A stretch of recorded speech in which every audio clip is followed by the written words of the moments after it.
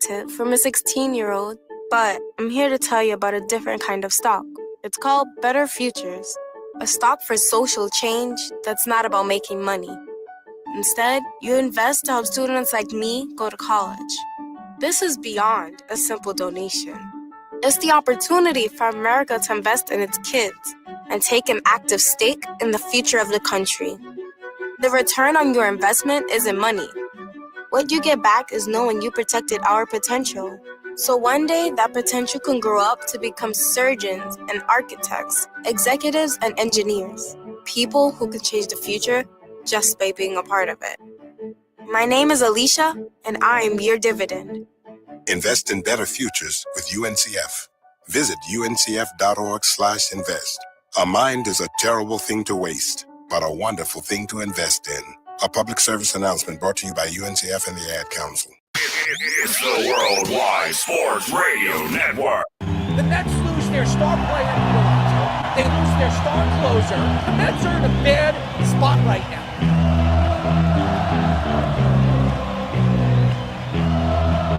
I've never seen a Ranger team quit before the Olympics. We're going to be looking at Aaron Judge and saying that he can't win the big game. Michael Jordan said, I played 82 games. You don't see LeBron doing that. What Jack Hughes did after getting his teeth knocked out and played every single shift, he got back in the game. I'm gonna fight him all. A seven-nation army couldn't hold me back. They're gonna rip it off.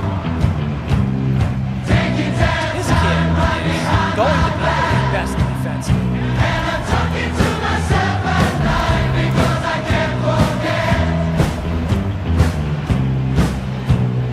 Back and forth through my mind behind a cigarette.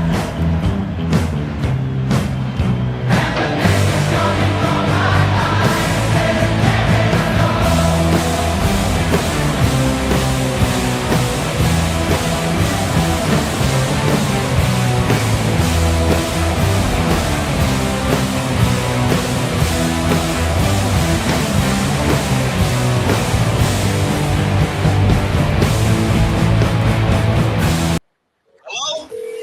You're listening to the New York Sports Loudmouth.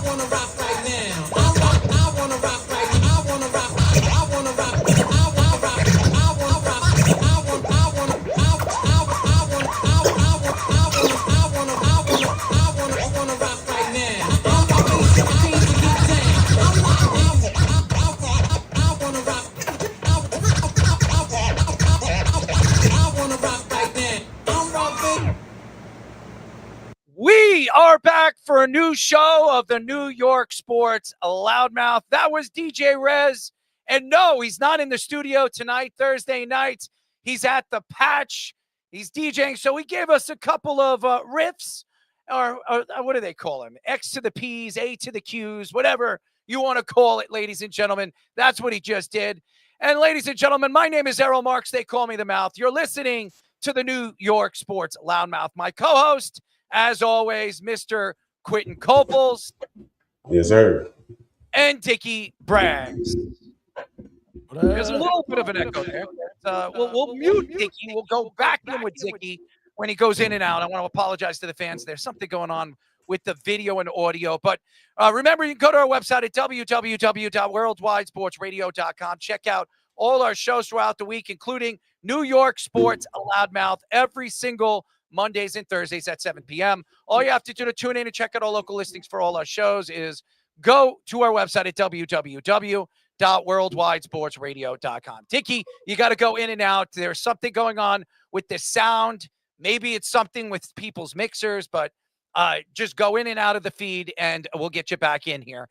But it's been a crazy, crazy week for me. My mom was rushed to the hospital over the last couple of days. And unfortunately, well, it's fortunate that my mom's okay, but it's unfortunate that my mom's been dealing with a lot of medical issues. So I've been dealing with everything on and off this show, and I've been dealing with so much background. And by the way, I want to give a shout out to all the people that have reached out to me.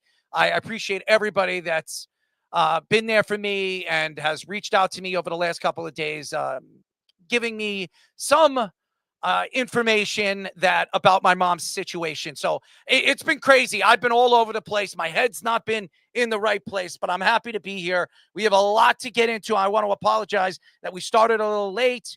Q has a new mic, a new mixer. We tried to set it up before the show. And of course, always at the last minute, we can't get it working. But we will fix it, and everything will be fine as we move forward. At 9:45, we will be talking to NBA development coach and creator of the Elevate Over Adversity basketball, Ryan Powell. Speedy again. Why you give me all that? All we have to say is at NBA development coach, Mr. Ryan Powell. We'll get into all the stuff that he's doing on and off the basketball court, his podcast, and everything that he does as a broadcaster. All right, we'll start it off with some comeback news. Aaron Donald, he was in the Rams facility for the last 3 days. He was working out in full pads, even convincing Sean McVay of doing just that. And when McVay was trying to be a little more cautious with it, this was not a casual visit. The Rams were required to report it to the NFL, making it an official NFL transaction.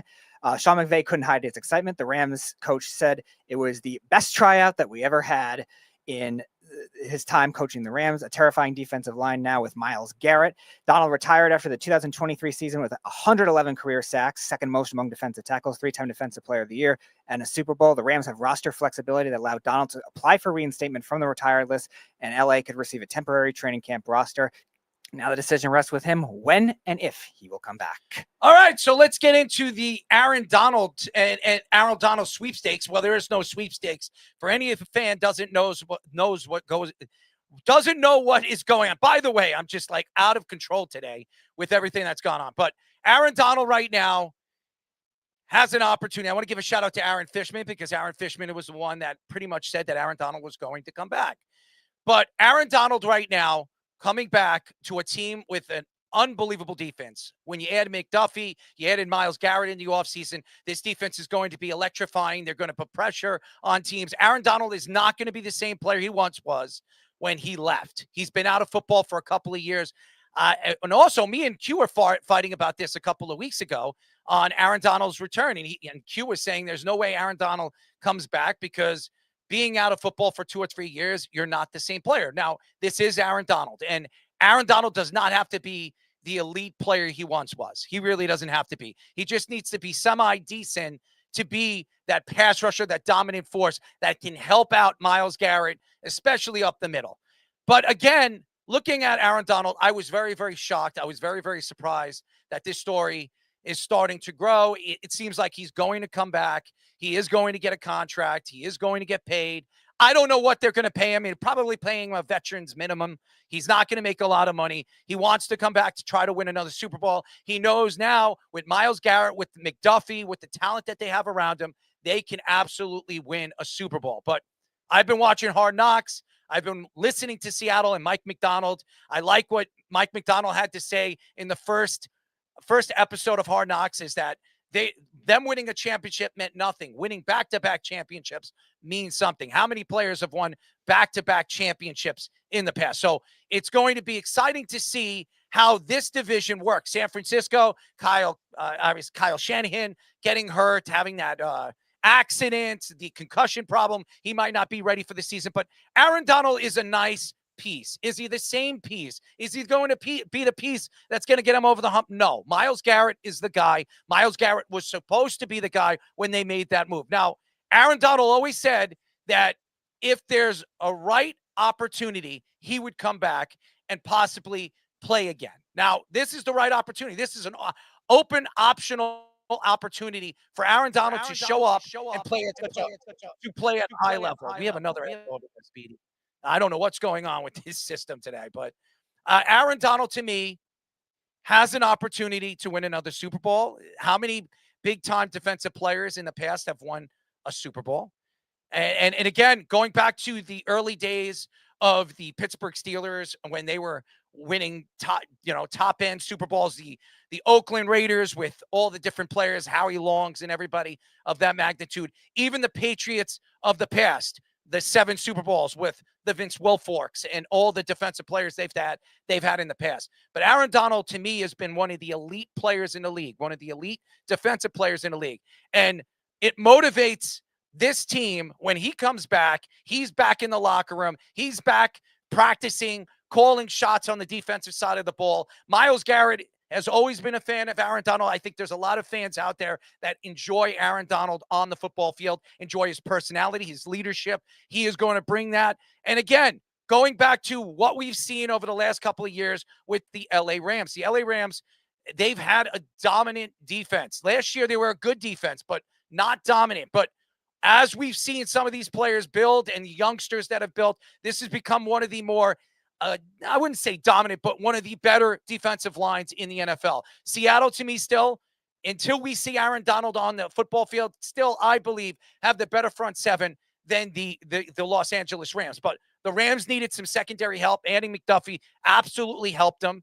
And I think also when you look at the Rams offense and what they bring to the table, they have one of the more elusive top-end wide receivers in Puka Nacua. They also have Devontae Adams. They have weapons on the outside. They have weapons when it comes to running backs. They have 2 legitimate running backs that can run the ball. Corum is going to get more touches this year, so I expect him to be even more explosive this year. So, and then we all know what Williams brings to the table. So, and the offensive line played fairly well last year. McVay is out there trying to win his second championship. He had a chance to win his second championship. Well, actually, he had his chance to win his first championship with against the Patriots. They lost 13-3, got completely dominated defensively. And then we all know what happened when they beat the Bengals. I think that why wouldn't this be an argument that the Bengals could go to the Super Bowl again and play the Rams this year? Joe Burrow comes back after the injury. Every other year, Joe Burrow has a great season.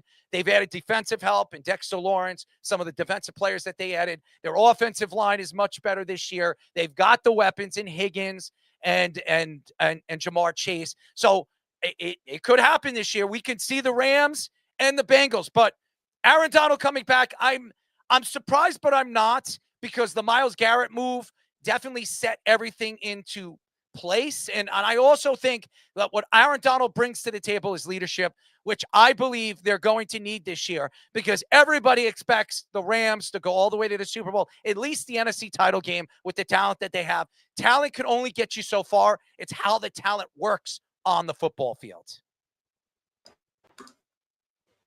Yeah, I agree. I'm still in disbelief. I don't know if he's actually going to do a full comeback. As I said before, doing the 2-year layoff, I think it's been 2 to 3 years. It's just a teaser. I think they're going back and forth. I've seen him a little bit in pass. He still is a little bit explosive. Still got it a little bit, I believe. But it's going to be difficult to have that 2 to 3 year layoff, jump back out there. The game is a little softer than normal than it was when he left. So with new rules changes and things of that nature. But I just don't see how this benefits the Rams by bringing him back on. Now, if you was talking about, just having a veteran leader in the locker room that can kind of help rally the troops and get everybody on point in crucial situations, and how to talk D linemen and defenses through personnels and formation recognitions and things of that nature, then yeah, sure, I can see that happening. But as far as AD being a impact player right now, with there's 2 to 3 years layoffs, I just don't see how that works out. And I think he may, God forbid, but I think it's one of those situations where, he jump out there, he think he's the same player or whatever, and possibly get injured. And then we're looking at the Rams at a different, under a different microscope with that perspective, with him being injured and then basically taking down the emotional roller coaster of the team. And then they allow them to sink back into reality, which is they're going to have to beat the Seahawks. Now, they may be a better team, but overall, they got to beat the Seahawks because they're the champions. And I would love to see how they match up. They're in a tough division as well with San Fran and Seattle and all those guys over there. So it'll be interesting to see. But I don't think he's coming back. I think it's just a teaser, and he'd be able to capitalize off of it. Yeah, I think the reports are kind of conflicting, right? He's saying that if he comes back, he only is going to come back if he can play the full season. So, like, I don't even understand the benefit of putting that out there. Because obviously he hasn't played in a few years. But also when you think about it, it's like he retired, but he was still in his prime. So, like, it's not really that far off to think that he can't get to some form of, let's say 80% of Aaron Donald, still better than 90% of the rest of the defensive tackles in the league. I don't think this is going to be an issue with him and Myles Garrett playing alongside each other. If anything, it'll be a huge mismatch for everybody they're playing against. I mean, it's exciting news. If he does do that and he is able to, like I said, get back to some form of himself and stay healthy, that's the huge component. I mean, I would say the Rams are probably the odds-on favorites to represent the NFC in the Super Bowl. They're definitely going to be the odds. They're going to be the odds favorite, especially what we've seen over the last couple of years. And they also were one play away from going to the Super Bowl last year against Seattle. There were a lot of mistakes made in the fourth quarter. If the mistakes didn't happen, and especially on the Rams side, I believe the Rams represented the NFC, and maybe they win the Super Bowl just like Seattle did. But again, going back to Aaron Donald, I don't know if this is something of a joke or he's just practicing with the team, but why would he go out on the football field, wear pads, and try to commit to the Rams if he wasn't committing to the season? Now, again, I don't know what his deal is with Sean McVay. I always say Sean McVay, and with the LA Rams. I don't know. I don't know what the back end is and what they're offering him if they give him a contract. I don't think it's for money. It's all about winning a Super Bowl. Aaron Donald doesn't need any money. He doesn't need any money. He's made. Yeah, we don't play this game just to be playing it and win championships. No, he's going to make money, obviously.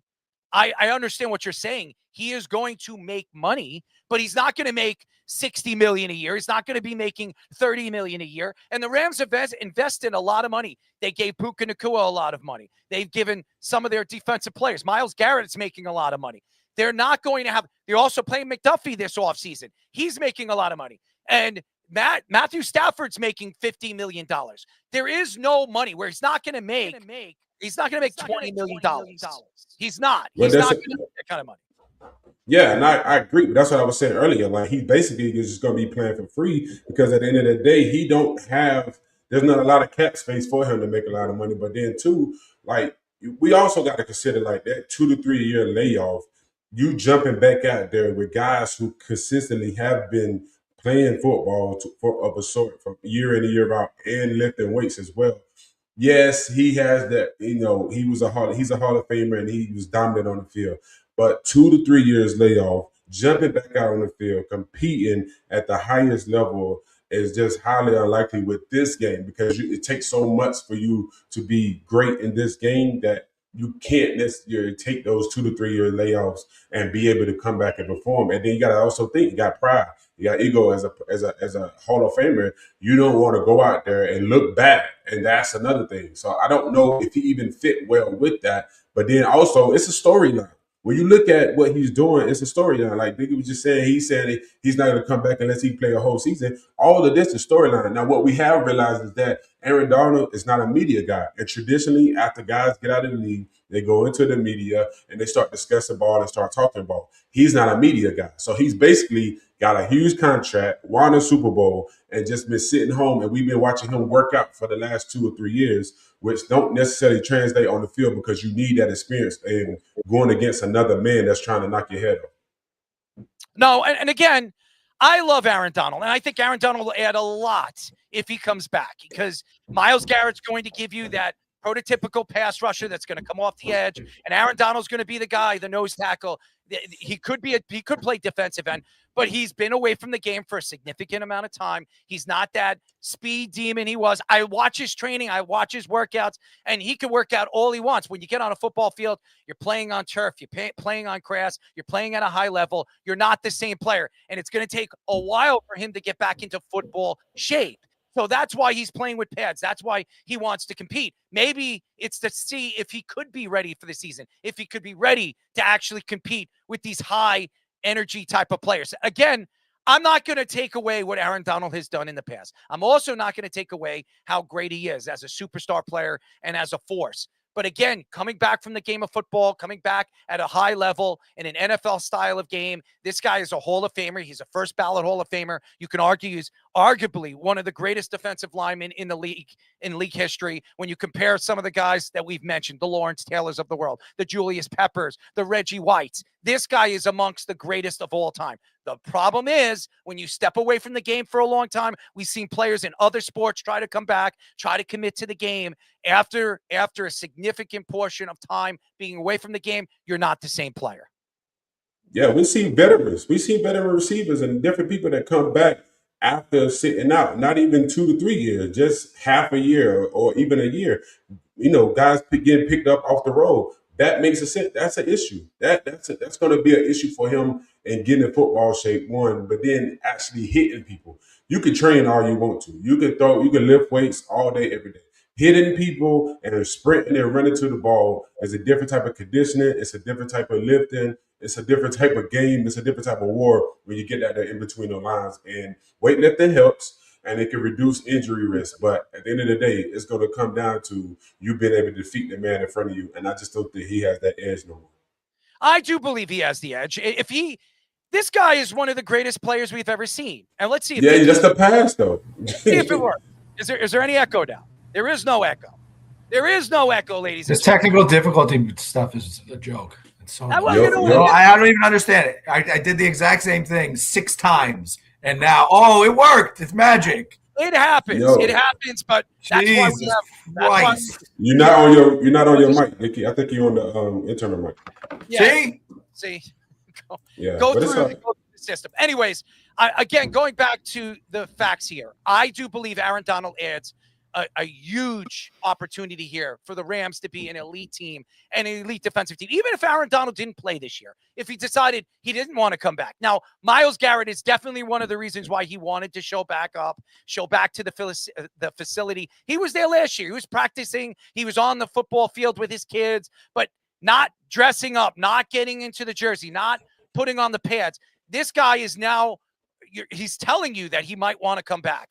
And again, it says a lot about who he is. Now, can he come back and play at that level? I don't believe he can. But I'm not going to judge him, and I'm not going to question what Aaron Donald could do on a football field. We've seen him do things that nobody's ever done before. This is a guy, when he came into the league, he was a top draft pick, first-round draft pick. People question his size. He's 6'1", 6'2". Can he play on the defensive line? Then they question him his weight. He lost a significant portion of weight. Now his body fat turned into muscle, and he became an elite player. His hands are too small. Well, that's not true, because he has one of the best hand motions and hand capabilities on the football field than any defensive lineman we've ever seen. And then his footwork.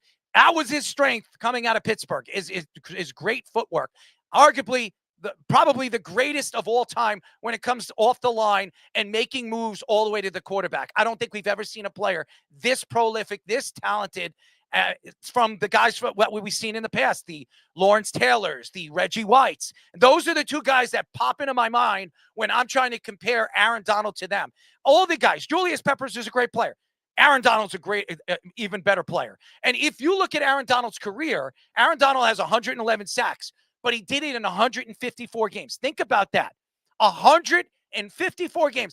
He didn't average a sack a game, but committing to what he has done as a player, solo tackles, as an elite player. This guy was an all-pro player, 8 out of, 10 seasons playing at a high level? I don't even have his numbers right now. It might have been 10. Yeah. He played, I'm looking at his years right now. He played from 2018 to 2023. So he played 3. No, he played longer than that, right? I'm trying to bring it up. Speedy, you bring it up. I'm trying to find out what Aaron Donald was playing and how many years he played. 2014 to 2023. 2014 to 2023. So that's 11 years he was in the NFL, or 10 years. 9 years. 9 years. So 8 out of the. I think it's 10 seasons, 9 years. All right. So I know 8 All-Pro seasons. The only 2 players that have ever done that in history. Well, the only player that I can remember that did that was Lawrence Taylor. And Lawrence Taylor, some people can argue, is the greatest pass rusher to ever play the game. I don't think, and I'm not trying to compare Lawrence Taylor and Reggie White to Aaron Donald. But if you were to tell me right now, who are the 3 greatest defensive linemen I have ever seen in my time, and I was alive to see Reggie White. I was also alive to see Lawrence Taylor at a high level. Those were the 2 guys that pop up to mind, and then it's everybody else. But Aaron Donald, if he comes back this year, and he doesn't even have to play at a high level, he plays at a decent level and gives you and commits to the team and plays 9 to 10 games this year and gets ready for the playoffs and helps you win a Super Bowl, you can argue that Aaron Donald is right there with Reggie White and Lawrence Taylor.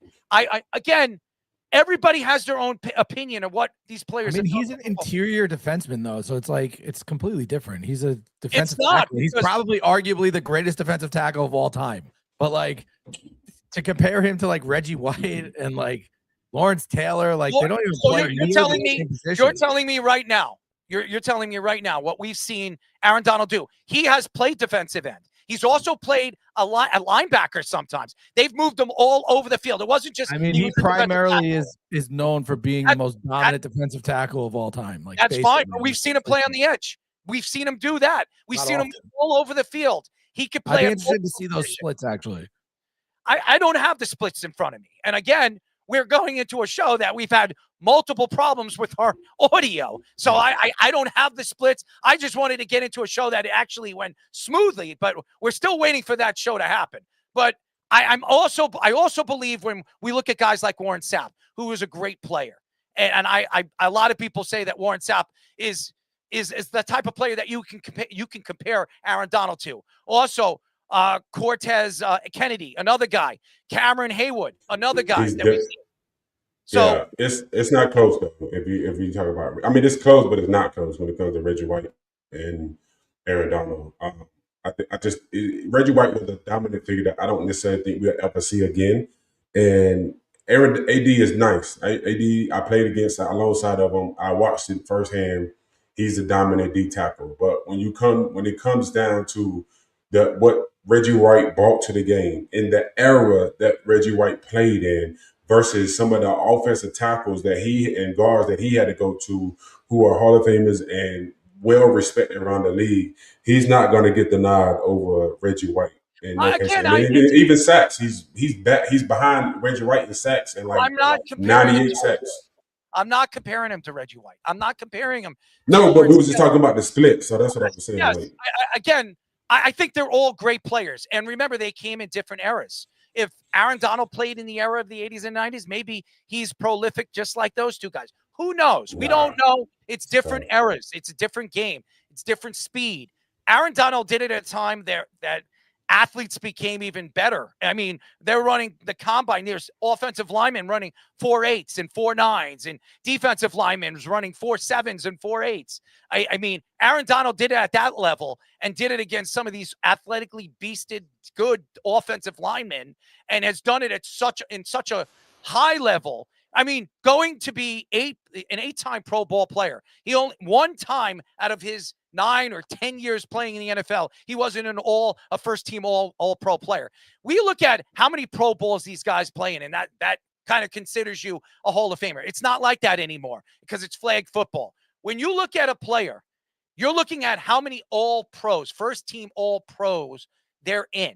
This guy has been more consistent than anybody over the last 25 years. And nobody's saying he's not a first ballot Hall of Famer. No one's even saying that he can't come back and play at a high level, even being away from the game of football. But if you know the game, which I know Q played at a high level, he was a first-round draft pick by the New York Jets. When you step away from the game and you want to step back on an NFL football field, you might not be the same speed demon. You might not be as strong as you were. It doesn't matter if you could put up 150-pound dumbbells or 180-pound dumbbells. It doesn't matter how many times you go into those ice baths every single day. It doesn't matter how many push-ups you can do without stopping. On a football field, when you're playing with these guys, they're 350 pounds, they're benching 500 pounds, they're running, they're doing all the things that you were expected to do when you were playing at that high level. That's the only reason why I think Aaron Donald is not going to be the same player if he comes back, but he's going to bring leadership, he's going to bring authority, and he's going to get these guys to play behind him. He is going to be the leader on that football field. He also knows that Myles Garrett came here to play with him. And that's why I think Aaron Donald will be back this year.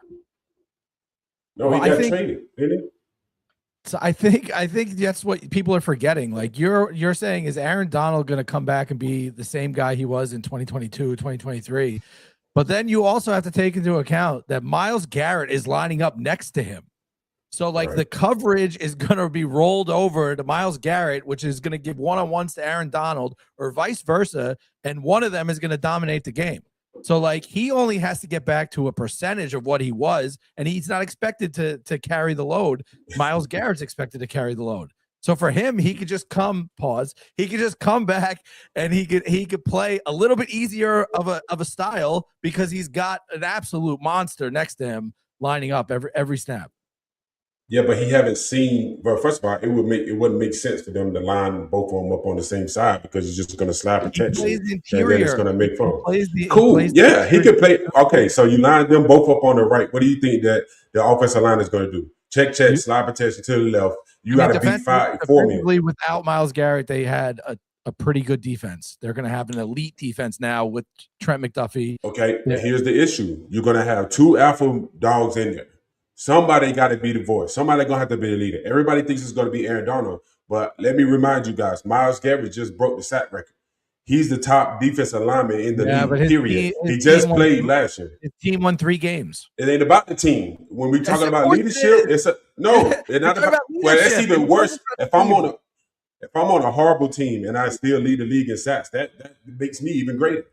Because no, it doesn't. At the end of the day, that's like a wide receiver thought process. It makes no sense. If your team wins 3 games and you have 1,500 yards receiving, I have great leadership. That's not how that works. Well, no, I'm talking about from a defensive standpoint. Hear me out. If my team is terrible, okay, that means that 90% of the time the other team is up. So they don't even have to pass the ball as much as if my team was good and they was playing catch up. So if they was playing catch up, that would give me more opportunities to rush the passer. But the fact that my team is most likely down for 90% of the games, that means that the throwing goes down because I could do play action. I understand what you're saying. I just don't know how that equates to leadership. He's the number one defensive lineman in the league. He's won a Super Bowl. He's never broke the sack record.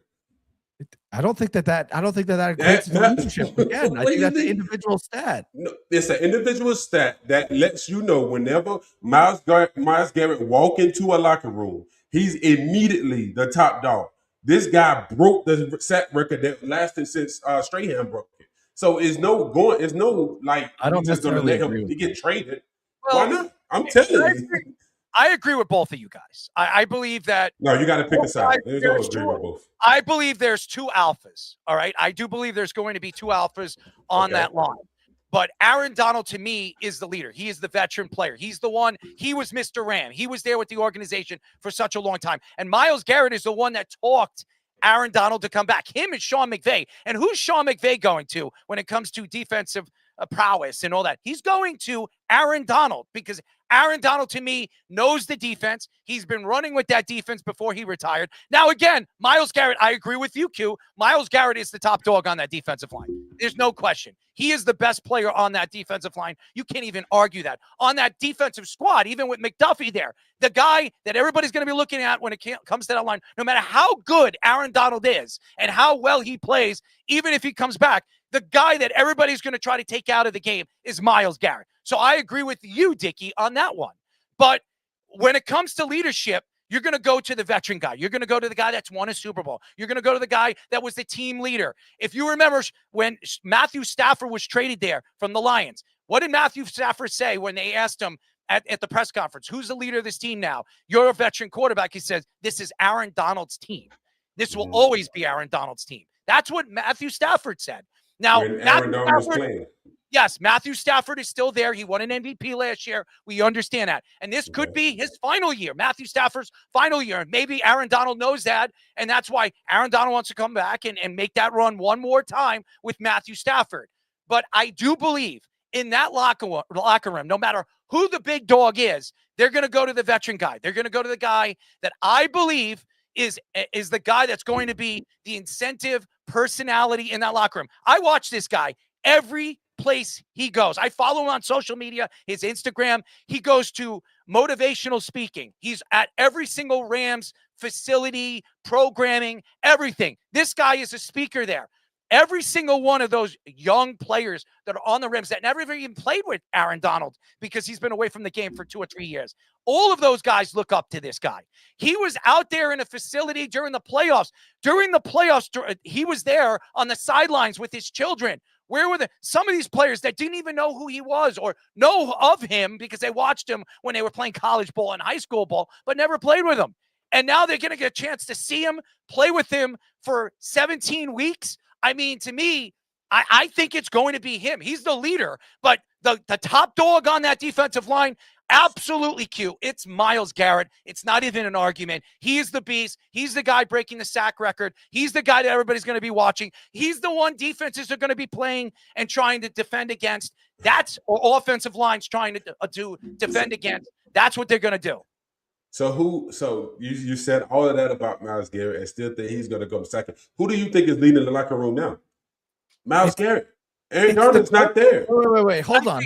Coaches don't lead locker rooms. Don't already let the media exists. fool He's you. coming into the Rams culture. The Rams culture already exists. He's not changing the culture of the Rams. Who was You running? don't have Who to was change running? it, but you are the leader. All right, so who ran the culture defensively last year? It was Verse, who's now with the Browns. So now Verse wasn't rookie last year, wasn't he? Yeah, no, he was. That was his second year. Year two. That was year two, and Verse was the leader.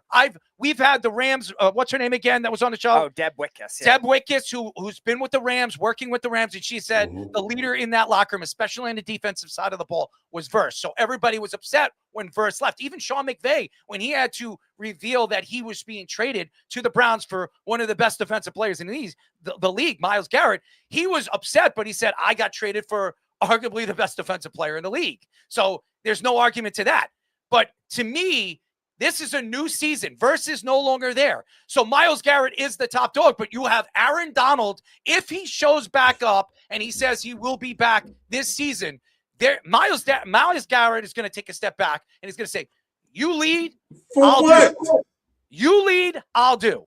And that's what he's going to do. What is he going to take a step back for? I actually like that. I actually like that for Myles Garrett even more because he had so much pressure in Cleveland. Everything was on his shoulders, and the results were the results. The team stunk. The record. So like now he's got a great team around him.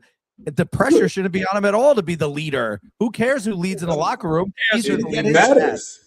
Nobody That's the cares. problem. That's what I'm saying. It does. It matters because at the end of the day, when you don't have a leader, then you just fall short. You use a bunch of guys with emotions, and they're going to go up and down already depending on winning and losing the game. Already been established. Q, you played The for the coach can be there, but you got to have somebody to lead the pack. When the coaches can't lead the pack.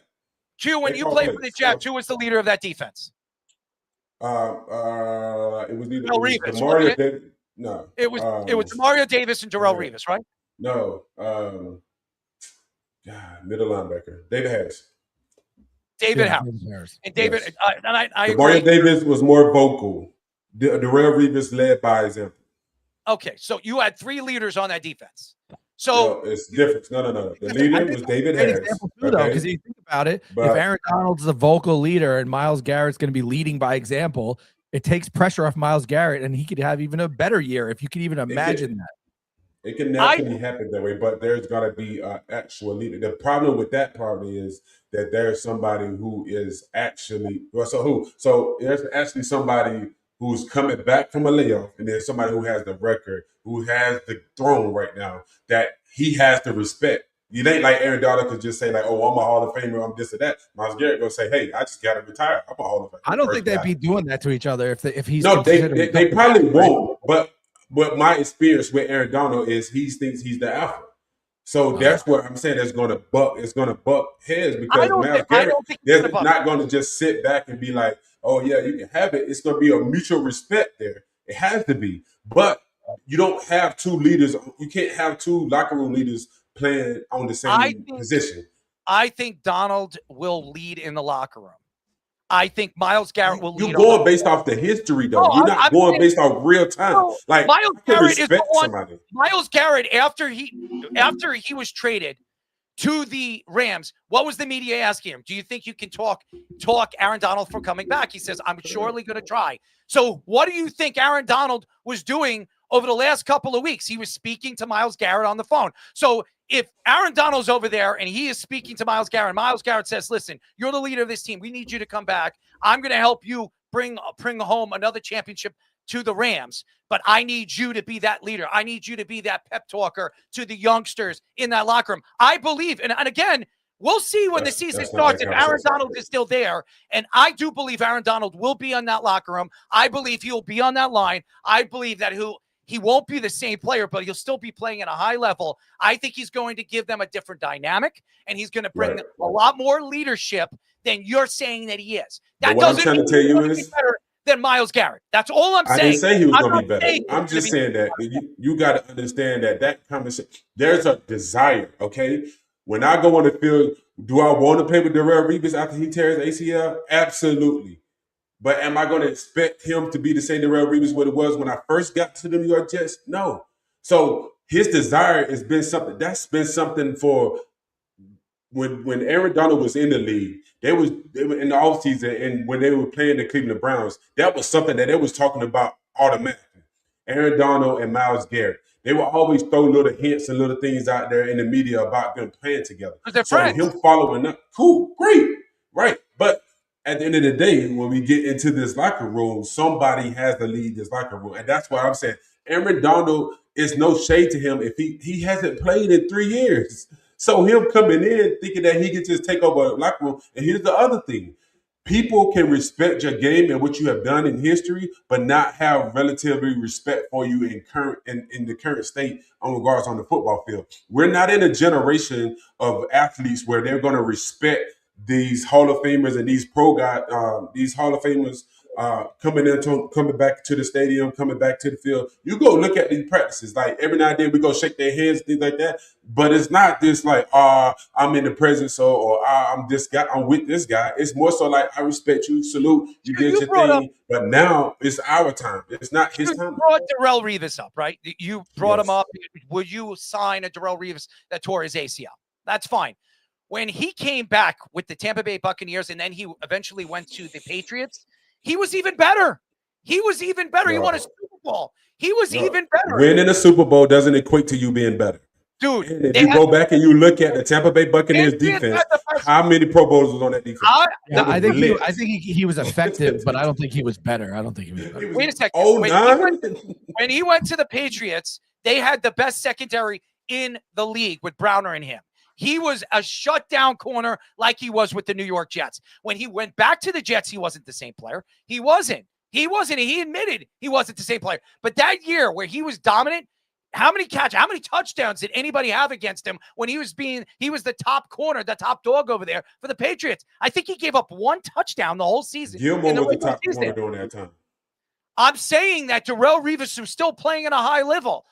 Yes, when he can still play good. You could roll the defense. You could roll the safeties over. When he went back to the Jets, and the Jets extended him for that 3-year deal, he was not the same player. But when he was with the Patriots, that year when they went all the way to the Super Bowl and knocked off the Patriots, he was by far one of the top 3, top 4 corners in all of the NFL. I also think that everyone's forgetting that Aaron Donald did not walk away at the end of his career. He walked away still in his prime. Yeah, he's a couple of years removed from his prime, and from all accounts, he's a gym rat. So he never got out of shape. He's been in shape this entire time. Look at it. Go look at them workouts. You said he's not in shape. Go look at them workouts. I That's think not I think in that's not shape. the Aaron Donald that we know. No, it's not. And that's I just hitting the I sled. would That's not going to get there's a somebody. few people. There's a few people I'd bet against. I don't think I'd bet against Aaron Donald being, Washed close up. to what he was. Well, Washed I'm not up. saying that I we're going don't to be think washed Aaron up, but Donald I'm saying should we're be going to be we're not going to be impressed with his numbers at the end of the season if you do. I want to see it. I'm excited. Now I'm excited. I want to see Aaron Donald line up next to Myles Garrett. I want to see My it now. question is, how does the That's just NFL weird. work this out? If Aaron Donald does come back, you had all the games situated. You have all the primetime games situated. Does the Rams now move up and play in more primetime games? Well, they have Aaron a fun Donald is a big schedule, right? So they superstar. can change. They can do that. They can, but I don't think they could do that in the beginning of the season. As Yeah. the season progressively moves forward, they can move. They That's can the move NFL. different. I mean, definitely do it. right away, both Seahawks games should be national television. So it's Sunday night, Monday night, whatever it is. Both those games are prime time. The defending Super Bowl champs against this Rams team. I mean, you want it. You definitely want to. This could be the NFC Championship. And again, I've been watching a lot of the sports, Which is why when you said last week that the NFC North was better than this division is crazy. No, because I'm looking at the North too. They've got 4 teams, legitimate teams that can make the playoffs. Minnesota is going to be good this year. You could say whatever you want. Their defense is going to be elite. They still have the same defensive coordinator there. Brian is still there. They're going to play elite defense, and they're going to put up more touchdowns with, I believe, Kyler Murray. I think he's going to win the job. And everything that I've read, he's winning the job. The Chicago Bears or whatever, Indiana Bears, whatever they call them, they're going to be good too. They're going to be very good too on that on that bracket. And also the Lions. The Lions are going to be better with the same offensive and defensive coordinator coming back. Remember, last season, they lost their defensive coordinator. They lost their offensive coordinator. Now they have both of them coming back and a better team. They've added some pieces in the offseason. Yeah, they lost a couple of pieces to their defense. Their defense is still going to be explosive. They're still going to play at a high level. And Hutchinson will play the whole season. Last year, he didn't play the whole season because in the beginning of the season, he was hurt. So I do believe that this division all around from 1 to 4 is the best all-around division because Arizona is in that division. And we all know how bad Arizona is going to be. They're going to be terrible. They're going to be terrible. I think the 49ers are going to be better than people think. Kyle Shanahan's not going to be back early into the season. They're saying he could miss a significant portion of games because of the concussion. You yourself say that the coach doesn't matter. No. Hold on one second. It's all about schemes. Not from a concussion. It don't matter. We all know about schemes and the way that they're bringing in a number 1 wide receiver that has never played in this kind of offense. Mike Evans has never played in an offense this prolific. How they spread out these wide receiver. He's not the prime. I think I know. And they brought in Deebo Samuel, and Deebo Samuel's going to be there for a year. But Deebo Samuel's an injury-prone player. Is he going to play the whole season? Is he going to go down? This is an older team. This is an older San Francisco 49er team. When you look at the Seattle Seahawks, they're a young team. Even the Rams, with some of the veteran players they have, it's still fairly young. The Rams' offensive line is fairly young. Some of the guys on their defensive line, fairly young. Their secondary, McDuffie is still young. He's 27 years old. That's a young defense. So if you would ask me right now with the youth in that division, yes. But again, we forget about the Eagles too. That looks pretty damn good. I've read a lot of different stories about how the Eagles have looked so far. It's I just mean like objectively. You're saying that the Rams season workouts, Seahawks are probably going to be in the NFC Championship, right? And they're in the same division. No other division is better. No, I didn't say that. I said with those 2 top teams, yes. What we see, I'm watching Hard Knocks and I'm listening to Mike McDonald and what he is saying about what it is to win. And he was bringing up the Chicago Bulls. The Chicago Bulls weren't a dynasty until they won multiple championships. And that's what he was trying to sell to the younger and older players over there in Seattle. Winning 1 championship isn't enough. Winning multiple championships, that's when you be put on that pedestal. That's when he doesn't want to be Pete Carroll. That's why. I'm just saying. What McDonald is saying and the way he is speaking is winning a championship means crap. We got to go out there this year and prove it out. We got to prove it again and prove it at a higher level. And losing Walker. He said we lost Walker to the Chiefs, but we brought in this kid. What's his name again? Jadarian Price. Price, who was a first-round talent. Very small. And I'm watching this guy just during practice run the ball. I mean, it's impossible. Even some of the defensive linemen saying that once he gets to that second level, good luck trying to catch him. So, I mean, it's interesting when you watch Hard Knocks and you're comparing what we saw last year with Seattle. And there was a lot of questions to Seattle until the second half of the season. Then we all started to believe this team can win a Super Bowl. Sam Darnold's the real deal. This offense could really explode. And I could say this about this defense this year. I think this defense has lost a bunch of pieces, but I think they could even be more explosive with Williams in the defense that they have in their secondary. So again, going into a season where it's so wide open in the NFC, and you look at Aaron Donald coming back, that's scary to think about. The Rams, with all the acquisitions they made, McDuffie, Myles Garrett, Matthew Stafford's coming back, who just won an MVP. You have the Defensive Player of the Year. You have the MVP of the league on the same roster. And by the way, you're bringing a Hall of Famer back that's been away from the game for 3 years, who dominated the game 8 straight seasons where nobody could be comparable to him at his position. Arguably the greatest defensive tackle of all time. That, to me, scares what the NFC is showing right now with the Eagles, with the teams that we've mentioned, the Lions, the Chicago Bears, whatever, Indianapolis Bears, and all the other teams we just mentioned. So, again, Aaron Donald is a huge story. Is he the leader? Who knows if he's the leader of the locker room? It doesn't really matter. Are they going to go to the Super Bowl? Do they win the Super Bowl now? Are they there? Betting favorites even more that Aaron Donald's coming in and being a leader for that locker room. I think they are, because he brings a different dynamic of leadership than the Rams have had in the last couple of years. All right, let's move on to give some running backs. A couple of them got paid today, or the last few days. Bijan Robinson with the big contract, of most ever for a running back, 3 years, $75 million. That's $25 a year, $51 million guaranteed. Followed up by Jonathan Taylor, who today extended for 2 years and $44 million, which is $22 million per year. And just breaking it before the show, thanks to our friend Nathan, Jahmyr Gibbs, 3 years, $67.5 million. Jahmyr Gibbs winning on that deal, waiting on Robinson, the Lions remaining. And it seems like the days of never paying a running back, which Errol and I have criticized in the past, seem to be fading. Now $25 million a year for Bijan and a lot of these other guys. Saquon got 20 and McCaffrey as well on their recent extensions. Zay Flowers also getting a big deal from the Ravens, 4 years, $140 million. Overpaid. $108 million guarantee, which is the most for a receiver. Yes, Errol, he's making the same per year as Justin Jefferson right now. Overpaid. And now the pressure is on the Rams. Primary receiver. That doesn't matter. That doesn't matter. Output is what matters. Let's go into Bijan Robinson. We'll go through every single player that just got a contract. Bijan Robinson, to me, was the best running back in the NFL last year. I don't think anybody can argue that in fantasy sports and what he did offensively for the Atlanta Falcons. This guy is explosive. He has a new coach now, a new offensive mind that's going to use him in many different ways. I think he'll be even more explosive this year offensively than we've seen him. Bijan Robinson can catch the ball. He can run the ball. He can dominate. For him to get the money that he got, very well deserved. I believe, to me, going into his season this year, if you're playing fantasy sports, who's the number one pick on your board? It's Bijan Robinson. It's not even an argument. And Bijan Robinson actually plays hurt. He plays injured every single year. No matter how hurt he is, he's on the football field playing at a high level. He's hurt his toe. He's hurt his finger. He's played with a hurt wrist. He's hurt his hamstring. He's out there playing at such a high level. He is the go-to guy in that offense. It's not even an argument. Even with the new coach, I expect him to touch the ball at least 180 times. And that's catch one. Last year, he was my lead guy. He is now the number one option. Montgomery's not there anymore. He's the guy.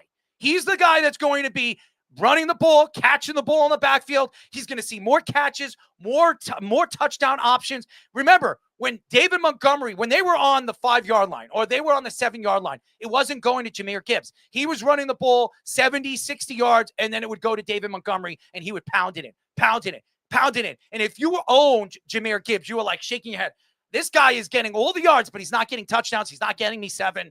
This year, you have to draft Jahmyr Gibbs in fantasy. And I say fantasy because that's what we look at these guys, whereas is in certain games. I remember when he had 3 touchdowns in a game last year. I think, if I'm not mistaken, it was against Pittsburgh. But it was in one of those games. It was a primetime game. It was a Monday Night Football game where Zay Flowers had 3 touchdowns in a game. It was the first game in his career he had 3 touchdowns. And this guy gets $140 million in the offseason. They're reaching. The Baltimore Ravens are reaching on this kid. Now, maybe Minter and what he does and his options and the way he's going to use him in the backfield, he can catch the ball. He's a speed demon that can move outside and in and do all those things that you expect a wide receiver to do. That can. As we're getting now on offense, I think the 1,200 mark is kind of where you need to be at in regards to premier running back. And it used to be the 1,000-yard, but now I think it's at 1,200, the premier running back. So He muted himself. He muted himself. He was rolling. It fell out. Yeah. So shout out to Bijan, man. He did his thing. Hats off to him. He got paid $25 million a year in the A. He's going to be doing pretty well. Look forward to another big season coming. And the fact that you didn't make no moves in the offseason to get a premier or a top number one receiver lets me know that they trust the guy and they believe that he's the guy for them and the guy for Lamar. I'm sure Lamar had input in getting him this contract. So $100 million sounds crazy, but in today's world, that's not that crazy, especially with the way the quarterbacks are getting paid and certainly D linemen getting paid. It's not as crazy as it sounds, but I think that's a good, healthy price for Zay Flowers. I think if you're going to pick him in fantasy league, you're going to be awfully surprised about his production this year. I know we just had a whole fantasy list of why he's not the guy, but I think if you pick him, he's not your first round draft guy, but if you pick him, I think you would definitely be impressed. Obviously, Earl is the black cat within this pick, and the reason why he's not getting the production he getting from the expert. But overall, congratulations, Zay Flowers. He got the $100 million. I'm proud of him. All these are good deals. All these all the way across the board, no issues. Everybody deserve it and earn every dollar that they got. All right. I'll start with Zay Flowers because I think that's a tremendous overpay. If you're telling me that guy's getting paid the same level as Justin Jefferson, like, I want my money back. That's crazy. That makes no sense whatsoever. I understand that the market's going up and it's always going to go up, but like, production is my biggest thing. Output is my biggest thing, and the output doesn't match the check. As far as it wasn't before, it wasn't behind what those two guys did on why they got those contracts. Tell me why. I tried to, but you guys were cutting me off. Right. I said, hold on. You go on the tangents now. Come on. You're cutting me off. Barry Sanders, that says a lot about him. Derrick Henry is another guy that stands for as a different player. Derrick Henry last year, Baltimore, he was up and down with injuries all season long. But when the team needed him and needed him to play on the football field, when Lamar Jackson was down, Derrick Henry was always giving those games. He was beating himself up, playing with one foot, really. Last year, he had those foot problems, and he still played with a hurt foot. He was wearing a boot all of the weeks that he was not on a football field. He was out there working his ass off. So I look at these two guys that you guys mentioned. I don't think it has anything to do with what they say. It's how they show themselves on a football field. Barry Sanders has said that too. And there are other running backs in the past. Look at Connor. James Conner is a guy that had cancer. Remember that? Came back. He played for Pittsburgh. Then he went to Arizona. A lot of people gave up on him. Didn't think he could play at a high level anymore. Goes to Arizona. Is one of the Pro Bowl players, one of the Pro Bowl selections, and who was one of the more elusive players in the league. And it took the Arizona Cardinals giving him a chance for anybody to give him that opportunity again to step on a football field again. To me, running backs take the worst beatings on the football field. They get the pounding. And to me, I just see the difference in when I've watched over the last 2 years, guys like Bijan Robinson, who's putting up the numbers, catching the ball in the backfield, running the ball. Jahmyr Gibbs, another guy that does that, which you mentioned. Q, you never mentioned Jahmyr Gibbs. Jahmyr Gibbs, to me, he's not on the top. He's not on the title. Really? He's not on the directions. No. I'm sorry. Jahmyr Gibbs last year was. We won't cover it, Jahmyr Gibbs. We was just talking about Bijan. How are you going to catch Jahmyr Gibbs? How about that? How are you going to catch Jahmyr Gibbs? Because once he breaks the first tackle, good luck trying to tackle that guy. He's just as good as Bijan Robinson. As a matter of fact, I think he's better than Taylor. And what he does on a football field, a lot of these running backs can't do. He can catch the ball. He is an elusive wide receiver / running back.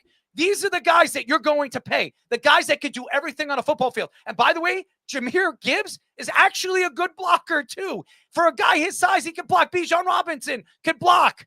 These guys could do everything. Those are the guys that are going to get paid. What the hell does Zay Flowers do besides catch the ball and run? He don't block. He's a peewee. He's a wimp, okay? And to say that he is the best option, first of all, last year, their best option, this guy had 5 touchdowns last year. Isaiah Likely, who is now a New York Giant, was their number 1 option last year, who, by the way, is not there anymore. That's why they're paying that little dinky. At 5'9". I feel like Zay Flowers is just a one-trick pony. He's like a deep post guy. That's like it. That's it. He's a big guy too. He's a big guy too. Right now, in front of him, Jackson Smith Njigba, who's making $42.15 million. We all know how good he is. Over in front of him, Jamar Chase making $40.25 million. We know how good he is. Right behind him, Drake London from the Falcons making $35.26. I think that's an overpay. I think he's highly overpaid. Then it's Justin Jefferson, who actually took less money to stay with Minnesota, making $35. The same money goes to Zay Flowers. So you're telling me right now, when you look at this market, you're telling me Zay Flowers is better than CeeDee Lamb? He's better than DK Metcalf? He's better than Garrett Wilson? He's definitely better than because I don't like it. Here's the part that you're missing, okay? When JSN got signed again, when he extended his contract, the market reset. And so therefore, the guys' numbers are going to go up in regards to what they're going to get paid. All right. Also, what you also got to consider is if you are number 1 guy for a professional NFL team, you're going to get paid, regardless if you match well with the top tier guys or not. Everybody can't be in the top echelon of the league. So Zay Flowers may not be in the top echelon, but he's the number 1 go-to guy for them in Baltimore. No, and the touchdowns isn't always the result of being the go-to guy. And like I said, receptions, possessions, yards, those are the things that you got to consider when it comes down to. He also earned Pro Bowl this year for somebody who's just not as good as you guys can say. All right, I know. Hey, at the end of the day, it's on his record, all right? It means something. At the end of the day, right? He just ain't just trash out there. So when it comes to that, you can't take nothing away from him from being a Pro Bowl number 1 option on the Baltimore Ravens that's continuously going deep into the playoffs and continuously winning. You can't knock that. Also, I thought it was very interesting that you mentioned that I cut you off just for you to say the same thing that I said. You said the exact same thing that I said in regards to Saquon and Derrick Henry. I'm going to tell you, I don't think so. And then you cut me off, exactly what I said. Well, you're saying what they say and what they do. No, I didn't. I said thanks to them being what Saquon did with his MVP year and what Derrick Henry has did with his MVP caliber type year. These are the reasons why it reset the market. It's not what Barry said on the radio show. First of all, I corrected what you said because of what they do off the field. And I mentioned Saquon Barkley. Saquon Barkley could have broken Eric Dickerson record, and he went to the team and said, no, I'm not going to do that. I'm all about winning championship, not breaking records. Hey, and back to Derrick Henry, what I said, and by the way, what I said about Derrick Henry is Derrick Henry last year, he had a great season, but it wasn't the season that really stuck out to me. It was the fact that guy was injured all season. The guy was wearing a boot all season. And he still was out there playing at a high level because Lamar Jackson. You can't say he had a great season and then say he wasn't that good to you. A great season is a great season. It don't matter if you like it or not. It was a great season, right? So that's what I'm saying. That was the what stands out. That's what you're. I find you want to say a great season don't stand out. You don't think that. So this what you got to understand. When you go into that negotiation room, they're going to put this thing called comps. So that means that I have to look at how you match up versus the top tier guys in the league. All right, and that is going to give me a number in regards to where I'm going to put you at in regards to what I'm going to sign you at as on your contract. Okay. So. It's not that you are this guy. It's just like real estate. If you buy a house, they're going to look at the stuff that's around it, the amenities, the different houses that's around you. What are they selling for? You can't be in $1 million neighborhood and get a $250,000 house. It's just not. I got a question for you. That's what I'm saying. You're mentioning this. So you're saying it's all about what they do on a football field, and that's how they get paid, right? Is that what you're saying? Nobody cares about off court, man. Like you can only get in trouble off the field. Nobody's documenting. Oh, he had a good chance. Zay Flowers. So you're saying Zay Flowers earned the money that he got. Is that what you're saying? Yes. Okay. So Zay Flowers has played in the league for 3 years. His first year. No. Talk about last year. Don't talk about this year. He got paid off last year. 5 touch. I am. We're going to go right there. Then his second year, 1,059 and 4 touchdowns. Last year, who, by the way, he only scored 3 touchdowns in a game, and he only had 2 touchdowns besides that 3-touchdown game. He had 1,211 yards. He was averaging 14.1 a catch. Do you know, out of the top 10 wide receivers in the league, he was ranked at 11? At 11 catching the ball with yards per catch. So what are you talking about? That makes no sense. What do you mean? He's 11. What do you say? It don't mean. What else is he? He was a Pro Bowler, and he's still the number 1 receiver for Baltimore Ravens. That's what you got to realize. You keep saying he's horrible, but the market's saying he's better. He got a $100 million contract. The market don't agree with you, Earl. The Ravens are idiots. That's what the market says. Of course. Just like they don't agree with you. They're idiots. They're morons. Absolute morons. They don't know what they're doing anymore. There's guys who get paid a lot of money to make these decisions. That's right. Those Ravens are not the same team they once were with Ozzie Newsome. This is not the same organization ran by Ozzie Newsome. No, it's not. I don't care who was coached and what executives were working under Ozzie Newsome. So was Joe Douglas. Joe Douglas worked under Ozzie Newsome. Go ask how long Joe Douglas took before he got fired by the New York Jets. It didn't really work out over there with the Jets. So don't give me this crap.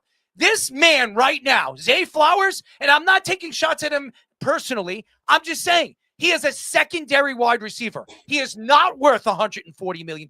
They overpaid him. He's undersized, as you say. Well, you're undersized. You only get paid what you're worth, baby. You only get paid what you're worth.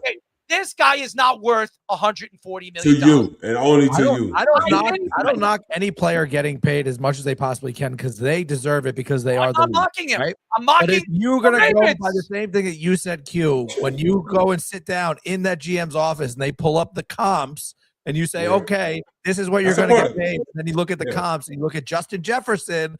I would much rather have Justin Jefferson. Yeah, if you could pick the two, for sure. But you can't. So you have Zay Flowers on the team, okay? There's nobody else on the market that you feel like is better than him. George Pickens is coming next year. I'd let him rock on his last. That's next year. We're talking about now. We signed him this year. All right, George Pickens is a head case. I'm going to go through a list of guys, and we'll see if we'll take them. You'll take Zay Flowers over. That's what you realize. Okay, Jackson here's what you have to understand. Would you take Zay Flowers over Jackson? It's not a compare. This is not going to be accurate, though. You can't compare them to the guy. You use it as comps. It's not that comparison. DJ Moore, Zay Flowers. How much is DJ Moore getting paid? Probably nowhere near Zay Flowers. No. Cool. But what you don't understand is there's a DJ Moore. You could. All right. You can also take Jefferson, Chase, all these guys. You can say that. But at the end of the day, you don't have that. You have Zay Flowers. That's fine. I want to know your honest opinion. When I mention names, I want you to tell me if you would take Zay Flowers over them. You ready? This is doing a disjustice to the game. This is not how that works. This is not how that works. I just want to ask you a question. You don't have that. That's the problem. That's what you realize. We don't have that on this season. We don't have an option to get JSN. We don't. Okay. We don't have an option. All right. He's not on the market. I want to answer the question. Would you take JSN? It don't make sense to the argument. Would you take JSN over Zay Flowers? Yes or no? Dickie, are you answering? I would take. No, it don't make sense. Listen, this is like the Eddie Murphy joke. They're like, we want McDonald's, and his mom's like, we got McDonald's at home, and then she goes home and makes the burger with the onions and the peppers and everything.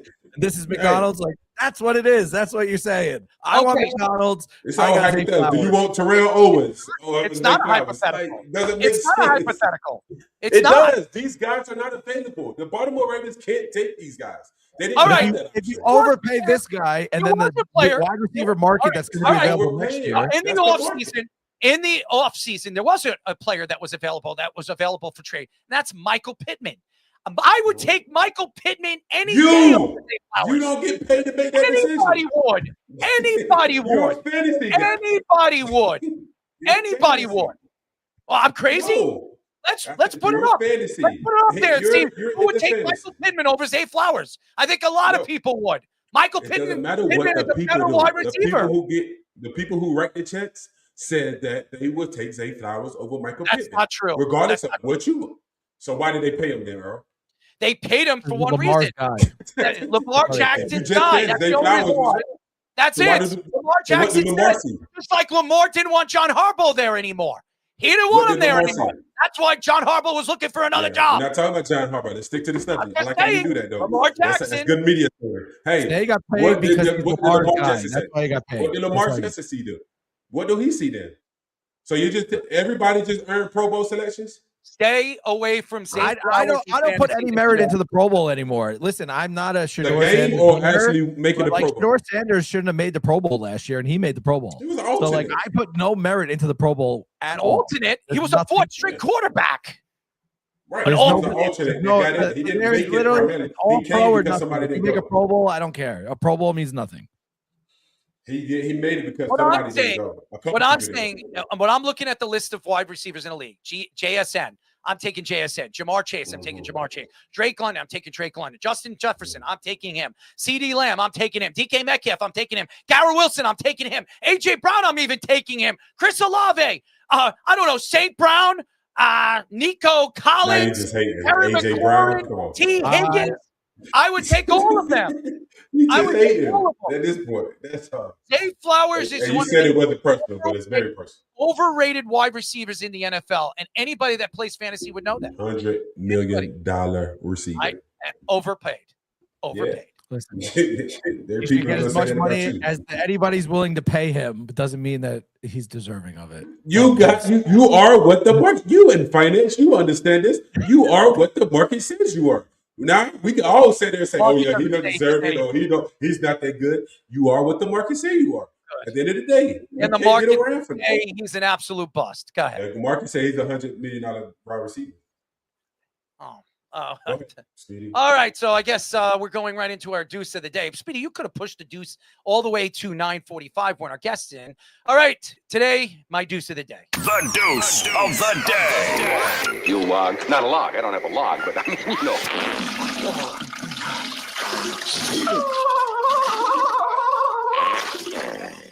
All right, so my deuce of the day, which should have been pushed off before the guest, it goes to the Commanders signing Stephon Diggs and telling Brandon Ayuk they are no longer interested in him. Now, I know everybody knows that Brandon Ayuk and Jaden Daniels have a connection. They're friends on and off the field. They train in the offseason, but we all know that Brandon Ayuk has lost his mind. And San Francisco extended him, gave him a long-term deal. It didn't work out. He missed the whole season last year because of his big mouth and his ridiculousness on and off the football field and some of the back-end stuff behind the scenes on what he said about Kyle Shanahan and the organization has really set him really, really low. Nobody wants him there. And this reminds me of quite a few other wide receivers in the past that were looking for jobs, still playing, could still be playing at a high level. And Brandon Ayuk has gone really, I guess you can say that what's the best word?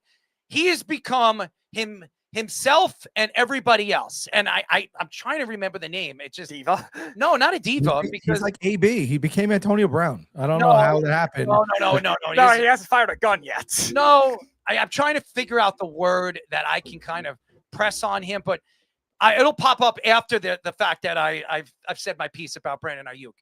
Brandon Ayuk is a person that has done things on and off the football field that have you shaking your head. The San Francisco 49ers don't know how to control him. Kyle Shanahan and John Lynch decided, hey, you know what? We'll pay you for the rest of the season. Just get out of here. We don't want to deal with you anymore because we can't deal with this ridiculousness on and off the football field.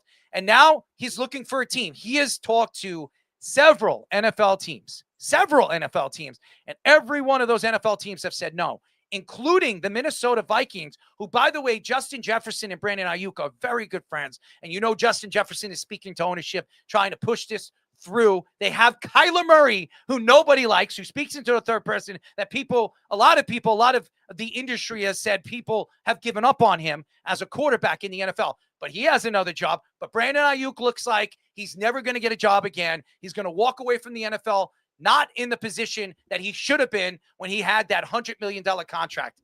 And to me, Stephon Diggs is another joke. And the fact that this organization will give Stephon Diggs the money after all of the stuff that happened last season. I mean, the cocaine, the pink stuff that he was, showing off on the boat, the Cardi B thing, beating up his chef, the woman chef. I mean, all this stuff that was going on and off the football field. This man still has a job to Brandon Ayuk that doesn't. And it makes some sense, but no sense. Two guys that are complete delinquents and one guy that doesn't seem like he's ever going to get a job again here in the NFL. So maybe there's more inside stuff about the Brandon Ayuk thing that we don't know about. But to me, that is my deuce of the day. It's an absolute joke. And I feel bad for Brandon Ayuk because I don't know him personally, but you want to see a guy go back on a football field and we can see if he can play at a high level again. I remember Braylon Edwards. Remember him with the Browns? He had some problems over there with the Browns, and a lot of people were questioning if he was going to get another job. The Jets made a move for him, brought him over there. Santonio Holmes, remember him? He had those unbelievable catches in the Super Bowl. He wins the Super Bowl with the Pittsburgh Steelers, and then he gets the big contract from the Jets. How long was he there with the Jets? There are a lot of guys that this reminds me of, maybe not as bad on and off the football field as Brandon Ayuk, but they all got second chances. Brandon Ayuk, it doesn't look like he's going to get a second chance in the NFL. So that to me is my deuce of the day. It's sad. It's hard. And I'm still trying to figure out, he's rogue. He's gone rogue. That's it. He's gone rogue. That was the word I was looking. He's a rogue guy. So, and if anybody follows him on social media, he's an interesting cat. He does some interesting things on and off the football field, but he also goes out there. He's still running routes. He's still running a 4.44. I think he ran recently when he was timing himself. I mean, he's still fairly fast. He's one of the best. He was at one point the best route runner in the NFL. You can argue him and Cooper Kupp were the best route runners in the league. And now all of a sudden, a guy that's 28, 29 years old, still fairly young, can't find a job. So I don't get it. But again, I'm not a GM. I'm not an executive, and I'm not an owner. So I don't know what's really going on behind the scenes. And only time will tell when he writes or somebody is writing a book about him, because that's when we're going to find out what really is going on. And maybe he is blackmailed. Maybe San Francisco blackmailed him. John Lynch, of course they did. Kyle Shanahan blackmailed him because he didn't want to play for them after some of the stuff that was going on behind the scenes. And remember, Steve Wilkes was there. He lost his job, but I'm not saying Steve Wilkes is a nice guy, because we've heard stories recently about Baker Mayfield and his story about Steve Wilkes. And even Robert Saleh, who was there, who's a player's coach, he didn't have some many good things to say about him either. So I guess everybody over there in the organization wasn't a Brandon Ayuk fan. So Bambi, by the way. Yeah. Mr. All Gas, No Brakes, who's now with the Tennessee Titans, who's probably hanging out with Mr. Daboll and smoking cigars and getting ready for this complicated season in football. Anyways, when we come back, we got a lot more football to go. We'll get into the Aaron Rodgers take shots at ESPN. So we'll get into that, and the Diana Ruzzini and the Mike Vrabel situation. Jalen Rose takes shots at ESPN. It seems like everybody's taking shots at ESPN right now. Maybe it's because of Pat McAfee. I don't know. We'll get into it. But we have another DJ Rez sighting. DJ, I want you to turn it up. What's up, y'all? This is Tupac. Yo, what's up? This is Dr. Dre. Big Snoop Dogg is in your radio. This is the Rez Minute.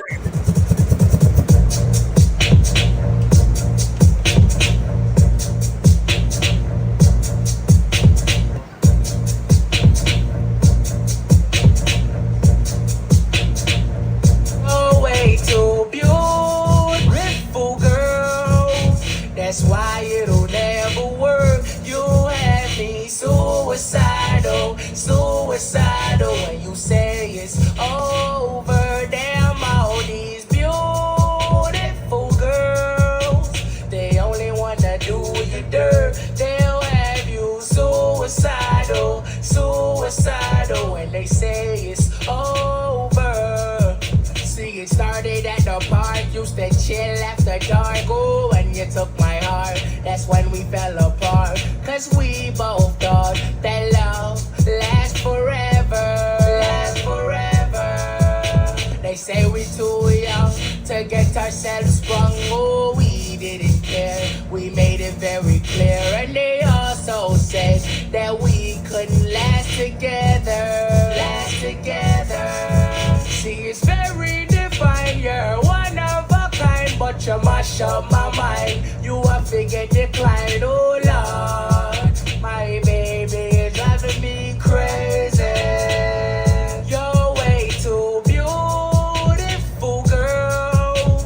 That's why it'll never work. You had me suicidal, suicidal. When you say it's over, damn all these beautiful girls. They only wanna do you dirt. They'll have you suicidal, suicidal. When they say it's over.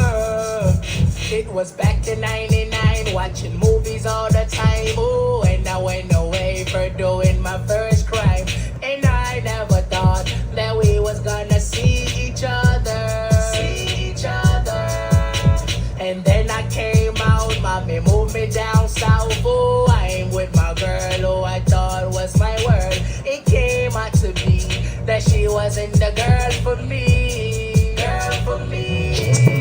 See, it's very defined. You're one of a kind, but you mash up my mind. You have to get declined. Oh, Lord. My baby is driving me crazy. You're way too beautiful, girl. That's why it'll never work. You had me suicidal, suicidal. When you say it's over, damn all these beautiful girls. They only wanna do you dirt. They'll have you suicidal, suicidal. When they say it's over, you're way too beautiful, girl. That's why it'll never work. You have me suicidal, suicidal. When you say it's over, damn all these beautiful girls. They only wanna do you dirt. They'll have you suicidal, suicidal. When they say it's over. See, it started at the park, used to chill after dark. Ooh, and you took my heart, that's when we fell apart. Cause we both thought that love lasts forever. Lasts forever. They say we're too young to get ourselves sprung. Oh, we didn't care, we made it very clear. And they also said that we couldn't last together. Last together. You mash up my mind. You have to get declined. Oh, Lord. My baby is driving me crazy. You're way too beautiful, girl. That's why it'll never work. You have me suicidal, suicidal. When you say it's over, damn all these beautiful girls. They only wanna do you dirt. They'll have you suicidal, suicidal. When they say it's over. It was back in 99, watching movies all the time. Ooh, and I went away for doing my first crime. And I never thought that we was gonna see each other. See each other. And then I came out, mommy moved me down south. Oh, I ain't with my girl who I thought was my world. It came out to be that she wasn't the girl for me. Girl for me. See, it's very defined. You're one of a kind, but you mash up my mind. You have to get declined. Oh, Lord. My baby is driving me crazy. You're way too beautiful, girl. That's why it'll never work. You have me suicidal, suicidal. When you say it's over, damn all these beautiful girls. They only wanna do you dirt. They'll have you suicidal.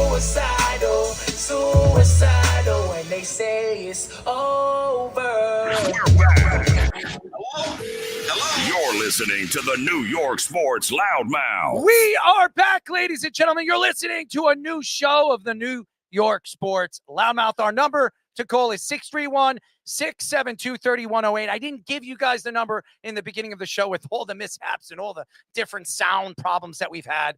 Go to our website at www.worldwidesportsradio.com. Check out all our shows throughout the week, including New York Sports Loudmouth every single Mondays and Thursdays at 7 p.m. All you have to do to tune in and check out our local listings for all our shows is go to our website at www.worldwidesportsradio.com. All right, some more scandals going on with ESPN. This time it's on the hands of Aaron Rodgers. You just said Aaron Rodgers? Is that like he's speaking in a third person? And maybe it is. I wouldn't rule anything out with Aaron Rodgers at this point, but he's taking shots at ESPN for not covering the Mike Vrabel and Diana Rossini story at all. He said on the Pat McAfee show, blasting the network, saying how silent they were. Rodgers asked ESPN spent so many times covering controversies involving the players, but nobody can talk about Mike Vrabel and Diana Rossini, and he called it inconsistent editorial standards and also political conflict of interest for being questioned, pointing to Rossini's role as an NFL awards voter and many close relationships, including with him at the time. And the issue goes beyond gossip. Rodgers said if there was any leaks, favoritism, or impropriety, it deserved more media attention. Earlier this offseason, Rossini resigned from The Athletic after her alleged affair with Mike Vrabel, and Rodgers' comments immediately went viral, saying he's just garnering for attention. There were split differences on that, but the others agreed that definitely should have gotten more attention. Well, hold on one second. Is Aaron Rodgers wrong? Is he wrong? Speedy, you're blocking by Aaron Rodgers right over there. I'm going to shrink that. Yeah, well, you should shrink that. I think that should have been gone a long time ago when you were talking. Aaron Rodgers personally has every right to be pissed off. For years, ESPN has thrown him under the bus. Even with the Jets, when he went down after 4 plays, ESPN had it all blasted all over the place. Oh, there went the Jets' great season. Oh, such a great year that he was supposed to have, going out there, running on the football field with the American flag, the lights sparkling, and getting ready for his season. He goes down 4 plays. Also, over the years with the Green Bay Packers and the problems that he had with the pack and McCarthy and all the different stuff that we've heard in the past with Brett Favre when he was there, there was so much going on over the years with ESPN. ESPN, nothing good to say about Aaron Rodgers. Now, all of a sudden, Aaron Rodgers is really his last season. He's out of the tabloids, really. He's not important. And this story hit really, really hard in the summertime. It was the biggest story, but politically, there are women that have lost their jobs, taking shots at Diana Rossini for what she was doing on and off the field in the NFL and all the connections that she made because maybe she was doing things illegally. And then Mike Vrabel, who goes all the way to the Super Bowl, almost wins the Super Bowl, knocking off Seattle and making that run and having a great season because they're easy season and easy schedule. I'm just saying that's my way of throwing it out there. But Mike Vrabel should have lost his job. It's also from an organization who Roger Goodell is very close with, and Robert Kraft, who has had his own problems on and off the football field with the massage parlors that he was going to and a lot of jokes that people were making fun of him. And the NFL tried to tuck that under the rug as well, because think about it. Deshaun Watson was doing the same thing as Robert Kraft, and Robert Kraft's an owner and he runs an organization, and Deshaun Watson got a lot of money, by the way, a lot of money from the Browns. They signed him no matter what he was doing over there, where he was with the Texans, and he was they were uncovering all these scandals that he was doing. But that was the story. ESPN blast him and blast the organization for letting him do that. But Diana Rossini and Mike Vrabel, this story, these guys, I don't know personally what they were doing on and off the football field. They got pictures, they got video, they got everything. But because politically it didn't work, because of the fact that Diana Rossini was threatening people if you bring it up, and she walked away, and they said, well, she walked away. She made sure that she did what she was supposed to do, walking away, dealing with her own family situation, that nobody should be bringing her up and her name up. But Diana Rossini just got another job. She's still writing. She's still making money. But there are people losing their jobs because of the fact that they're opening up their media people.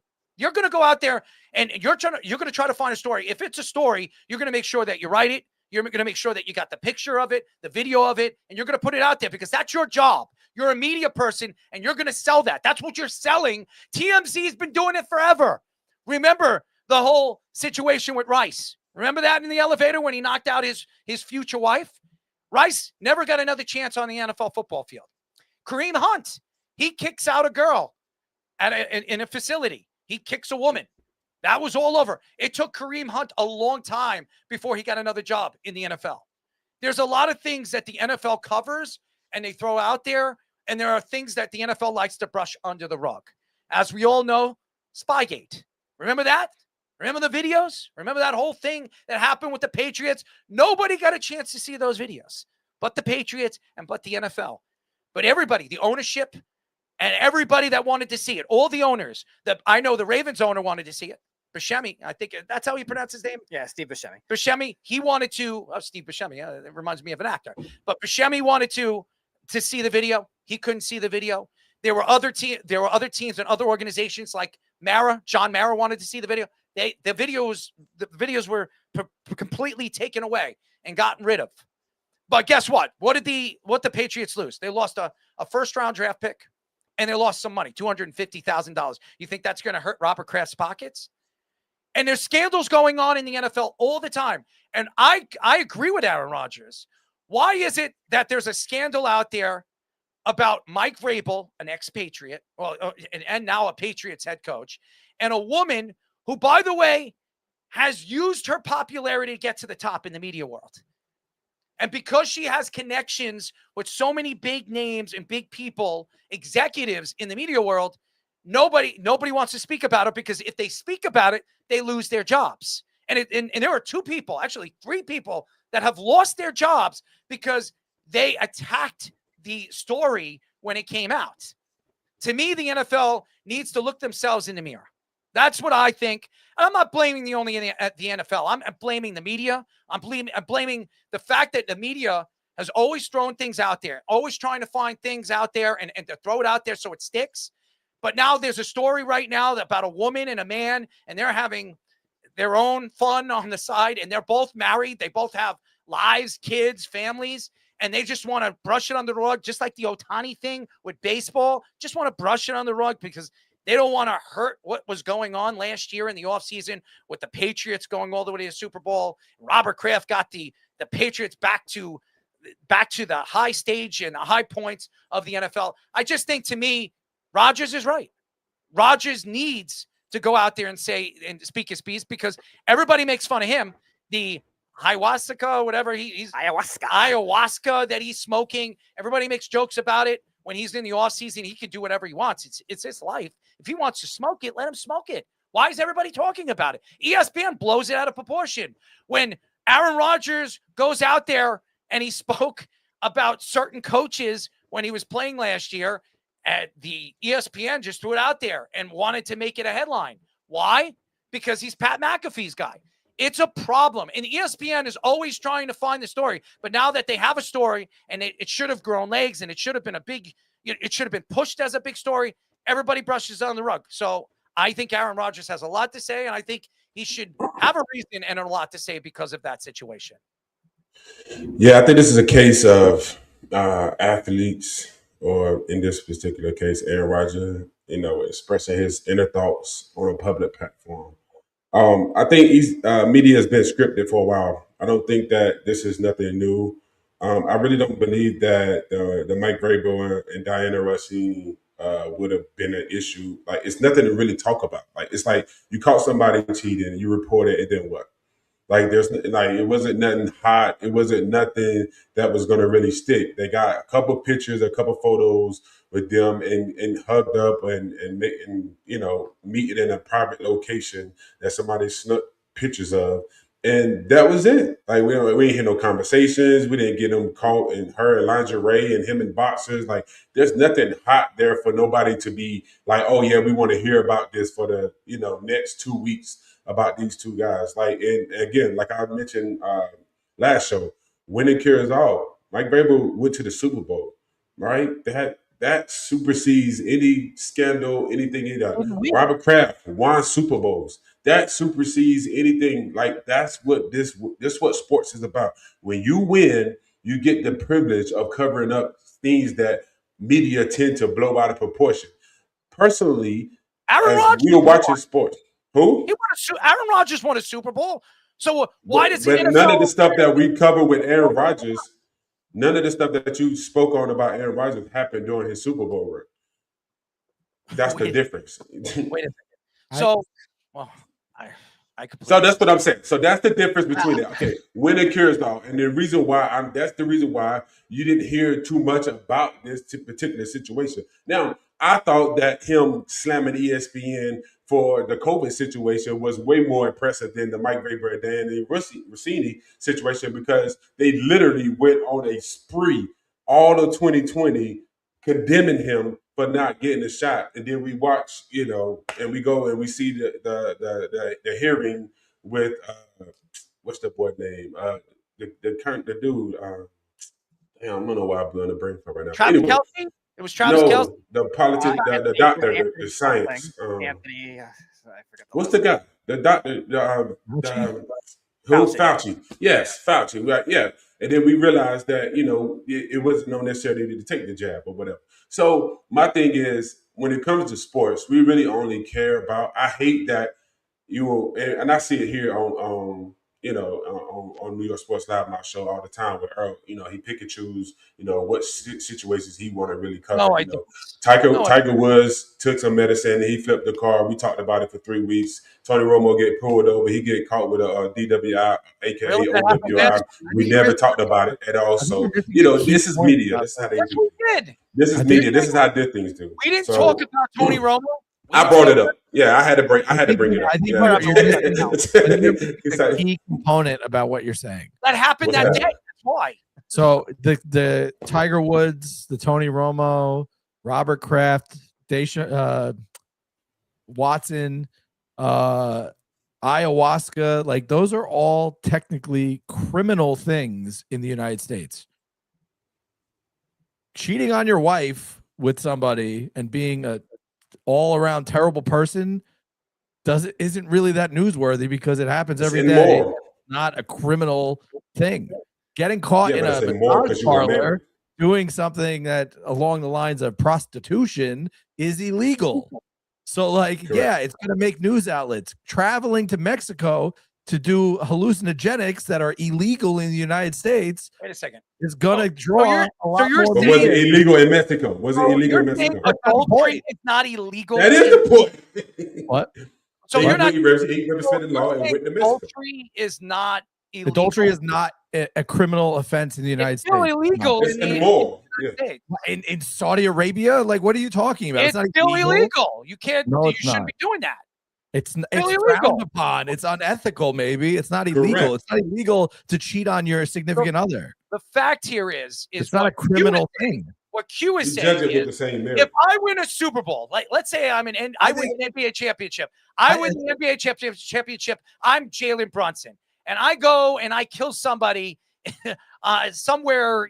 I get into a car accident, I kill somebody. But I'm Jalen Brunson, so I get away with it. You're not going to get away with that. That's criminal. It was an accident. The point. The news outlets are going to eat that up. The news outlets are going to eat it up. You committed a crime. It was an accident. Your significant other might make you a shitty person, but it's not newsworthy. It's like, oh, okay, they had an affair. Oh well, we move on. That lasts for a week. It happens all the time. Look at Joy Taylor. Joy Taylor, I guess, was sleeping with everybody at Fox, and that lasted for about a couple weeks. They all got fired, and then they moved on. Allegedly, we don't have no evidence that she was. Who was the coach for the Celtics? What was his name? Ime Udoka. Ime Udoka, right? Ime Udoka cheated on his wife, right? Hold on. Let me finish. I'll explain the difference for that. What is the difference? He cheated with somebody that worked. It's an HR no, violation. No different. It's the same thing. It's the same thing. He's cheating. No, it's not. It is. One in media and one is the professional head coach. It's the same thing. No. He's cheating with a subordinate in his company. That is wrong. That's criminal. Diana covered doing the It pictures. doesn't matter. They don't even have. What do you mean? They work. That's a form of working together. It's the same thing. No, it what are you isn't. talking about? It's not the same thing. Same thing. It isn't the He's same cheating. thing. There's no legal ramifications from what they did. So when Imi Udoka did, it was a huge story. There's a legal He was single, by the way. ramification for it. There was a legal ramification that came from him sleeping with a subordinate and cheating on his wife. Dude, that's what it's the same happened. thing. He got in It's the same trouble. thing. You're cheating on your wife. Your spouse. That's what you're doing. Okay, It's the I don't same understand. thing. I don't understand why I have to explain to the two of you that legal consequences and just being a terrible person are not the same thing at all. There was legal recourse from Ime Udoka sleeping with a subordinate within his company. Right. What's illegal about that? You're talking about criminal. He worked in the same company. Here's my argument. Probably something in Here's My my Playboy standard operating works with procedure. Diana. She covers the New England Patriots. All right. She covers. They don't work for the same organization. If she was a beat totally writer different. for the Patriots and he was She don't have cheating, to sign it would with be the a completely different thing. Okay. It's the NFL. I understand. I get it. I got to explain legal recourse to you guys. I've got what you're saying. You want to say that one's criminal and one's not. Here's what I'm going to say. We're talking about ESPN. We're talking about them making it a story. It is a huge story. ESPN blows stories up. But for some reason, when the Patriots have something to do with it, it completely disappears. It happens all the time. Go back over the years with the New England Patriots.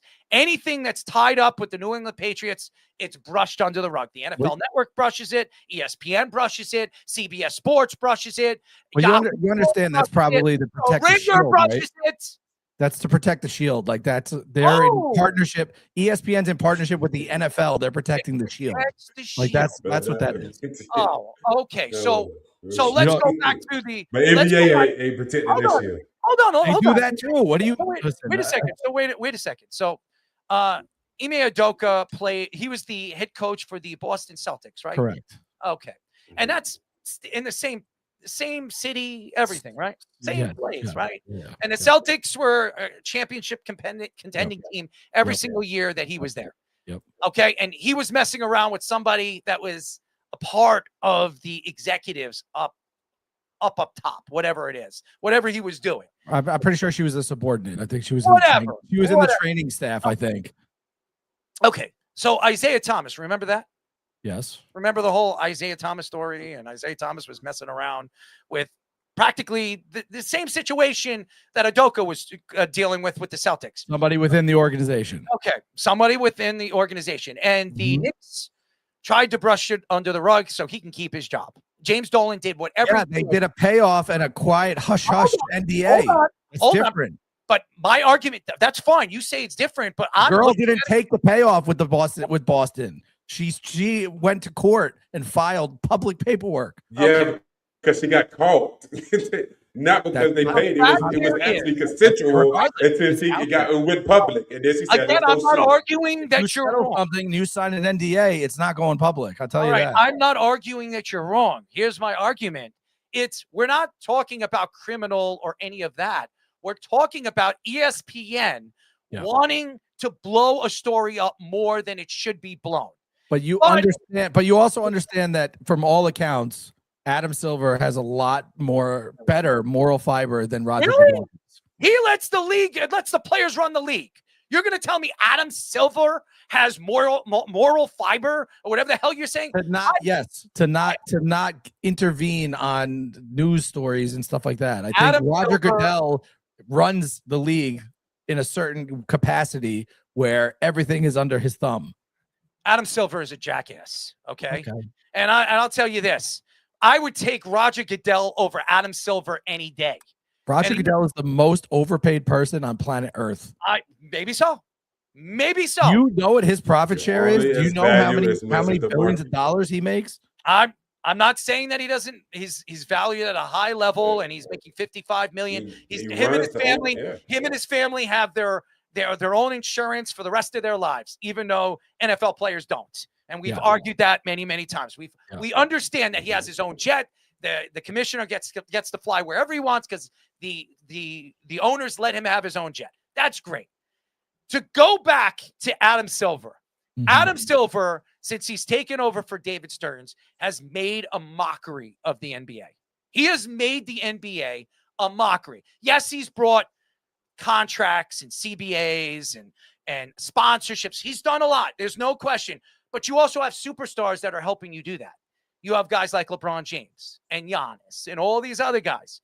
But guess what? You're only as big as your superstar, right? So what Adam Silver did, Adam Silver let the players decide what owners should keep their job, what team or players could play. Hold on. Back up for a second. You said the players decide what owners keep their job? Absolutely. Let's go back. The Suns had an owner that did some illegal things. He did some illegal things. So did the Clippers. Let's go back to the Yankees in the past, in the 70s. Do we remember what happened to George Steinbrenner? Remember what George Steinbrenner did? Okay, he did something. He got suspended for 2 years away from baseball. But he can still keep his team. The Yankees were still. You know what he was doing, right? He was doing essentially what Steve Ballmer was doing. But that's not my argument here. My argument is because, and again, criminal or non-criminal, Aaron Rodgers is right. He's right.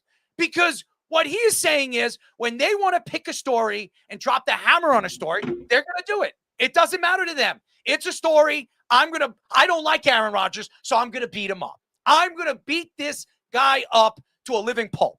And same thing with Jake Paul. Remember the whole Jake Paul thing? Going back to Jake Paul, when Jake Paul broke through and wanted to box, what did the ESPN world do to Jake Paul? They made a mockery out of him.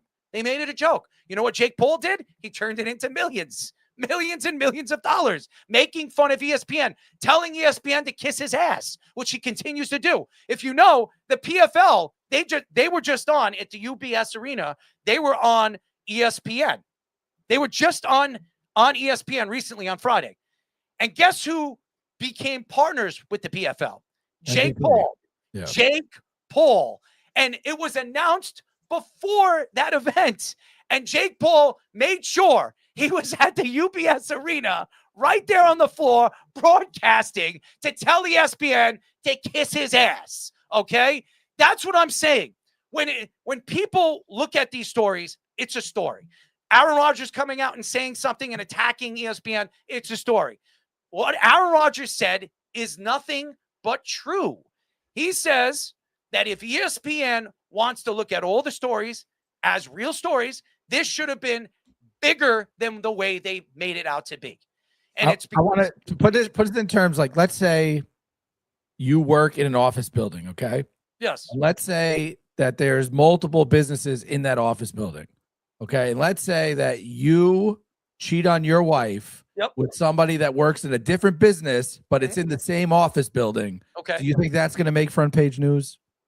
No, because I'm not a superstar player. Nobody gives a crap about me. But my point is, she worked for ESPN. He coached for the Patriots because she covered She directly. worked for the Athletic, who used to work for ESPN, and ESPN was trying to protect her. That's what ESPN was doing. They were It's not that protecting big of their a own. deal to me. They cheated on their significant others. Oh well. It's not So a why great is the law. Email and everybody else the big deal? Because they did it in their own house.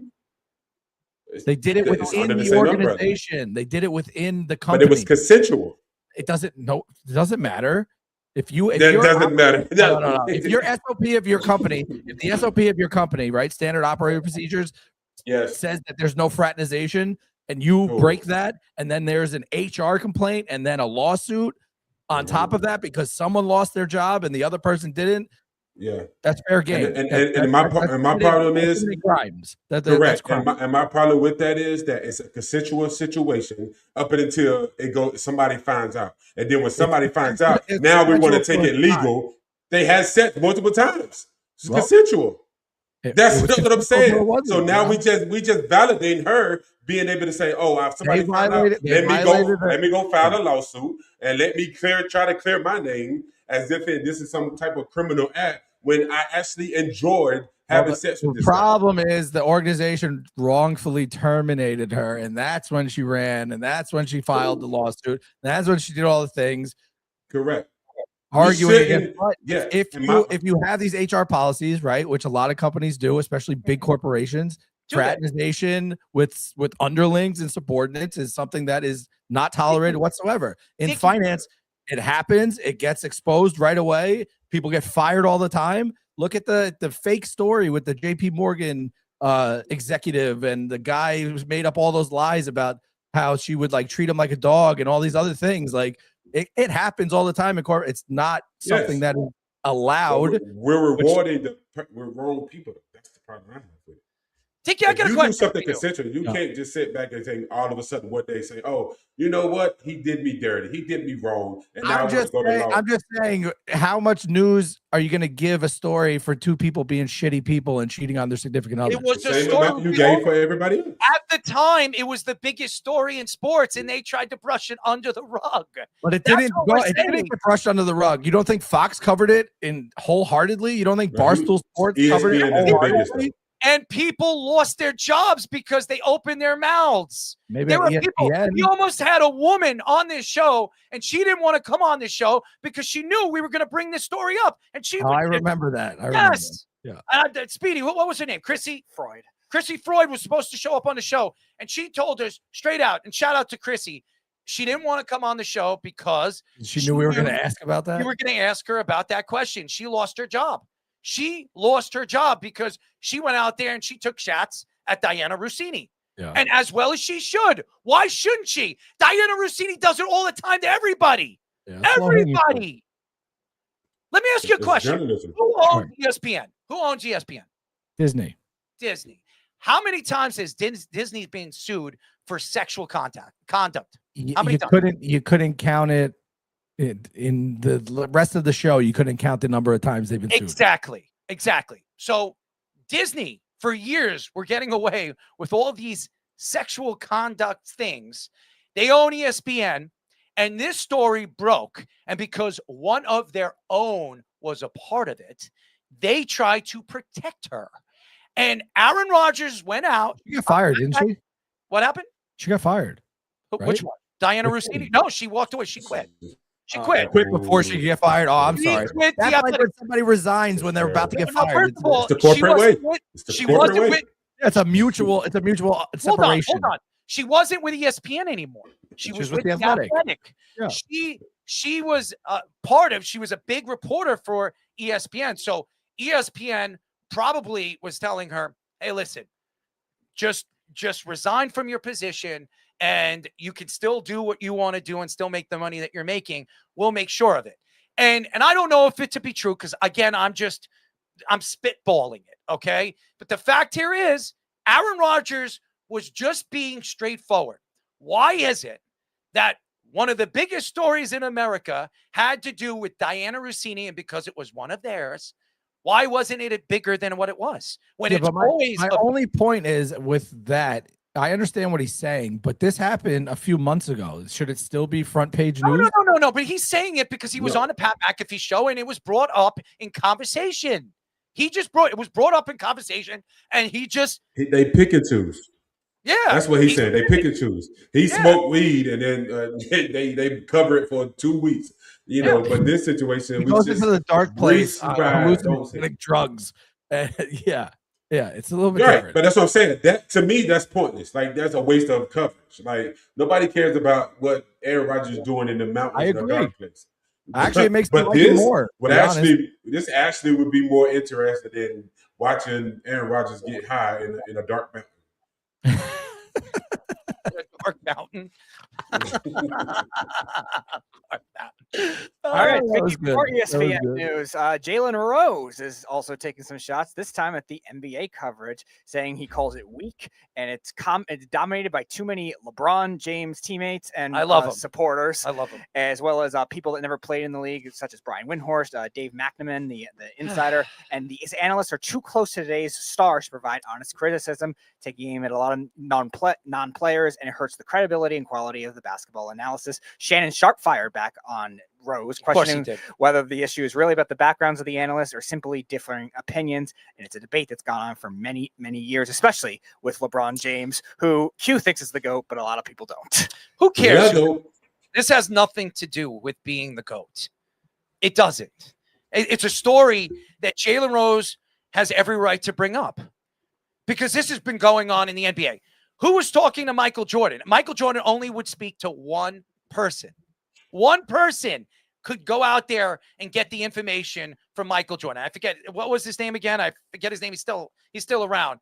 But he would always interview with Michael Jordan, the only person that he would sit down and have a conversation with. And LeBron James, for years, Brian Windhorst was there when he was in high school.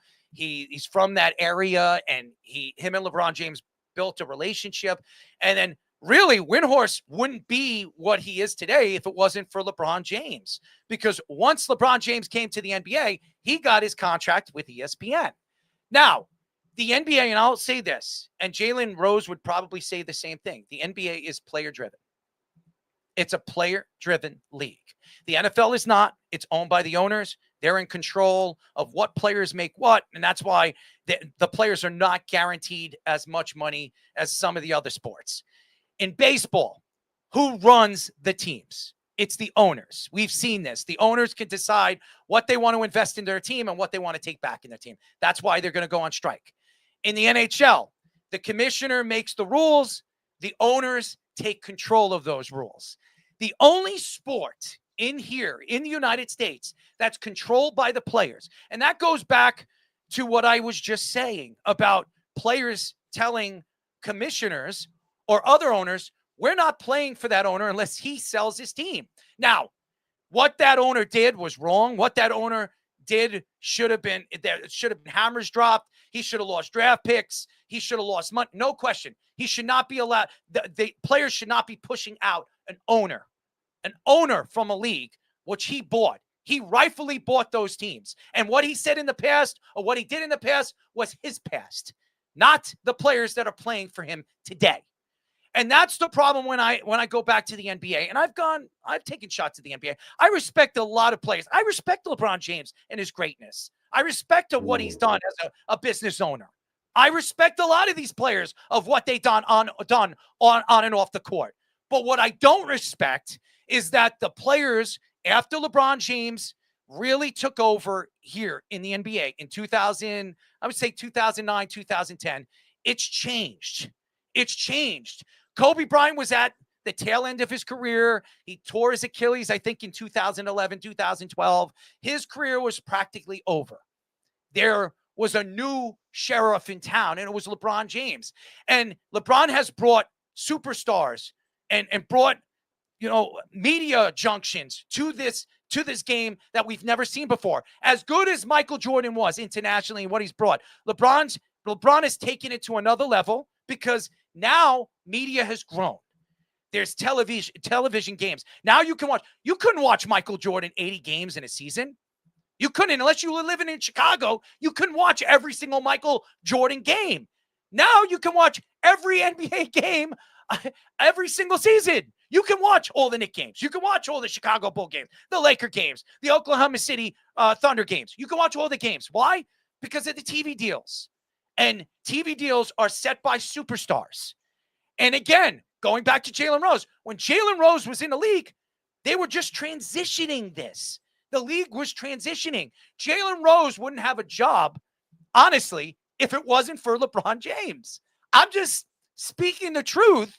I'm trying to be fair with LeBron James. Taking shots at LeBron is not what I like to do. I'm speaking the truth. But here's another thing. The NBA coverage was held up because of LeBron James this offseason. They had to wait until LeBron James made his decision. Why? And again, I'd like to ask Adam Silver. I'm not blaming LeBron and his team. I'm not blaming any of that. LeBron could do whatever he wants. If LeBron wants to sit back and say, I'm not making a decision until preseason starts, he can do whatever the hell he wants. It's his decision. But the NBA should have stepped in. Adam Silver should have stepped in and said, hey, LeBron, if you don't make your decision soon, what we're going to do is we're going to tell you when you do make your decision, whenever that happens, your team is not going to be center stage in front of the media. You're not going to be on every single television channel. We're not doing it. How's that? You're not going to be on 35, what is it? What do they call it? 35 nationally televised games. That's what we're going to do to you. You decided to hold up. We're going to do that to the 76ers. Screw you. But you know what Adam Silver did? He tended to what LeBron James was doing. So you want to blame somebody, ladies and gentlemen, you blame the league. You blame the NBA. You don't blame the players. You blame the NBA. Because for years, when David Stern was there, David Stern would make sure he made a statement. If players were breaking rules, they're suspending them. Remember, I go back to the Chris Paul situation. Chris Paul was practically traded to the Lakers. It was done. It was a done deal. And what did David Stern do? He stepped in. He said, you know what? It's not a fair deal. It's not happening. I'm waving. It's not happening. I'm the NBA. I'm the commissioner. I say no. So you know what the Lakers did? They did another thing. They went after who? They went after Pau Gasol. So they did whatever they wanted, and the Lakers could get away with whatever they wanted because at the time the Lakers were the league. Now it's not a team-driven league. It's a player-driven league. So unfortunately, Jalen, you are one of the reasons why it became a player-driven league. With your Fab 5, whatever they were over there, Fab 4 over there in Michigan, and that damn stupid story, 30 for 30, which everybody keeps blowing it out of proportion, and the Chris Webber thing, not calling a timeout when they had no timeouts. And Jalen Rose makes a joke about that every single time he speaks about it on his podcast. I just think Jalen Rose could say whatever he wants. Jalen Rose was also hanging out and sleeping with his mate on the Stephen A. Smith show, was he not? That was his girlfriend, right? No. His wife. His divorce is based around. Was he not hanging out with that woman? Was he not? That was his wife. All right. And it's the rumor of their divorce is because of Stephen A. Smith. Yes. Fine. But I'm saying they met at ESPN, did they not? Yes. Okay. So that's what I meant. They met at ESPN. And now all of a sudden, what I'm trying to say here is ESPN is behind a lot of different things, but I'm not blaming ESPN. I'm not blaming the players. I'm blaming the NBA. That's who I'm blaming. The NBA can step in. The commissioner could step in. He doesn't want to. He lets the players do whatever they want. Kyrie Irving, I go back all the time about this. His anti-Semitic views. Remember that?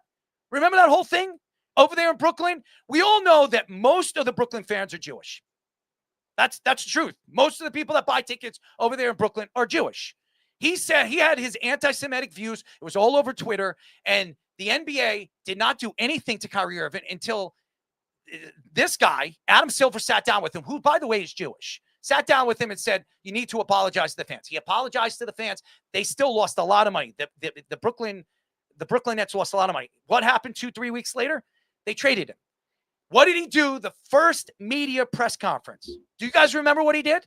He went up. You could go back on YouTube and watch it. He went back to speak to the Dallas media. And what did he say, Speedy? Please, I want you to say what he said. What did he say? What did he say to them? He retracted his statement. He retracted his statement on apologizing to the fans. He said, it's a free country. I can do whatever I wanted to do. So, and the NBA did nothing to him. They did nothing to him. They just sat there with their mouth dropped. Adam Silver was there at the press conference and didn't do nothing to this guy. And that, to me, is the problem. This is not ESPN. This is not superstars in the NBA. This is the league by itself. They need to step in and they need to control the league for what it is. That's my argument to that. When the hate don't work, they start telling lies, man. So Jalen Rose, a little message to you, my friend. ESPN fired you. LeBron James didn't fire you. LeBron James Foundation didn't fire you. Clutch Sports didn't fire you. It has nothing to do with LeBron James, okay?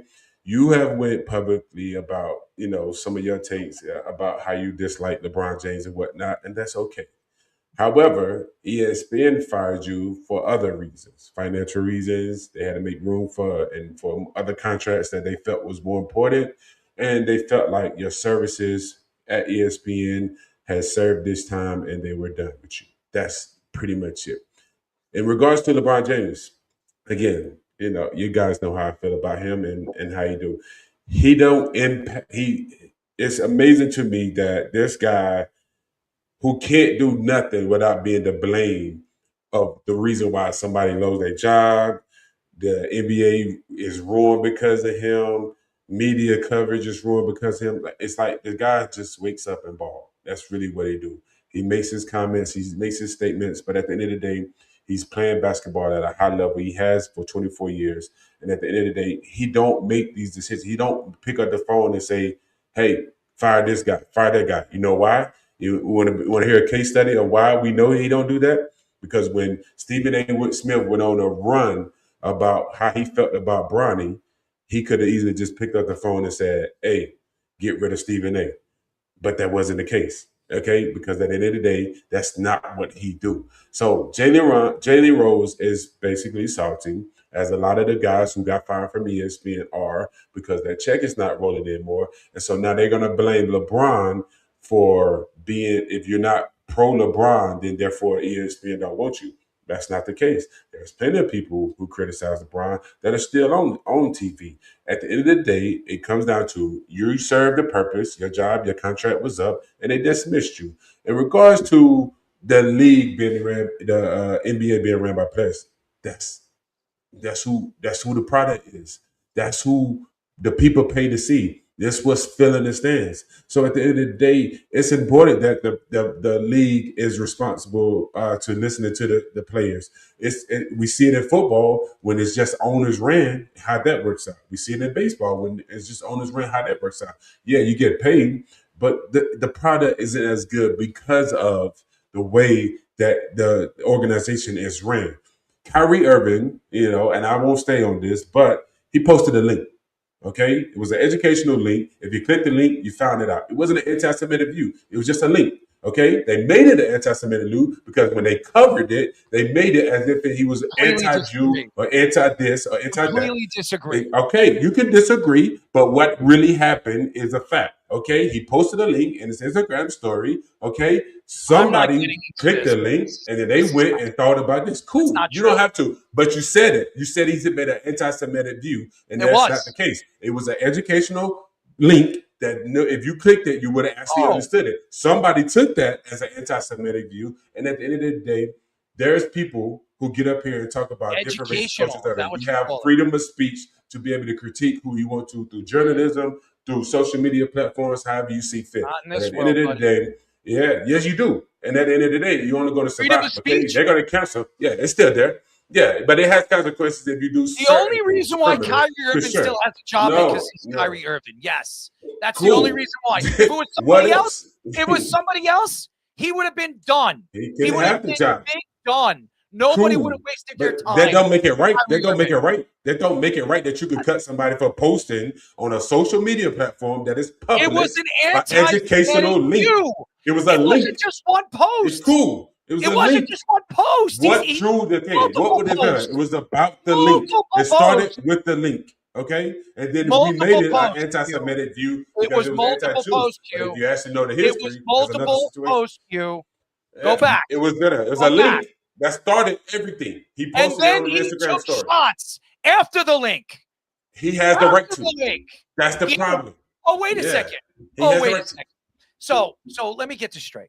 And I don't want to get into politics because this is not. I was gonna. Can I give my perspective on Kyrie Irving? Can I give Jalen Rose and the other stuff? And I've got something to say about the Kyrie Irving. Right. So I agree with Q on Jalen Rose and sour grapes. All right, they're consolidating at ESPN, firing all these people, and all the people that he hates are getting much bigger positions. Stephen A. Smith is growing; he's on every show now. Brian Windhorst is getting on every show now. He's on Get Up. He's on First Take. He's on NBA Tonight. He's on everything. Okay.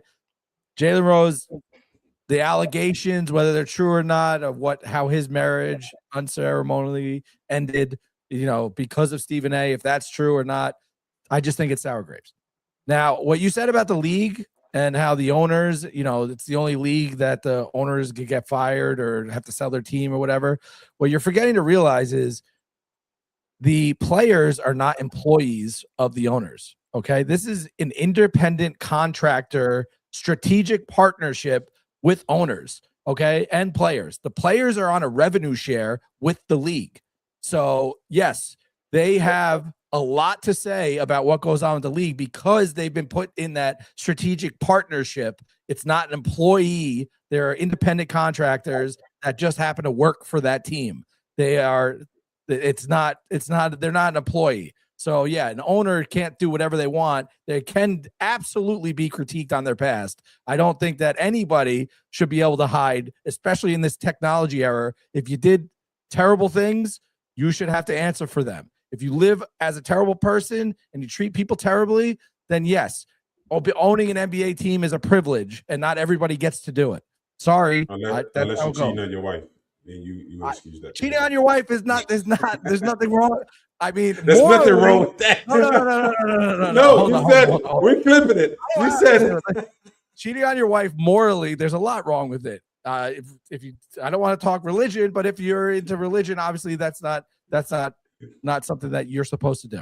But from like an ethical, like professional standpoint, committing adultery doesn't necessarily supposed to have any ramifications if it's not consolidated under the same company.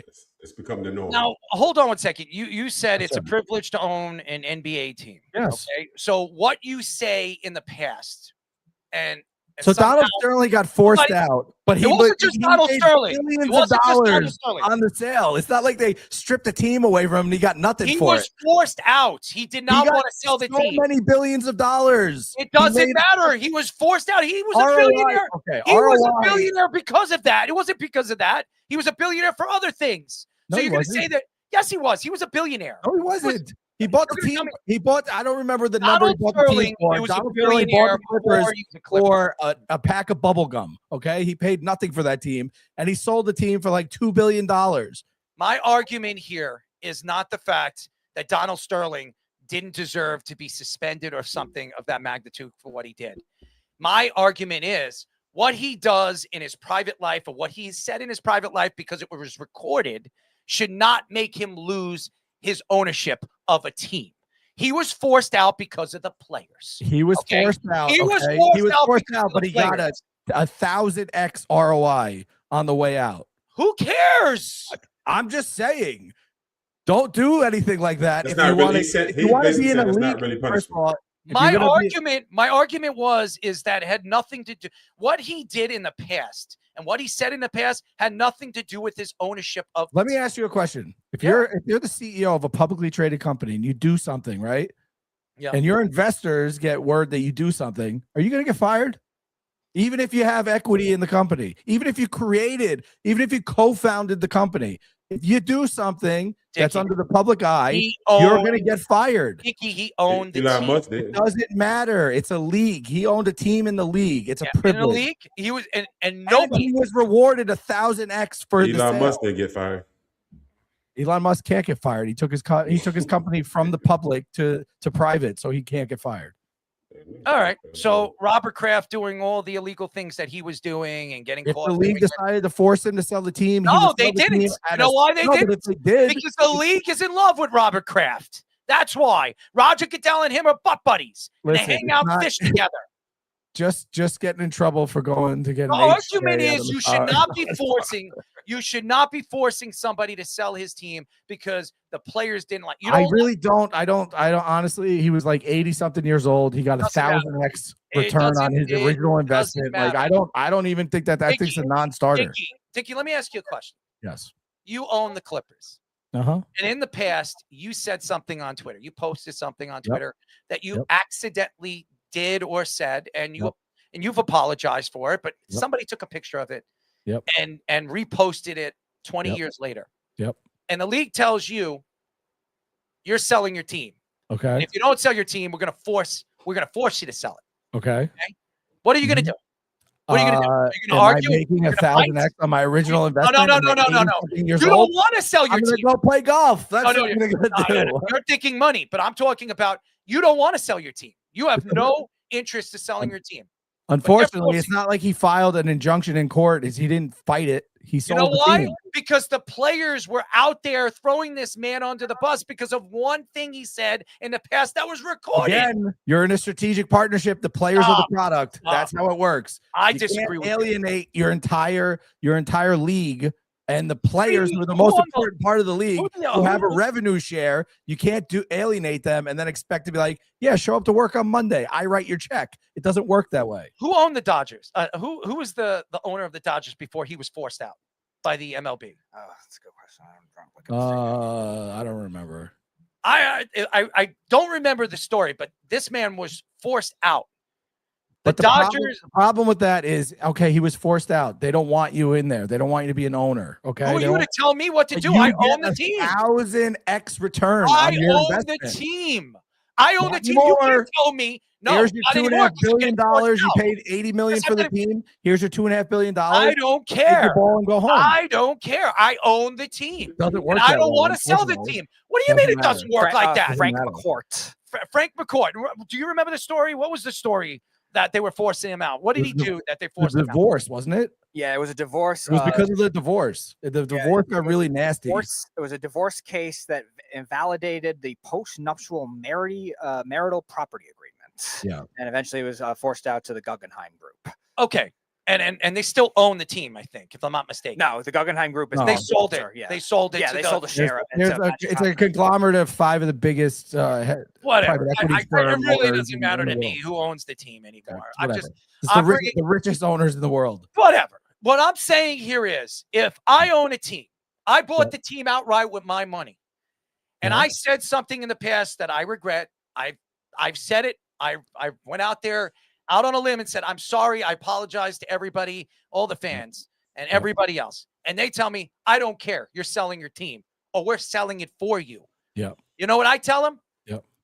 I'll see you in court. So there's nothing. So Jerry Jones did that. It's still under the Jerry Jones NBA did umbrella. That's the problem. That's not true. That's not true. Jerry Jones did do that, but in a different way. He has a lot more sway with the league, but the league did not pressure him to do anything. The difference is also what you have to understand. You might own the team, but you have an agreement with the league. You're in a partnership with the league, just like the players are. No question. If he pushes back and fights and said, I want to own the Clippers, and the NBA goes, okay, well, the Clippers are out of the NBA then. Go play in the ABL. You lose the product. Yeah, Are you but gonna you're play under contract. exhibition Wait a games in the second. Drew League? You Wait lose a the minute, wait a value. second.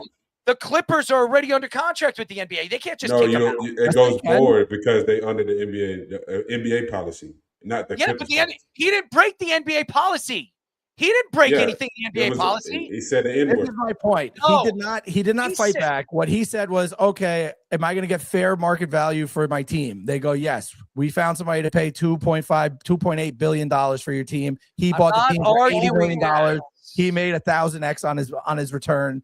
Everyone's happy. Obviously, his goal was to keep owning the team, but he doesn't deserve that in perpetuity. If you act like a shitty person, like it's a privilege to own one of these teams. He acted like a bad person. Listen, this because has what he ramifications for said- Steve Ballmer. What he Steve said Ballmer, because of all 20 this stuff, years could get ago. forced to sell his team. 20 freaking years ago. It was a long time ago. He didn't When say he it the next was, no. When It was a Sterling long was time forced to sell the team, it was in the moment that it was happening. No, actually, that recording it was wasn't 20 recorded. years prior. It That was, recording, it wasn't 20 years, but it was years ago. Blake Griffin was on the team when that recording got It was released. years before. They have No, a it wasn't. recording. It wasn't that time. It wasn't that time.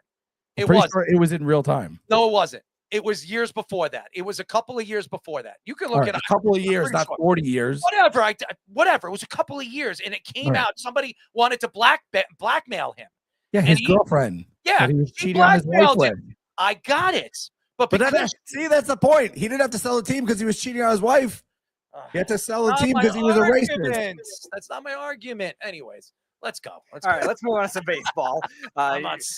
Jesus. Dickie Braggs, I know a move you're very happy Jesus. about is Anthony Volpe was sent down and George Lombard. It's has been about called up. freaking time. And Lombard homered in his debut, also playing some great defense after hitting 284 with a 909 OPS and 12 home runs and 14 steals in the minors. Aaron Judge also says that he is definitely going to be back this season. Judge is begun the next phase, being cleared for soft baseball activities. Since Judge went down, this Yankees offense has struggled, and No they're question. looking to get it after they got 2 bats at the deadline. But like Errol said on Monday's show, maybe not enough depth. There is no depth on this roster.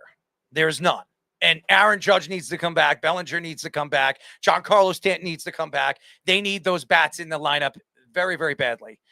The Garcia move was a good move, but not enough. They didn't add catching depth to this roster, which really hurts the Yankees. Bringing up Lombard Jr., I understand why they did it. George, he looks like he's going to be a good player. He's a great defensive player. He's got a great arm. He's big. He's strong. He's got power. It's great to watch. He really is. I think they called him up a little too quick. I think they should have waited until next year. But again, the Yankees had nothing to lean towards. Anthony Volpe has not played well. Chaz Chisholm has not played well. They were looking for shortstops available at the trade deadline, but most of the teams that were trying to trade them wanted a ton of draft picks, and the Yankees were not willing to give up some of their top young pitching prospects. So I understand what the Yankees were doing with this George Lombard Jr. move. I love him.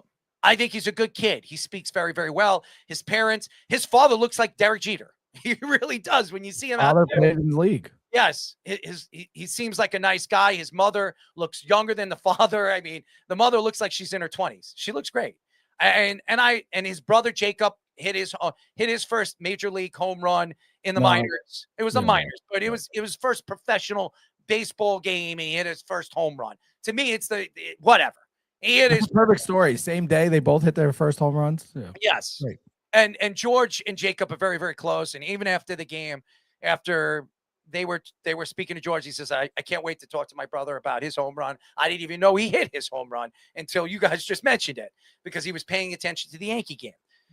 The fact here is, without Aaron Judge, the Yankees don't stand a chance in winning a World Series. Now, that doesn't mean you need 100% of Aaron Judge. You just need him in the lineup. He definitely is a cleanup hitter for the Yankees. The Yankees have not been the most consistent team all season long. And when you look at the position that the Yankees are in, they needed to add a catcher. That was the problem. And when you see Adley go to the Boston Red Sox, Hicks goes to, where did he go? Miami. Tampa. Tampa. Two teams that are in the same division, fighting for the same position you are. And the Yankees were in desperate need for a catcher. They were in desperate need for a catcher, and they didn't make a move. It says a lot about where Brian Cashman is. And Brian Cashman does not want to buy into, we can't win with Austin Wells. I honestly think that if Ben Rice was playing the catcher position half of the time with Austin Wells, I wouldn't care. But Ben Rice can't play catcher anymore. His knees, they want to make sure that they protect him. And now what I don't understand is Ben Rice is playing first base, right? He's filling in at first base. You have Goldschmidt, who's played very well this year, and then you bring in Garcia. Now, how does this work? It doesn't. It doesn't work. It doesn't make any sense. Especially with when Giancarlo and Judge come back, because on all estimation, Judge is going to DH a bunch when he comes back because of coming back from the injury. Like, one of those bats is going to be forced to be on the bench. And right now they're like number 2 and 3 in the league in slugging. So how do you take Garcia out of the lineup? I've got an answer. Yeah. They need to move, even though Jazz is not a third baseman. They need to move. I was going to say that. They need to move Jazz to third, no matter what, when Judge comes back. Move Garcia to second, Lombard at short, and Ben Rice as your starting first baseman, and then move around with him and Goldschmidt depending on a righty or lefty situation. That's what the Yankees need to do. But what I'm questioning, it's not the pitching. The Yankees pitching they have enough depth. Their bullpen, they have enough depth. Everybody says, well, the Yankees got rid of bullpen. They have Clark Schmidt coming back. They have Rodon coming back. They have a pitcher that 2 years ago won Rookie of the Year that they can call up and put him in the bullpen. The Yankees should have no problems filling in their bullpen when the playoffs come around. I don't think the Yankees have any problem. I really don't. My problem here is all the players that they brought in, how does it work when we go into the playoffs? How does it mash together when you're You got a guy like Garcia. He has a slugging percentage, but the guy strikes out. He does. He strikes out. Even though he's batting 280, he strikes out a lot. You have a bunch of guys that strike out a lot. And again, Garcia's not the guy that strikes out a lot. The Ramos guy is the guy that strikes out a lot. Garcia actually he doesn't strike out as bad as you might think. He's a hit to contact guy though. Yes. So like he puts the ball in play and he has some extraordinary bad luck at times. That's been the consensus, but he's not a giant strikeout guy. Ramos is a big strikeout guy. And which I don't understand. Trent Grisham sucks this year. He's absolutely terrible. 22 million being literally flushed down the drain. You have a bigger, stronger, faster, younger guy playing right field that should be playing center field, or Bellinger, when Bellinger comes back, should be playing center field over Grisham. Grisham needs to go to the bench. It's a huge problem. With Lombard, like, I love that because you were getting absolutely nothing out of Volpe and Caballero. And on the future, Volpe, if he's a major leaguer, is going to be at second base. He's not a shortstop. It's just it's over. Garcia with the Nationals had 61 strikeouts in 104 games. So this year. So he's batting 280. That's fine. 280 in a league that still strikes out. But Cal Raleigh was second in MVP with a 240 batting average. Here's the thing. I understand. We can go on and on and on and point out fingers at players and what they've done and won World Series with it. That's not my argument. My argument here is you have a bunch of guys that strike out a lot. You got a bunch of them. Chaz is a strikeout. Yeah, I mean, that's why I wanted them to do the Arise deal. The Arise deal would have made so much sense. Made a lot of sense. They would have had a real leadoff hitter that doesn't strike out, that hits the contact. Like, yeah, he would have set the field, and it is what it is. But like, you have black holes in your lineup. Ryan McMahon does absolutely nothing for you. Lombard, hopefully he does more than what Volpe and Caballero were doing. Jazz is not playing well. Austin Wells is not playing well. Trent Grisham is not playing well. So like, literally, even if Judge and Stanton come back and let's say they're on fire, when you get to the 6 through 9 and they're batting 150, like that's horrible. That's like giving the opposing pitcher like a shot of adrenaline because they can just coast through mow down the bottom of the lineup. Now, as far as the relief pitching goes, I really thought they needed a high-end, high-leverage relief pitcher like a Mason Miller would have been perfect because what ends up happening is, yeah, we have plenty of pitching, but we don't have high-leverage inning pitching. We have Bednar. We traded away Giovanni Cruz. We don't even know what he was going to be. Jake Bird was terrible, so good riddance. But, like, we have Bednar. We have Hedrick, which is an outlier. He hasn't been good before this year, and it's a Matt Blake special. And Tim Hill, I mean, there really isn't any high leverage guys except for Bednar. But again, going back to some of the pitchers that are coming back, and Clark Those Schmidt, are starters. Yeah, but they're not going to be able to start. Yeah, they're not going to be able to start in the playoffs. I understand that, but just because he's a starter, you can't assume that. Not everybody can become a relief pitcher. Clark Schmidt was a relief pitcher in the minors, and he was a starter. He came up, and he was a relief pitcher. He's coming back from Tommy John. That's fine. You put him as a long relief guy. You have arms. You have two. You have Blackburn, who's been great, and you have Yarborough already. You don't need another long relief guy. But you're going to need him in the playoffs. But you can't play them every single game. Those guys need breaks. You can't replace the most high leverage innings, 7, 8, 9, with a guy that is a long relief guy. And that's what they've been doing with Blackburn. He's been asked to pitch in impossible situations and has excelled this year, which is amazing. But that gimmick's going to wear off eventually.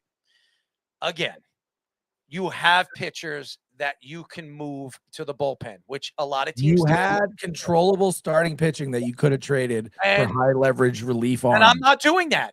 I'm going to go after Mason Miller, where I'm going to have to give up Will Warren. You're going to have Will Warren, ERC, and probably 2 Jason Dominguez and another maybe Dax Kilby. I would have done that deal. I wouldn't have. Well, you're not trying to win a World Series this year, then. You're not winning the World Series the way it's set up. I'm sorry, you're not. Yes, that's my point. What they needed to do is they needed to trade for Adley Rutschman. They needed to trade for Mason Miller. They needed to trade for a third baseman or a second baseman, one or the other. They didn't need another first base DH. They didn't need another outfielder. You're a Yankee fan, aren't you? You're a Yankee fan. I'm a giant Yankee fan. So am I.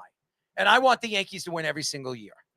But let's be honest. That trade deadline. Let's be honest. What the Dodgers are doing, what the Cubs are doing, and what the American League has done nothing of is they're building championship teams. The Yankees right now, I'm sorry, as good as the Yankees with Aaron Judge in the lineup and Bellinger there and whatever, unless everything falls right and they get enough hitting from that lineup, they're not beating anybody in the National League. They're not. So you could look at it. You could look at it two ways, right? They're not with Mason Miller. They weren't going to win anything with Mason Miller. You can look at it two ways. Look at that two ways, right? So what you're going to hear if Judge and Stanton come back, okay, and they're healthy, and Bellinger comes back, and they get rolling, and they roll into the playoffs. Cashman's going to say it's like we had a midseason trade when we get all our healthy guys back. That's what he's going to say. Stop. When I saw what they did in the trade deadline, part of me thought Judge isn't coming back this year, because otherwise, why would you make that trade? Because the pieces that you brought in, the first baseman, would lead me to believe that the DH spot is going to be wide open for the rest of the year. I'm going to tell you why that they made that move for Garcia, because they know they're not bringing back Jazz Chisholm next year. They're moving on from him, and they're moving Garcia to second base. I guarantee you it would make sense because he played most of his career at second base. I'm just saying that was the plan. But he's just not a good second baseman. Garcia doesn't matter. Garcia is a power hitter, better power hitter than Jazz. Hey, he's a slugger. He's everything. Stroke looks like younger. Nose. He's younger. He's 26 years old.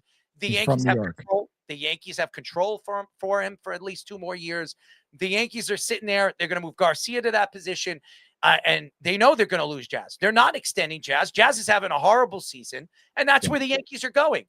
Again, it's still going into an offseason, which is a strike year. We're going to probably miss half a season next year because there's no way the players union and the league is going to negotiate this deal before the season starts. I believe it's going to agree with you. I agree with you. I think it's going to be a really short season next year.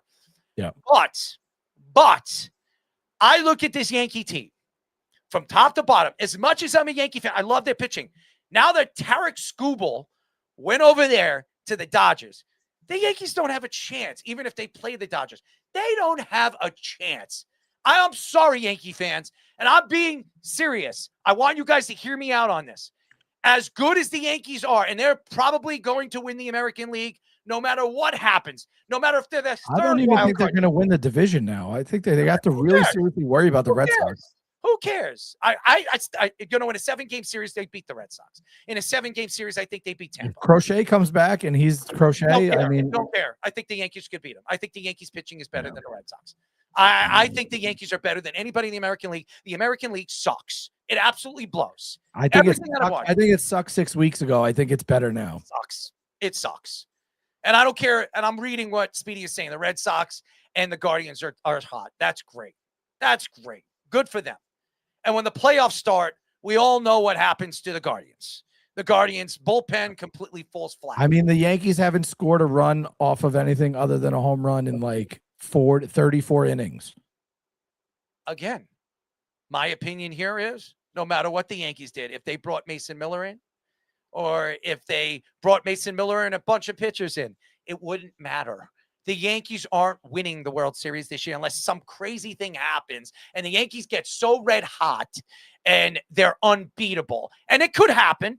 Listen, if Judge, Bellinger, and Stan come back and they're healthy and they find a way to get the most out of the lineup with Garcia in there, because there's no way you could sit him having the second best slugging in the league. It's impossible. You can't sit him. If you figure out that lineup, then yeah, they could win a World Series if they're hitting. All right. So as a young kid, did you believe in the Easter Bunny? Did you believe in Santa Claus? Do you believe in the Tooth Fairy? Because if you did, you should continue to believe in them, because there is no friggin' way. There is no friggin' way. It doesn't matter what this lineup is. Are you looking at what the Cubs are doing right now? Do you see what the Cubs are? Milwaukee. I would even be more worried about Every single team right now in the National League, the American League, the Yankees are going to have You're talking about a National League that's going to be beat to death by the time that whoever represents them goes to the World Series, because every series is going to be a deep series. Oh, so that's what it is. It's I'm sorry. Listen, do you like sports? Do you actually watch them? I love. Do you know what baseball? Well, you know what playoff baseball is like? Do you know the grueling season that they come out of, and health, and how many teams are actually healthy? You think the team that is the healthiest now is going to be the healthiest at the end of the year? It doesn't work that way. Dickie, how much luck is involved in that? Dickie, I love you, man, and I love you more. I love you, and I know you're a diehard Yankee fan. So what I'm going to do for you is, after the Yankees get eliminated and lose either in the World Series or the ALCS, I'm going to tell you, I told you so. I'm telling you right now, this team, even with Aaron Judge at 100%. I don't think they're a World Series winning team either, but I'm not going to say that there's no way that they could win. They're not winning.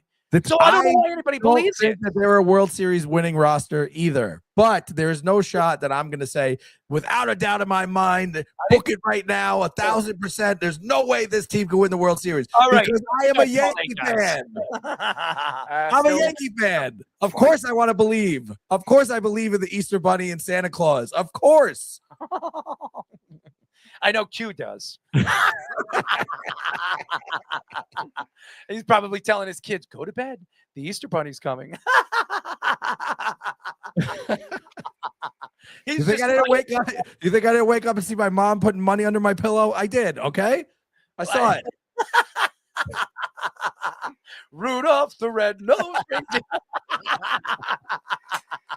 Oh God! Unfortunately, I don't have the fish graphic that we all made. He made with all of us on Christmas. Bragg's a little before you joined us, but that was pretty funny. Speaking of somebody that's going to get coal in their, I think I was Rudolph, wasn't I? I think you were Rudolph. Yeah. I think I was one of the women elves or something. No, you were Mrs. Claus. Mrs. Claus. Okay. And I think, if I'm not mistaken, Fish was Santa Claus, right? Yeah. I think he was Santa Claus. And I think Tommy was one of the other elves. And Jabba was something else. I think Jabba was Santa Claus. Jabba was Santa Claus. Yeah, because he with the beard. That makes sense. Yeah. Jabba was Santa Claus. All right. Well, speaking of the Christmas analogy, somebody that'll be getting coal in their stocking is the New York Mets, because Keith Hernandez took some shots at some guys that were traded, calling them garbage during the broadcast booth during Wednesday's game against the Guardians. Comments immediately went viral because he was labeling these recently traded Mets players as trash, which were 6 guys that were being traded to them. Some of them played well, some of them didn't. Hernandez quickly walked through the comments back, apologizing, saying it was a poor choice of words, saying they were very, very good players. The Mets made a massive roster shakeup, trading Clay Holmes, Tyrone Taylor, Luke Weaver, Brooks Raley, and Huascar Brazaban at the trade deadline.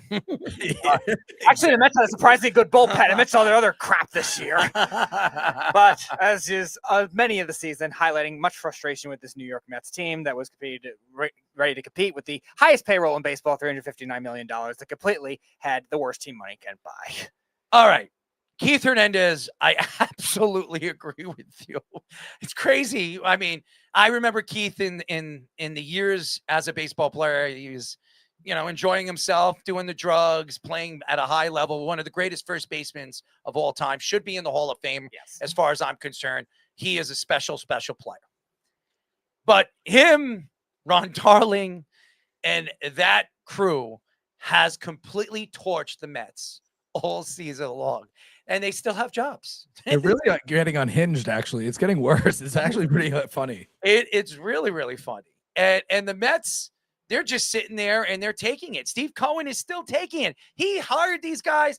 Oh, he didn't hire these guys. These guys were there. But he is paying these guys top dollar to make fun of his roster. His $364 million roster. One of the arguably worst paying rosters in Major League history right now as we speak. You have a guy named Bo Bichette whose slugging percentage is like 500. It's horrible.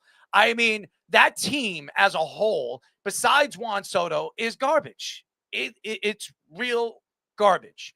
It's actually really fitting because the surrounding area around Citi Field is all like scrap yards and junkyards. And 100%. That team is a giant junkyard. Here's the thing, there's a lot of junk things Juan Soto says when he speaks. It's like he throws it up. And if any Met fan watches or listens to Juan Soto, it expresses who he is and why this team is never going to win while he's there. Juan Soto cares about his statistics. Juan Soto cares about where he is when he's done with his career. He wants to be known as one of the greatest hitters of all time, one of the greatest players to ever play this game.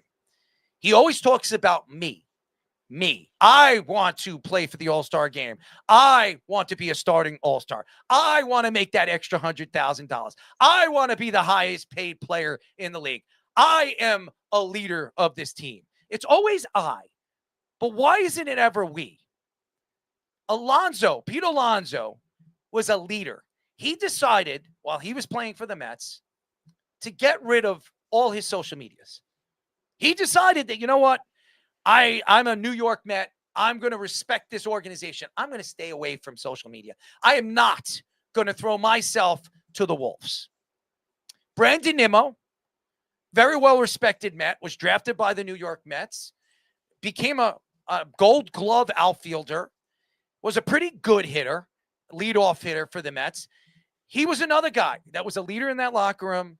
Players, younger players, veteran players like to hang out with, drink with, play card games with. I've heard all the stories.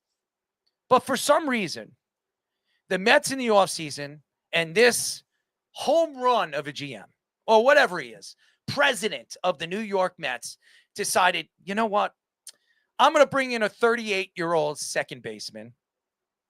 I'm going to bring in a guy that's never played first base. I'm going to bring in a guy that I'm moving to third base and pay him at the top of the league, making more money than Aaron Judge.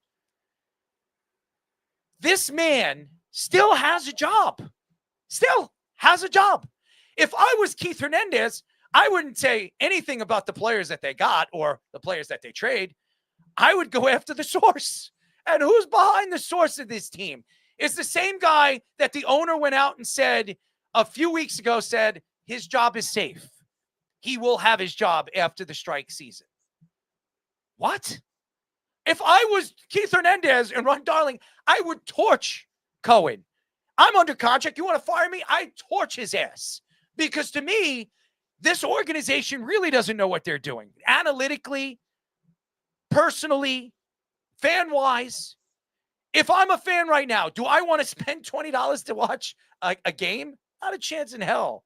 And right now, tickets on the field, I said this last week, Speedy, you can buy them on Ticketmaster. And you know Ticketmaster overprices tickets. You can buy them for like $28. $28 to go and watch this ridiculous Mets team. Honestly, Freddie Peralta was a bust. Another one of David Stern's guys from Milwaukee that failed. I mean, did anybody watch his first game with Tampa? Pitched pretty well. He looked pretty good. Did he make it out of the fifth inning? Because that's his MO. Five inning Freddie. He pitched pretty well in his first game. So my problem here is not the players. And whatever they got, Keith Hernandez is right. Whatever they got, you don't know what these guys are going to be. Who are they?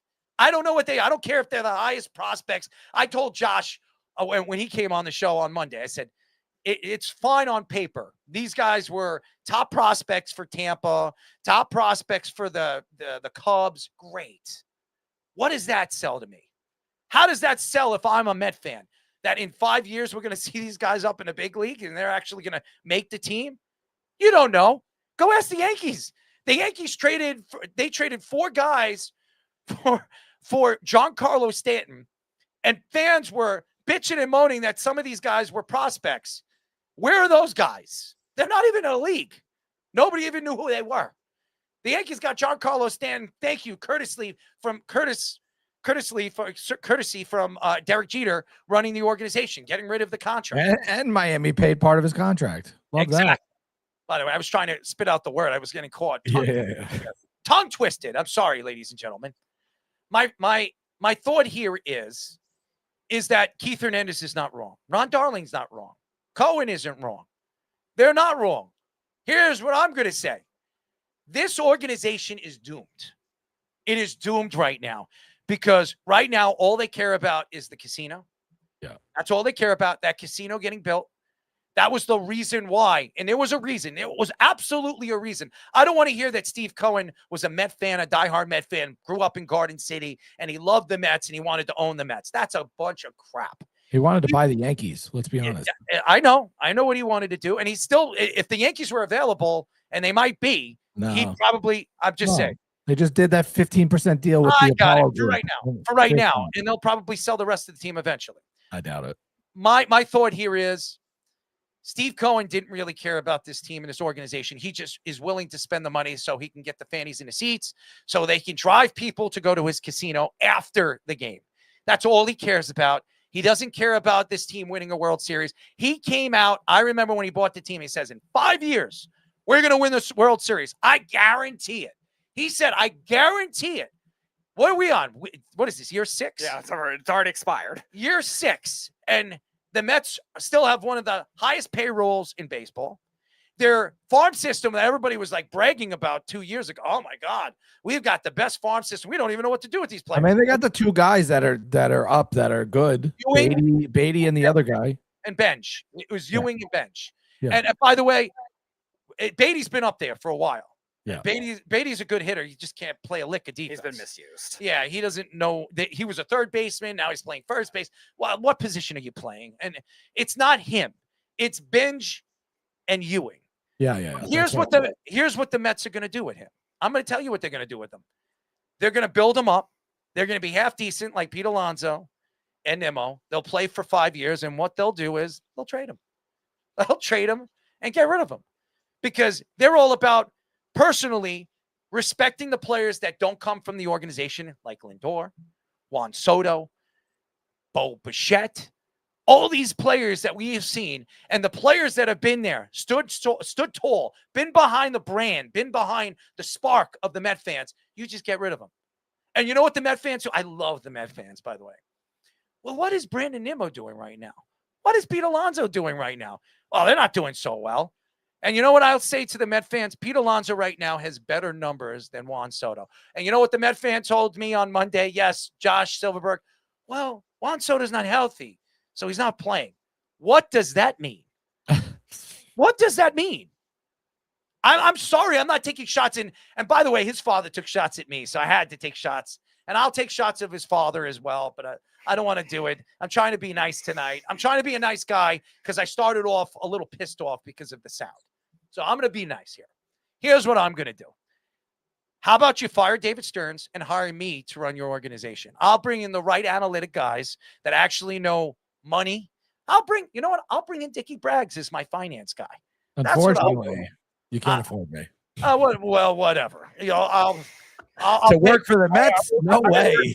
No, I would never subject myself to that torture. Come on, man. You know, it goes into the conversation that we were having about the Rams, the culture. There's no culture with the Mets. And all the guys that were the culture of the Mets, they got rid of. So they completely bowed down to Soto and rebuilt the team to give it Soto the culture and the leadership, right? But Soto's not a leader. So he blew the entire team. The culture stinks. Also, the only KPI that Steve Cohen must care about till the casino opens is concession sales, because obviously he doesn't care about the product that's on the field. He doesn't care about seats because they're being given away for free. Like, he literally just cares about how many beers he's selling at the stadium until the casino opens. And I just like the Mets think they are garbage. And you know what? You should get hired as a GM because you could do equally as good and get garbage for garbage and, trading off the scrap heap. I endorse it. Make Errol the GM of the Mets. It can't get any worse. It can't get any worse. I'll get you in the playoffs. I'll get you in the playoffs. That's what we're all about here. Errol's giving Jorge Polanco that deal? No. Never. I would be like, Jorge who? He can go and hang out with some whores. I'm just kidding. Met fans are happy about Jefferson Rojas. I mean, Met fans, oh my God, he's the 63rd overall ranking player in all of baseball. Who cares? Prospects mean I feel like prospects mean the absolute least in baseball compared to any other sport. What does it mean? Look at George Lombard Jr. was the 15th ranked prospect in all of baseball. And the Yankees said he was untouchable. But when he was being called up, a lot of people were taking shots because his slugging percentage in the minor leagues was 700. It wasn't good. He wasn't hitting the ball as well as everybody says he was. Well, he's an elite. He's a specimen. He's an elite defender. And if his bat comes along, he's going to be a very good player. But he already, like, genetics wise, the build wise, like, he has all of the things that you would need rather than like the homegrown kid that's undersized, that isn't great at anything. And you just want him to succeed because he's a homegrown kid. Like, that's Volpe. My argument here, and I'm not really getting into the Yankees because we just spoke about the Yankees. What I'm saying, if I'm a Met fan, I would be really, really pissed off. And what I would do is I wouldn't go to any Met games for the rest of the season. They're giving tickets away for free. What else are you going to do? I would completely stick it to the Mets. I would completely stick it to Cohen to let him know I'm not happy with David Stearns. Get rid of this guy.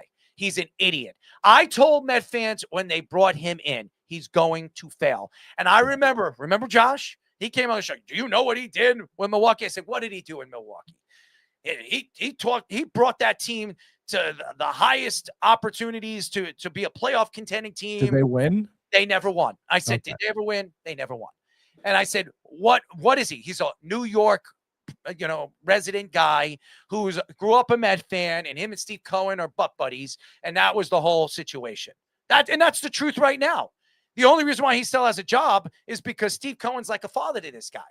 That's the only reason why he has a job. Met fans. I don't understand how they're so close.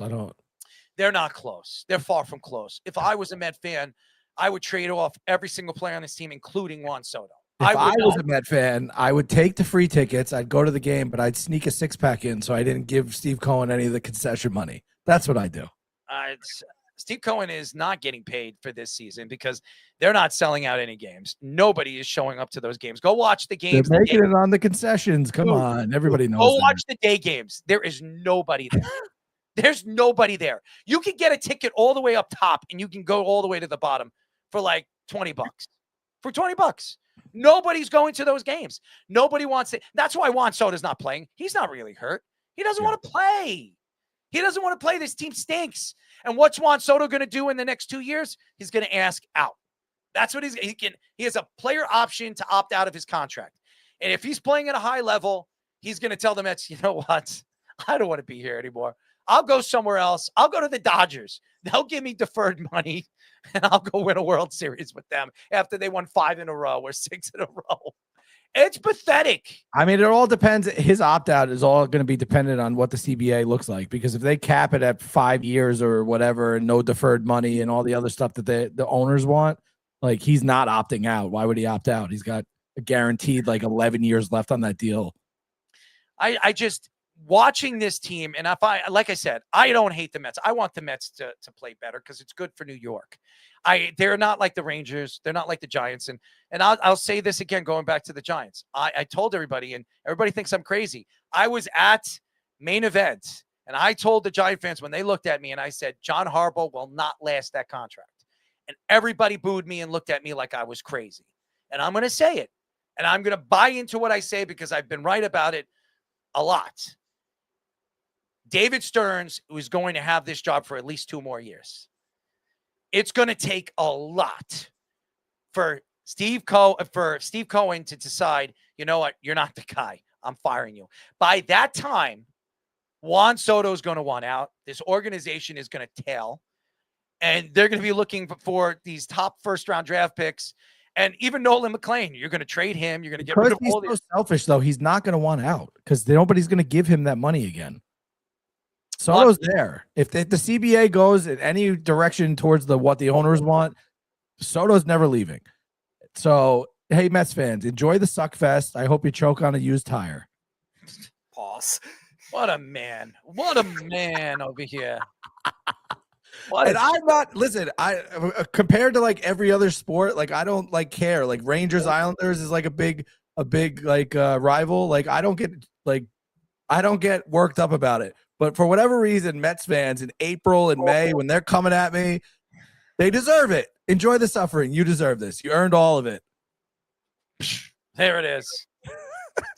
Retooling. What a tool that guy is, man.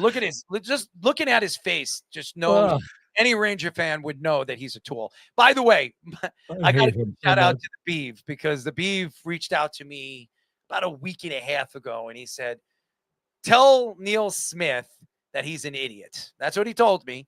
He told me, tell Neil Smith he's an idiot, because what Chris Drury did in the offseason was absolutely incredible. And I said, what? I'm like, are you actually watching what's going on this offseason? And he says, yes, we added defense, we added offense, we added a draft pick that is going to be able to make the team right off the start. I say, you had a chance to bring in Reed or Verhoff, and you decided to go with a guy that nobody thought was a top 5 pick, but you guys. So good luck. It's almost better for the Rangers that he needs the least amount of development, because they can't develop players. Well, ladies and gentlemen, children of all ages, this man will not have a job after next year, because James Dolan did the one smart thing he's never done. He gave control to his son, and his son will definitely, knowing that this team is not going to be nice guy, though. I know. And he's going to probably fire Chris Drury in the middle of the season. He's going to probably say, you stink, goodbye, so long. Let me take over this team. Let me bring a real hockey guy. Maybe he'll rehire. Just a thought. Maybe he rehires the one guy that he should have rehired. Ladies and gentlemen, hire Neil Smith again. Bring in a guy that actually knows how to win and actually won a championship, made that trade for Mark Messier, made those moves, drafted Sergei Zubov, drafted Mike Richter, traded John Van Beesbrook, which pissed me off. We all know that story. But Neil and me are buddies. I love you, Neil. I'm behind you, buddy. I'm behind you. All right, let's go to a quick break. After that, we have a guest. I think he's in. So when we come back, we're going to have a very special guest. He's never been on a show. Thank you to Nathan. We will be talking to NBA development coach and creator of Elevate Over Adversity Basketball, Ryan Powell. But first, it's time for DJ Rez.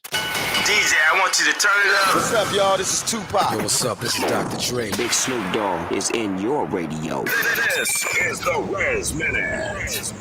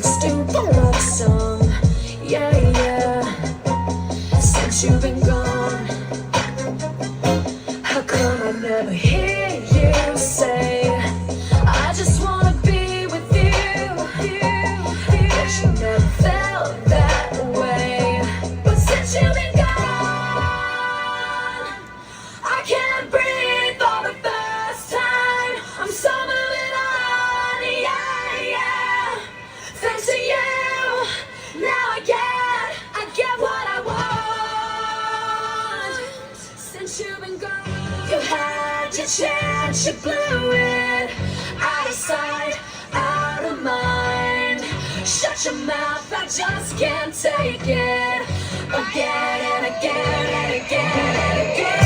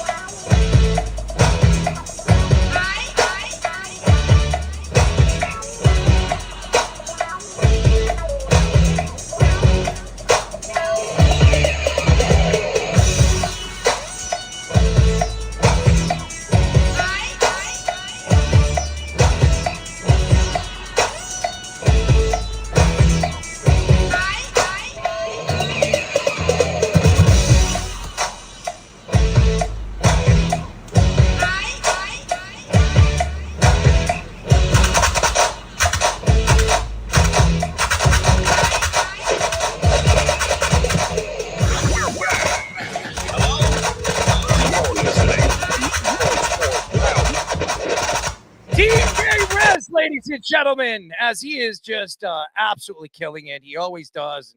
He's working tonight. He's at the Patch in Long Island. He's killing it. He's in front of millions. Well, he's not in front of hundreds and hundreds of people. But DJ Rez got a recording. He sent the recording to Speedy. He wanted to make sure that people can see some of his spinning from over the last couple of weeks, and we appreciate him as we always do. You're listening to a new show of the New York Sports Loudmouth. My name is Errol Marks, and my co-host tonight, as always, Dickie Braggs, and where is he? Where is that guy? Quentin. He said he's dealing with a family matter right now. now. All right, so we'll get Quentin. He'll pop in. But, it's probably something with his kids. Go to our website at www.worldwidesportsradio.com. Check out all our shows throughout the week, including New York Sports Loudmouth every single Mondays and Thursdays at 7 p.m. All you have to do to tune in and check out our local listings for all our shows is go to our website at www.worldwidesportsradio.com. Before we get our guest in, he's sitting there, he's waiting. But, ladies and gentlemen, our show is brought to you by Omaha Steaks. And, ladies and gentlemen, if you're an Omaha Steaks fan, you should be going to every single website. I'm just going, go to our website or go to their website, and you're going to get 10% off on all orders if you're a New York Sports Loudmouth fan. Just click the link at https://www.omahasteaks.com/. I'm trying to help you guys because everybody keeps asking me, I can't find it. NYS Sports Loudmouth, or go to our website. And it's very easy, ladies and gentlemen. It is www.worldwidesportsradio.com and click the Omaha Steaks logo. Ladies and gentlemen, I like my steaks. I really do. I've never had an Omaha steak, but I hear so many great things. And by the way, ladies and gentlemen, in the next week, you're going to get a chance to win a $100 rebate. A $100 rebate to get whatever steaks you want. Ladies and gentlemen, you have to listen to the show, and we will be posting it where you can win yourself $100 of steaks. Ladies and gentlemen, be a New York Sports Loudmouth fan and be a value customer at Omaha Steaks, and you can get 10% off. There you go. I'm trying to help people here. You can get yourself a nice, juicy steak. I know that Ryan wants a nice, juicy steak. I can use a nice, juicy steak. Ladies and gentlemen, for the first time on New York Sports Loudmouth, we're now talking to NBA development coach and creator of Elevate Our Adversity Basketball. Ladies and gentlemen, Ryan Powell. Ryan, what's up? What's going on, guys? Appreciate you having me on. Absolutely. What did you think about DJ Rez's set? What did you think about that? It was nice. I liked it. It was interesting. It's definitely like it was unique, but it flowed well. Yeah, it was good. I want to tell him I would not have picked Since You Have Been Gone. I would never have picked that song. I was a little lost there. Rez, I'm a DJ. Me and DJ Rez, we work together, and we do the P's and Q's or whatever the hell you people want to call it. I always say, listen, we spin music. He's a scratcher. I'm a mixologist. That's what I do. But some of the song selections, come on, Rez. Come on, Rez. I got to help you here. So let's get into some NBA conversation because, Ryan, you're an NBA guy. Now, there's a lot of questions about LeBron James. LeBron James going to the 76ers and then waiting as long as he did. He went to Fanatic Fest. He wouldn't give any answers. Nobody knew, not even his family, not even Clutch Sports. Nobody knew where LeBron James is going. I don't think LeBron knew where he was going until before the commissioner reached out to him and said, you know what? Are you going to make a decision? Because we need to decide how we're going to work these games. What were your thoughts? Because Jalen Brown was on a podcast and he says, oh my God, LeBron James going to the 76er. It's helping businesses already. It's growing. This is going to be great. Jalen Brown, the same Jalen Brown that couldn't stand him a couple of years ago, took shots at his son and said, and a lot of people blame LeBron James on the reason why Jalen Brown didn't even make the United States team. Your thoughts to LeBron James, Jalen Brown as a connection, and how does this work with the 76ers? I mean, I think professional players are always going to find a way to make it work, especially players of their caliber, regardless of anything that may have happened in the past or whatever is speculation. But, I think two players of their caliber coming together, and LeBron being such a facilitator and somebody who's been able to play with other good players in the past, I think they'll definitely find a way to make it work. They got a lot of young talent on that team as well. So they got a good combination of like vets and young talent. So I think they'll find a way to make it work. I think they'll have a good season. LeBron's 42 years old. He's going to be 42. He's 41 right now. I'm not saying he's washed. Nobody said he's washed. He's averaged 20 points last year, 7 assists, I think 7 rebounds or whatever it was. I mean, his numbers are still fairly great. I mean, the guy is playing at a high level, but this is not the same LeBron James. He don't play the defense he used to play when he was in Cleveland or Miami, even when he went to the Lakers in the beginning. He's not that same player. And this team as a whole, the 76ers, the only player that really plays any lick of defense is Jalen Brown. And Nick Nurse is a defensive-minded coach. That's what he is. That's how he draws up his plays, defense to offense. How does this work in the Eastern Conference?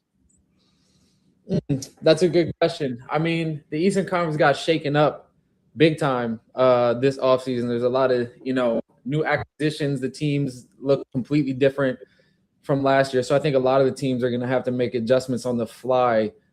I mean, defensively, they're going to have to step things up for sure. Obviously, Jalen Brown is going to be an anchor. I think VJ Edgecombe brings a lot defensively for them as well. I think Tyrese Maxey's capable of playing great defense as well.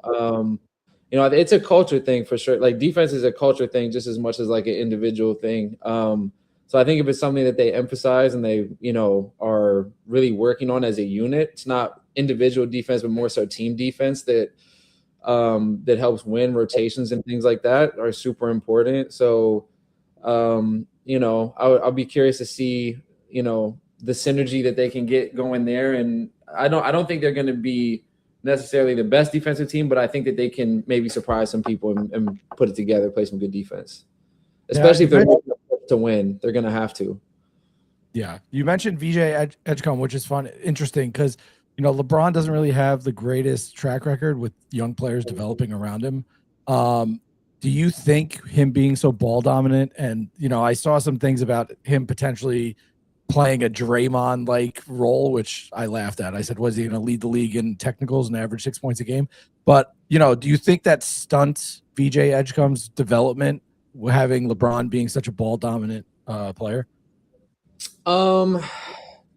I definitely think his role it's going to be interesting to see how they can incorporate him and how they can continue his development. I think the key thing about development, though, is that it's something that happens over a duration of time. So I think that I'm always an optimistic guy. I'm always going to think glass half full. So I think that the knowledge and the wisdom and the high IQ that LeBron has being around, even if maybe it doesn't translate directly into an increase in performance, which it could this season, but that over the course of like VJ's career, getting some of that wisdom and learning some of those, maybe nuances from LeBron, I think maybe could serve him in the long run as a younger player, where even if it doesn't translate immediately, development by nature is something that happens over a period of time. It's not something that's going to happen instantaneously. If it does, that's fantastic. But if not, I think sometimes people are too quick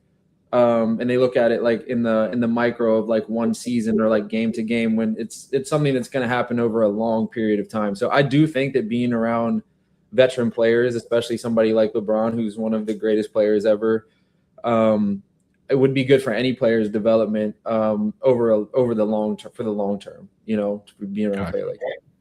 And do you think there's enough shots to go around? I mean, it's pretty between its usage rates is pretty high between Maxey, Brown, LeBron, Embiid when he's healthy. Yeah, I mean, I think somebody's gonna have to figure out how to be more effective off the ball, whether that be cutting, relocating, things like that. But again, I mean, when it comes down to like winning time, obviously they're gonna have their guys that the ball is in their hands, but I think that like throughout the season, if they can find a way to get guys involved, like, kind of like the Warriors used to, as far as like whoever had the hot hand, that's whose night it was. I think if they can kind of play it that way, where if somebody gets the hot hand early in the game, they go with that guy, and that could change from night to night. That way the guys are all feeling confident throughout the season. And then come playoff time, guys just know, like, all right, it's whatever it takes to win. This isn't about individual stats right now. So it all I think a lot of it just comes down to culture and guys being willing to kind of, I'm not gonna say read the room, but like game to game, just know who has the hot hand. Maybe it's a matchup. Maybe a guy just comes out hot one night, and having like the mindset of like, okay, it's his night, let's feed him tonight. Next night is my night type of mentality. So I think it's so much of this is a mental approach. They're fully capable with that roster of being an incredible team, though. There's no doubt. But if can they coexist? We'll see. But I would love to see it. It would be incredible basketball if all those guys can click and vibe together. Then they have something really special. There's no doubt. We are talking to NBA development coach and creator of Elevate Our Adversity Basketball, Ryan Powell. And Ryan, I want to get into the Eastern Conference because the New York Knicks win their first title in 53 years. The Knicks did it in such great fashion. You have teams like San Antonio. You have OKC that got better. I mean, the Western Conference is loaded. The Eastern Conference has the Knicks still. I think there are other teams that are in the Eastern Conference. We'll see if the whole trade over there in Toronto works. If it does, I mean, Toronto is going to be a contender. I mean, the East there's no sure thing in the Eastern Conference except maybe the Knicks, because everybody came back but Mitch Robinson. I mean, The Knicks are in a position to do it again this year, come out of the East. I mean, Stephen A. Smith thinks it's OKC, the Knicks. You look at the Eastern Conference right now, and do you believe the reason why LeBron decided to leave and go to the East because he has the best chance to win? And why do you think, as far as the roster is concerned, that this 76er team could be the face of the Eastern Conference this year? Oof. That's a tough one. I mean, I'm not in the internal to know why he went where he went or what really ended up dictating that decision. Like, I don't even try to speculate because I just don't know. Could the 76ers be the face of the East?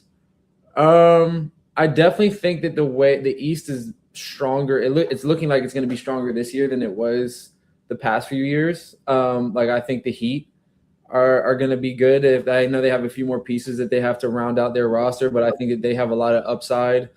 Obviously the Knicks are going to be good again. Like you said with Toronto, I'm curious to see what that looks like. They have a young core. I don't think it's going to be handed to anybody. The Knicks have the most continuity, which obviously promotes winning. In my opinion, like, they have a lot of synergy. Losing Mitchell Robinson, definitely they lose a lot of rebounding and toughness and things like that. But they do have a lot of synergy. So It's tough. I don't know if the 76ers are going to be like the runaway face, but I mean, there's going to be a lot of eyes just by the nature of the way that they constructed the roster. I think they have high expectations, probably internally, and then obviously around the league, there's probably a lot of people that are curious to see whether. I mean, there's like the haters that are going to want to see them not do well, and then there's the people who obviously love LeBron and Jalen Brown. They're going to want to see them succeed. So, I mean, I'm a fan of good basketball, so I would love to see them, be able to mesh and be competitive, and then see it just makes it more fun when, especially come playoff time, you see, multiple really competitive teams that are all going at it. I think that's good for the league, and it's good for the Eastern Conference. And, so the whole LeBron thing, I'm not even going to I have no idea why he went there, but I'm excited to see good basketball. That's my answer to that. All right. So there are 4 players. This is one of the best draft classes we've seen in a very long time, since really the LeBron James draft class, when Dwayne Wade, Chris Bosh, those type of players, Carmelo Anthony, remember all those players that were drafted in that year. But AJ DeBanza, the BYU phenom, a lot of people like him. I saw him at Fanatic Fest. Darren Peterson, a lot of people had their own thoughts to him and him showing up playing for Kansas this year. Cameron Boozer, my favorite. I am a Duke guy, but he lost a little bit of weight. He looks – I think he's looked to right now where he is with the Grizzlies. I think he's going to explode. And then Caleb Wilson, who looked really, really good in I guess the rookie games that we saw this summer. Your thoughts? Yeah. Who do you think from top? Because you're a development guy. Who do you think is the most talented, and who do you think is going to be the most successful from top to bottom? These are tough questions.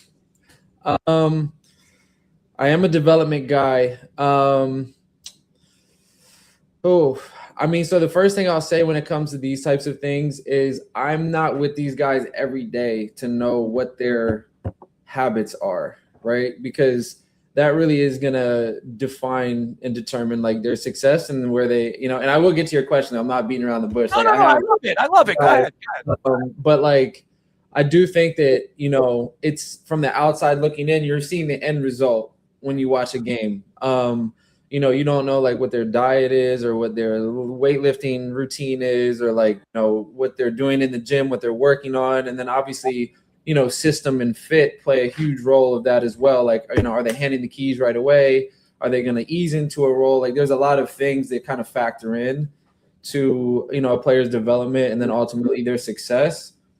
I do believe that the most important thing is like their work ethic, their approach, and their habits. So I don't know all of those guys well enough to know what those look like. They obviously have all worked extremely hard to get where they are, but I don't know like what their routines are, how meticulous they are. However, I did get to go watch some of them at Summer League. I watched the Wizards a little bit and saw AJ, went and watched the Jazz, saw DP a little bit. I think that fresh out the gate, I really enjoyed watching Darren Peterson in Summer League. I thought that he just knew how to get to his spots. He looked really, really crisp. He could score in many different ways. AJ obviously has a ton of upside. He's super athletic. And like that Wizards team is interesting. I think they have more, kind of established talent and veterans around him in Washington. So I think he'll be able to like learn and grow and maybe not have so much pressure on him right out the gate. I don't know what it is. There's something about Darren Peterson that I think he's going to really thrive and be a great player. I mean, I think they're all going to actually be successful just based on like what I saw. But there's something about the way that Darren Peterson scores the ball and how easy it looks for him that I thought was pretty impressive for a rookie. Even though it's Summer League, it's a little bit different. It's not quite at the level of like normal regular season NBA competition, but I did think that he looked really, really crisp. And well, Ryan, you're pretty much telling us that Danny Ainge gets it right again. Is that what you're telling us? I mean, it was a good pick. Yeah, it was a good pick. Like I said, you never really know. It's everybody's educated guessing, and I'm sure they did their homework. And I think that based on what all of those different teams needed, they kind of selected the right way based on what they needed. Yeah, I thought most of the teams kind of hit it on the mark this year. I don't think there were any like really bad picks at the top. Q, you listening to this, Q? Are you listening to this? Who's your team? Are you allowed to have a team? I mean, your capacity, like you just I don't you like to follow players. You don't really follow a team. Yeah, I don't. I love basketball in general. I'm a fan of the game. I'm not really a fan of specific teams or players. Like I respect all the players. I respect. You didn't have a favorite team growing up? I mean, I grew up in the DMV. I'm from Maryland, so like the Wizards were my team growing up, which was the Jordan Wizards. Huh? Did you catch the Jordan Wizards right at the? Oh, I didn't catch the Jordan. Like the end of the Gilbert Arenas, moving into the John Wall era. So like, I mean, it was cool. We just didn't win a lot, you know. Yeah. So obviously, like the Bradley Beal, John Wall duo era was kind of cool, and like it gave us some hope. But I really kind of like watched other teams just because like it wasn't always. So I loved like the Lob City Clippers. That team was always like super fun because I was like around that same era. So. I love Chris Paul. Like I'm a big pure point guard guy. That's great. I don't like Doc Rivers, so. You mentioned the John Wall, Bradley Beal, the 1-2 guard play. What do you think about how LaMelo and Ant are going to play together? It's going to be fun. It's going to be a show to watch for sure. Yeah. Yeah, it's going to be a show. I think. LaMelo definitely adds like a different dynamic. I think he wants to facilitate. You know, he can score. He is a gifted passer, which I think will just allow Ant. Not that Ant can't pass, but he's obviously a score first player. I actually think it can work. I really do. I think. I think it can work because LaMelo define work. There's certain guys like. Yeah. There's certain guys that have like just that gift for being able to read the floor and make passes, and LaMelo has that. So I think that they have the right combination of like scoring and shooting, and you know, obviously they got Rudy in the paint. So like I think it's like it's interesting. That's like the best thing I can. It's interesting. I think it's going to be a show. There's going to be the highlight plays, no question. So I think they could be like a sleeper. I don't know where other people see them, but. I think they might be able to actually like kind of put some stuff together. They have a good roster, and then Ryan, me and you see eye to eye because I was the one arguing with Q and everybody else saying I think this is going to work. LaMelo going over there. I think Dickie said that it's not going to work either. I did not say it wasn't going to work. I'm a big fan of Ant Edwards. Well, hold on a second. I don't think he was there. What's the argument point for it not working? Well, it's like. You got to care. It all depends on how much LaMelo cares about winning. Oh, stop this crap. When you see his play in Charlotte, like a lot of it wasn't really predicated on trying to win. And I feel like Ant has that really competitive streak. But from what I've seen in the offseason, you know, he's in the gym. They showed some clip of him had 2,300 shots up, and like it seems like he's really like motivated. So I think that LaMelo. Yeah, LaMelo, yeah. I think he gets painted like a bad narrative. Like just like people run with stories. I don't know him, but like to be that skilled like he is, you have to put a ton of hours into your craft. That's the one thing I do know. And then also, I mean, they won last year. Like I think he was like the heartbeat of. They had a lot of pieces, but he was like the heartbeat of why they ended up like because they didn't start off great last year and they ended up finishing really strong and making the playoffs. I think he was a huge part of that. So I think that combining that with like, you know, having somebody who can score where, you know, LaMelo can be more of a facilitator, for that reason, I think it could really flow and really work well. Honestly, I do for sure. Well, I'll tell you it's going to work. We are talking to NBA development coach and creator of Elevate Our Adversity Basketball, Ryan Powell.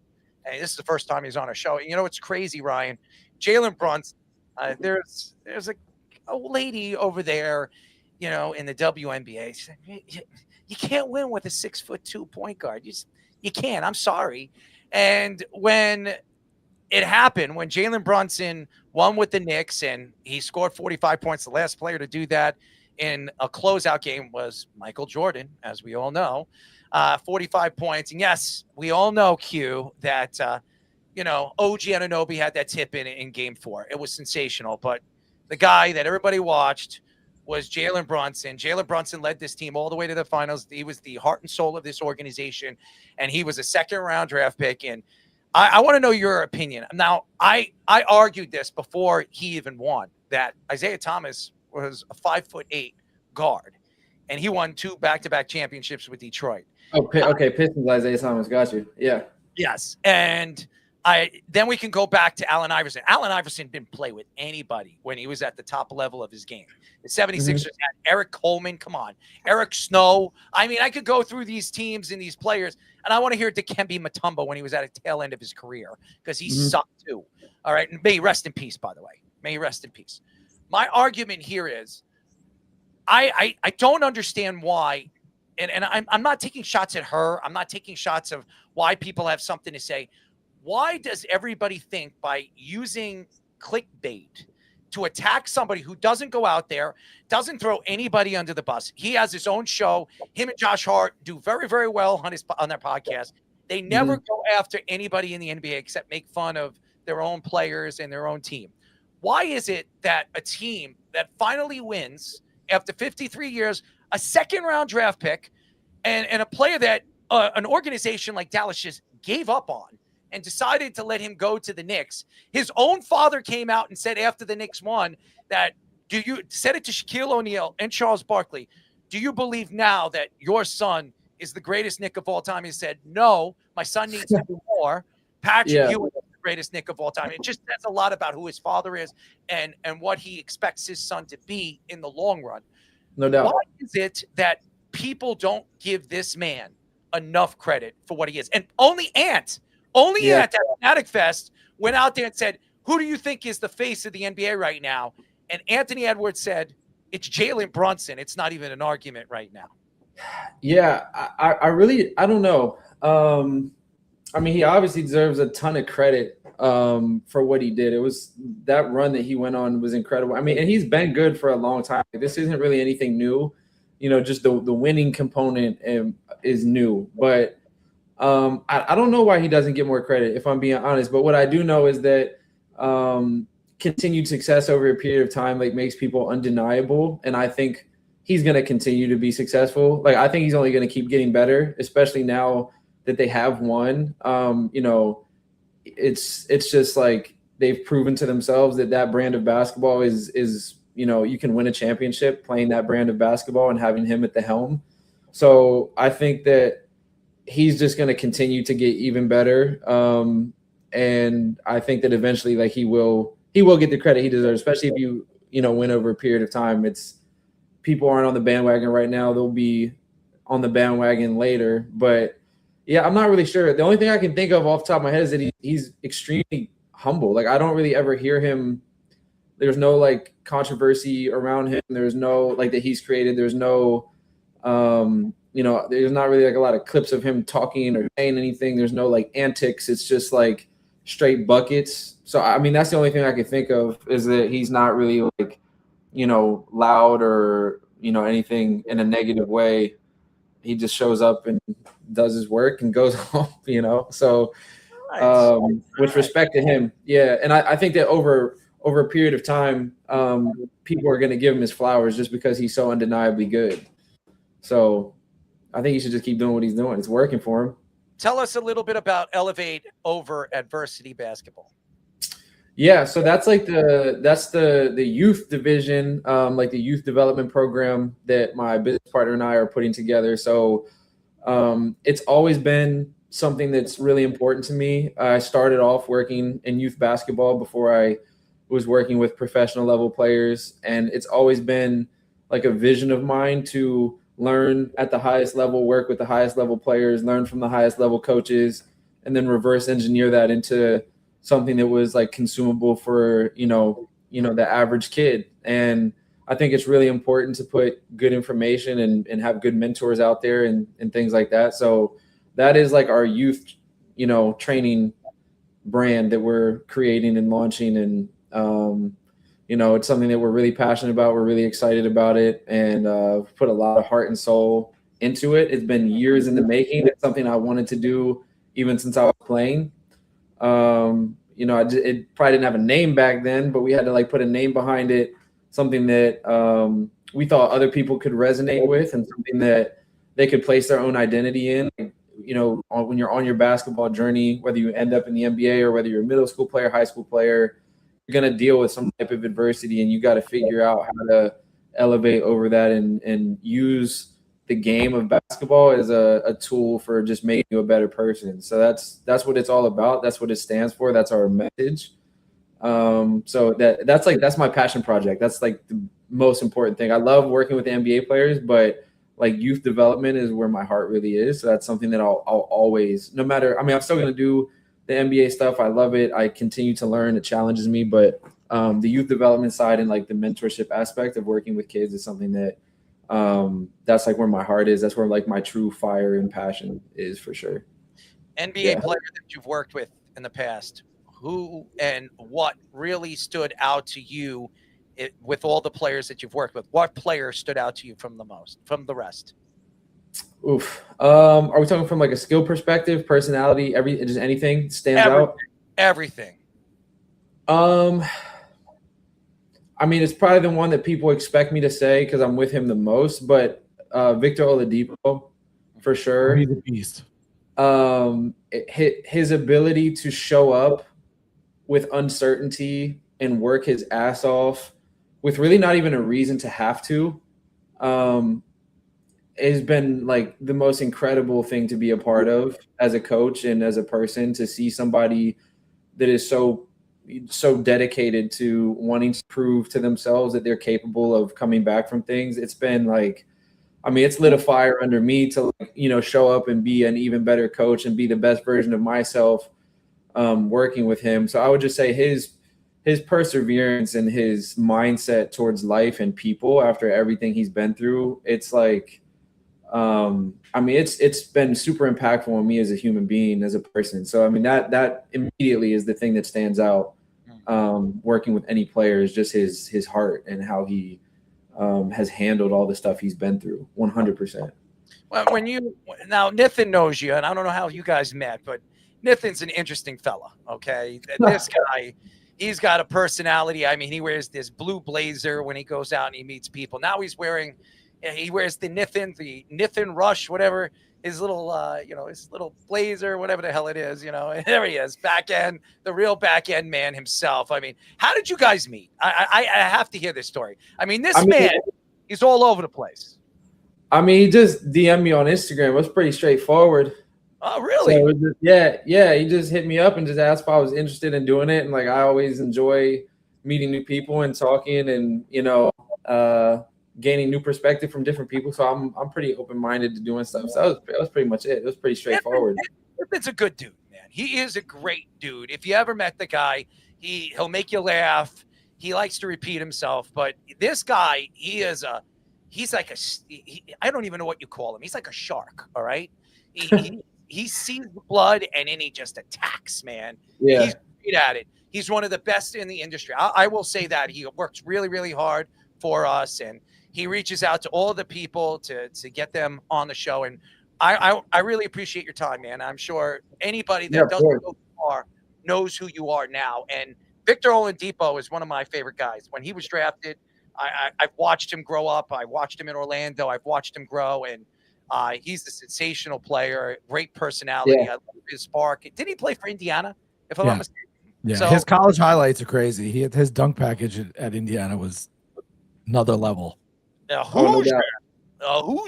So I got a funny question for you as a development coach. How would you fix Angel Reese so she is more effective at the cup and not shooting 40%? Don't tell that to Q. Is it a footwork thing? She's like a baby giraffe. It just feels like, I'm not really sure. I mean, it would definitely be like a live play thing. Just put her in scenarios to use both hands. I think that's huge as well for players, which, I mean, I'm sure she can.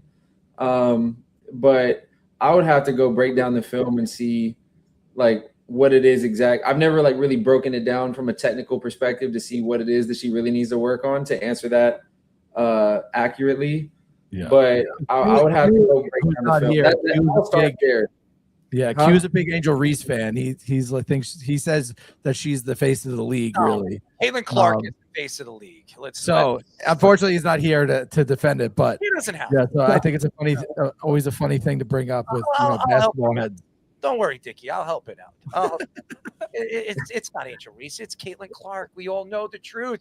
The old C is absolutely the A. And Angel Reese, there's no fixing her. I'm sorry.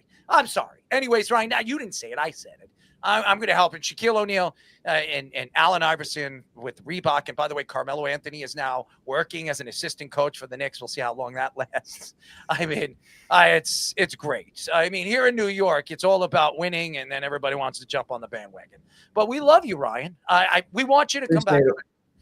You keep up the good work, man. And you're great, man. Everything about you, you're very poised. You answered the question so well. You didn't beat around the bush, and don't you worry, it's going to fail in Philadelphia. Like I said, I've said it many times. It'll fail now. It's going to fail, but we still love you. It has nothing to do with you. But appreciate it. All your takes are sensational. Keep up the good work. Go Knicks. We'll talk to you soon, buddy. You got it. Ryan Powell, ladies and gentlemen, I love him. He's great. He's a good dude. I like him. Nith. Home run. Nice. Home run, baby.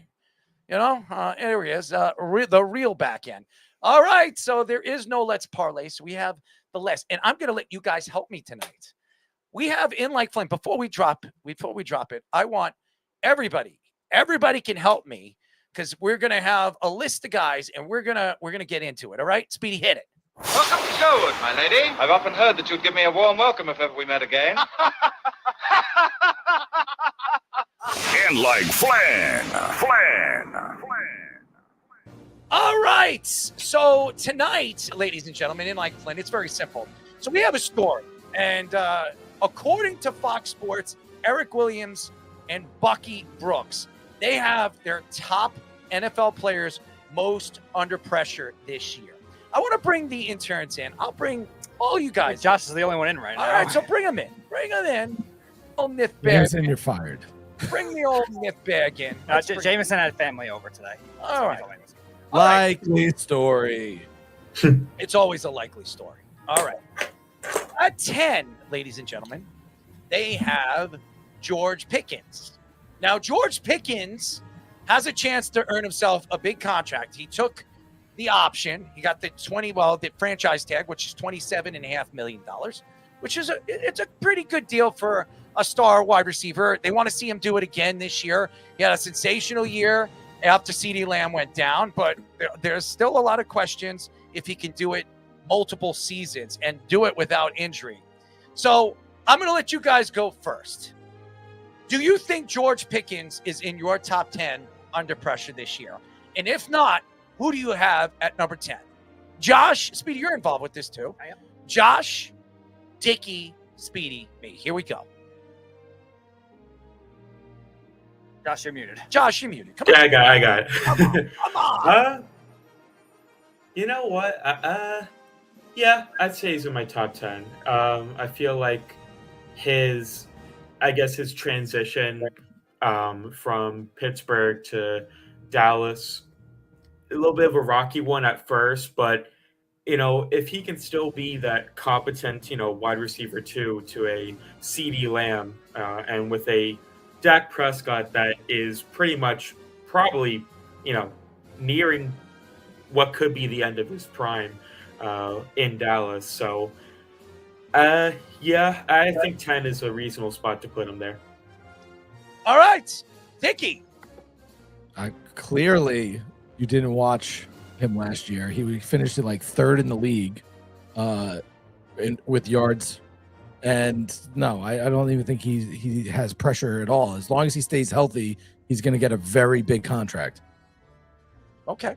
Speedy? I would say if you were asking me this 2 weeks ago, I would have said, yeah, but I think with these receiver contracts you guys are just talking about with Flowers. Well, you guys got to pick the 10th guy. Yeah, so I'm gonna pick a 10th guy. I'm actually going to pick a 10th guy. So I have to pick a 10th guy? You got to pick a 10th guy. Your top 10. While you think about that, I'll explain. I probably would have him top 20. I don't think top 10 now. I'm going to put in a former New York Jet looking to redeem his career, too, in Indianapolis. I'm going to say Sauce Gardner. How about you, Dickie, at number 10? Top 10 under. Say it again. Top 10 under pressure right now. Going sub into a different player for Pickens. Yeah, so you pick a player that you think is in the top 10 at number 10. Lamar Jackson. I think 10 is good for Lamar Jackson because I'm not sure with the coaching changes and everything what the expectations are for Baltimore to be good. I think that he has a lot of pressure to win because he hasn't won, especially in the playoffs. He hasn't shown up, but I don't think the pressure is so overwhelming that he should be like higher than that. So I think 10 is probably a good one for him. Josh, do you have a number 10? That's okay. You can think for number 9. All right. I'll think about my number 10 is not George Pickens. George Pickens, I think he proved enough last year that he's going to earn his contract. I agree with you, Dickie. At number 10, I'm going to go Tua Tagovailoa, who is heading to Atlanta. He is going to start this year. He's got a bunch of blue chip players over there in Atlanta. New coach. Maybe he can solidify his place in the NFL. This guy got a lot of money in Miami and now has earned his spot over there in Atlanta to be the starting quarterback for an Atlanta Falcon team that, again, is questioning. And you have a new president in Matty Ice. He makes this move. He has 2 lefties over there. I think Tua is the better out of the two. I just got to see if Tua could put it all together with the talent he has around him. So I would say Tua as my number 10. Number 9. Oh, we forgot Nith. Oh, it's Nith going to do it? Go ahead, Nith. Mute yourself, please. Yeah, I got one for you. All right. Well, what about Kyler Murray? I think. All right, you can put. I think he's higher on the list. No, I don't believe so. No, he's not. I'm gonna give you the list. But you have Kyler Murray? Yeah, Kyler Murray, because I feel like now with the change of scenery, and then you got Kevin O'Connell. I think he'll bring the best out of Kyler Murray. So I would say Kyler Murray has the pressure. Okay. At number 9, according to Fox Sports, Eric Williams and Bucky Brooks, they have Myles Garrett. Myles Garrett goes to the Rams. He was Defensive Player of the Year. He goes to a bad team, to one of the better teams in the NFC. Now he's got Aaron Donald there, McDuffie. You have a world-renowned offense. You have Matthew Stafford, who was the MVP of the league. And you have a chance now to win a Super Bowl. You're making a ton of money right now. So they have Myles Garrett. I think Myles Garrett is in my top 10. I wouldn't say he would be 9. So, but I'll tell you who. So we're going to go Josh first. Again, Dickie, Speedy, Nith, and me. Here we go. Yeah.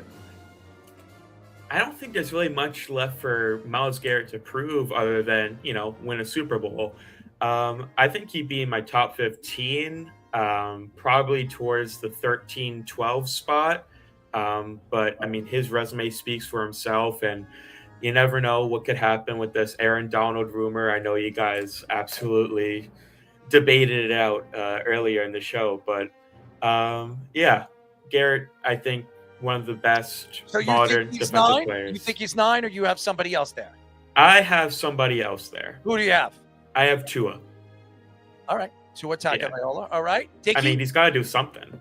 I don't like this list. Sucks. These guys suck. Whoever made these lists, the first 2 guys, I don't think are even on this list. What pressure? That team is stacked. He was expected to carry Cleveland, I guess, to any possible win that they could possibly get. If he does half of what he did last year, that's probably an all-pro season anyway, and the team's gonna win because it's stacked and it's one of the best teams in the NFL. So I don't even think he's on this list, to be perfectly honest. And if I had to pick a 9, I would pick Jalen Hurts probably as 9. Okay, not bad. Yeah, I think he's top, like Josh was saying, top 15 pressure-wise to win, obviously going away from the Browns. But I'm going to go with a different pass rusher that I think has a different burden on him, coming from an injury-riddled last couple of years, and now he's the guy essentially subbing for the other guy that was supposed to be there. Give me Trey Hendrickson here at number 9. Okay. Nathan? Man, I don't have a number 9, but It's okay. It's okay. I think, you know what?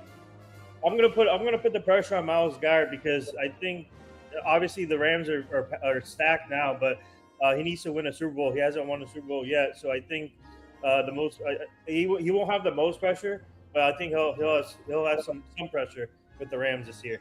All right. My Getting number out of Cleveland will feel like he already won the Super Bowl. Just be honest. My number 9, it's not Myles Garrett. Actually, I wouldn't even have Myles Garrett in my top 10. Will be Alex Pierce. I think there's a lot of pressure on him. First of all, he's the number 1 guy. I still think he's the number 2 guy. They lost Michael Pittman, and they paid him. They committed to him for $114 million. Now, I think he's a wide receiver more 2 than he is a 1. He's not a Reggie Wayne. He's not a Marvin Harrison. He's a good player, but he's a lot of pressure. You have you don't even know who your quarterback is this year. Well, that's my only argument with saying that there's pressure on him. I feel like the quarterback situation's so up in the air that there's not pressure on him. You just traded away and let your best offensive option as far as a wide receiver is concerned go to the Pittsburgh Steelers to bet on this guy and pay him $114. Yeah, but if you have a shit quarterback, it's easily to argue. There's a lot of pressure on this kid. There's a lot of pressure on this kid to show up and play at a high level. So he would be my number 9. All right.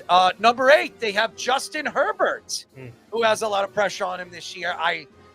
According to Fox Sports, Eric Williams and Bucky Brooks. All right. Josh, who do you have as your number 8? I'm going to go off the cuff here. I'm going to go with a Super Bowl champion, running back Zach Charbonnet.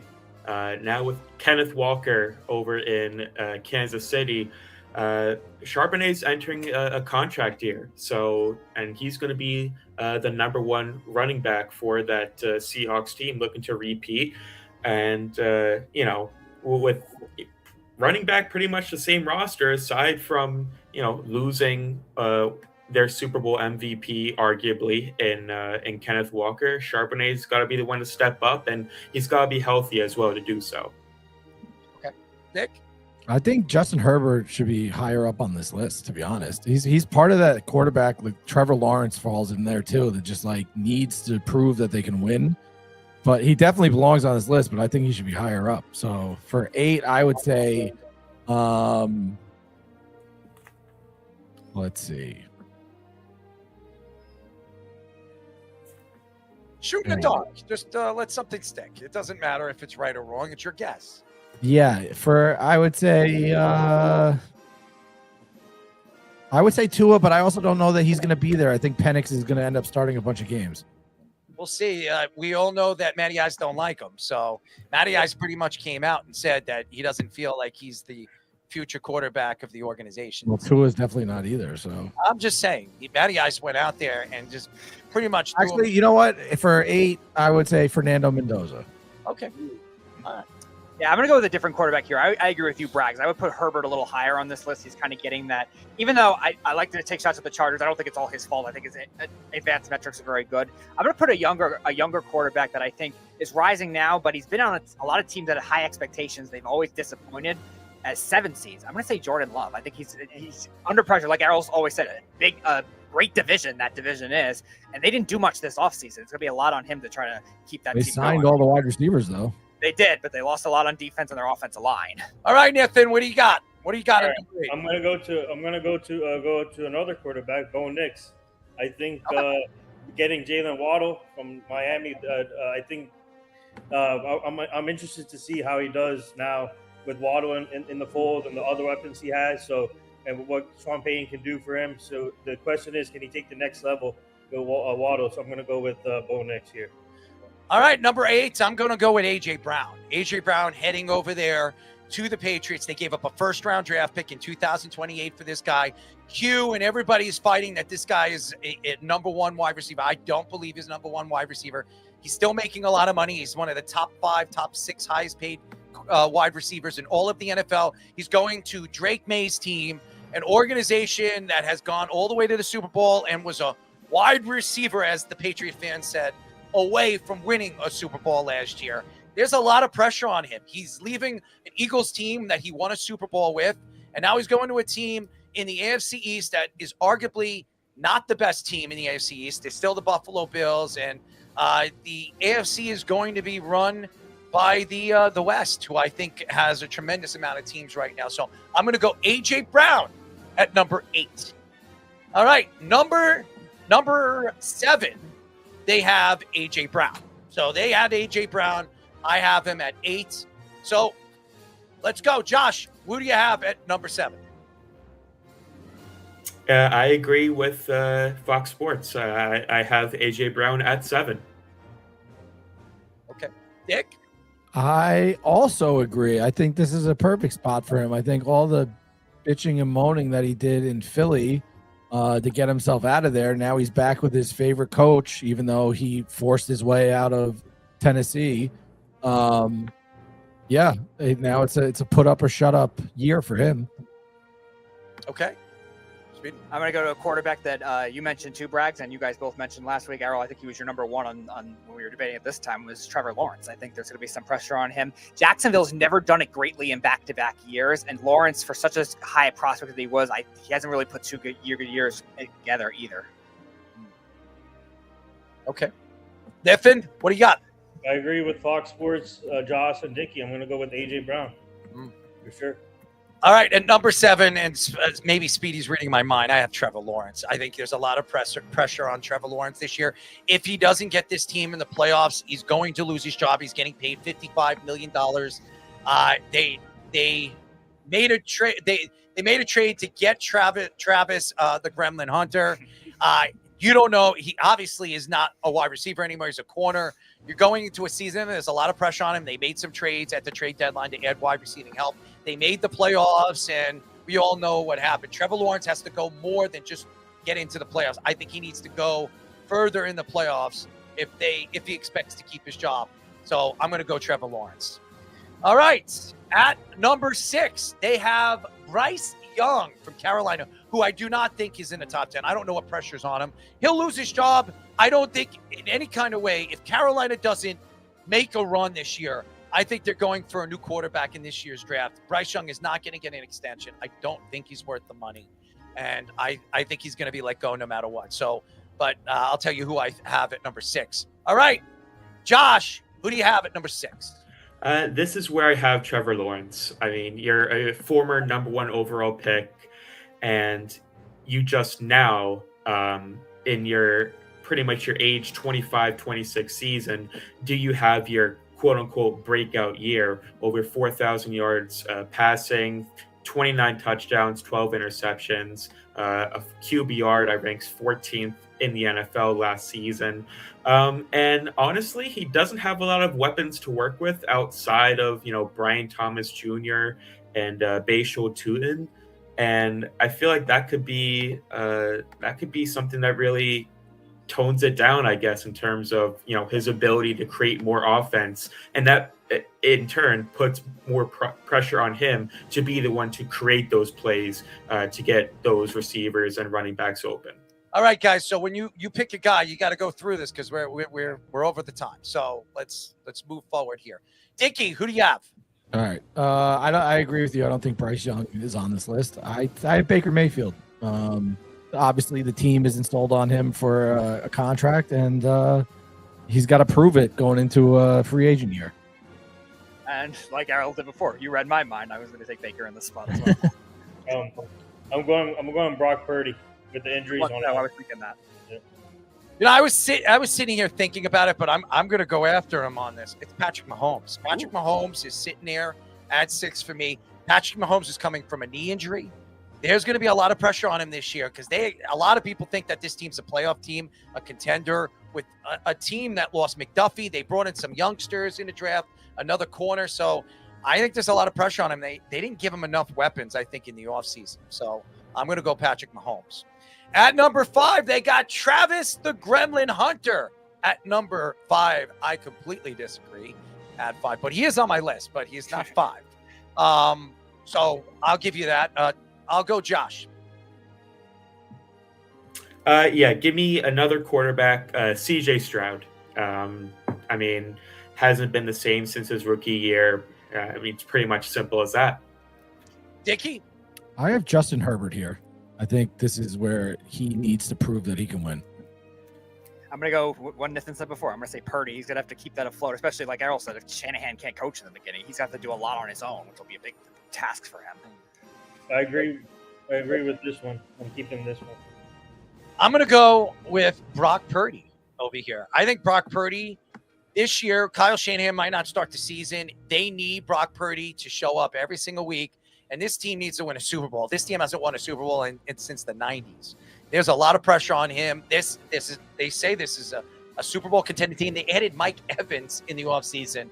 So he must think that this team is a contender. So I'm going to go Brock Purdy at 5. At number 4, they have C.J. Stroud. All right, so I'll tell you my take on that. Dickie, who do you have at 4? I like Brock Purdy at 4. I think the pressure's really on him, especially with that aging roster. You know, CMC's getting up there, George Kittle's getting up there. Yeah, I think Brock Purdy's at 4. Speedy? I'm actually going to put A.J. Brown here. I think A.J. Brown, for a team that's really bad at drafting wide receivers in the Patriots, you're going to a team like you guys talked about before. Vrabel could be in a scandal even more, maybe get suspended, who knows, but the NFL might protect him. But either way, a lot of pressure on Brown to recreate his image. I'm going Daniel Jones here. Daniel Jones? Yeah, because of when he got injured last year, out for the season, and the Colts were off to a hot start. So can he do the same thing this year? Just to get the Colts off to a hot start. Nathan, the real question, how much did Fish pay you to say that? No, Fish didn't pay me anything. I'm going Joe Burrow here. I think Joe Burrow has a lot of pressure this year. This team, they've added defense. Dexter Lawrence, he's an absolute beast of a man.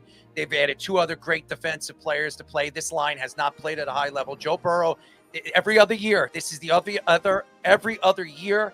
And I think they have all the weapons, all the pieces to win a Super Bowl this year, or at least go to a Super Bowl in the AFC, a very interesting AFC this year. So I'm going to put Joe Burrow there at 4.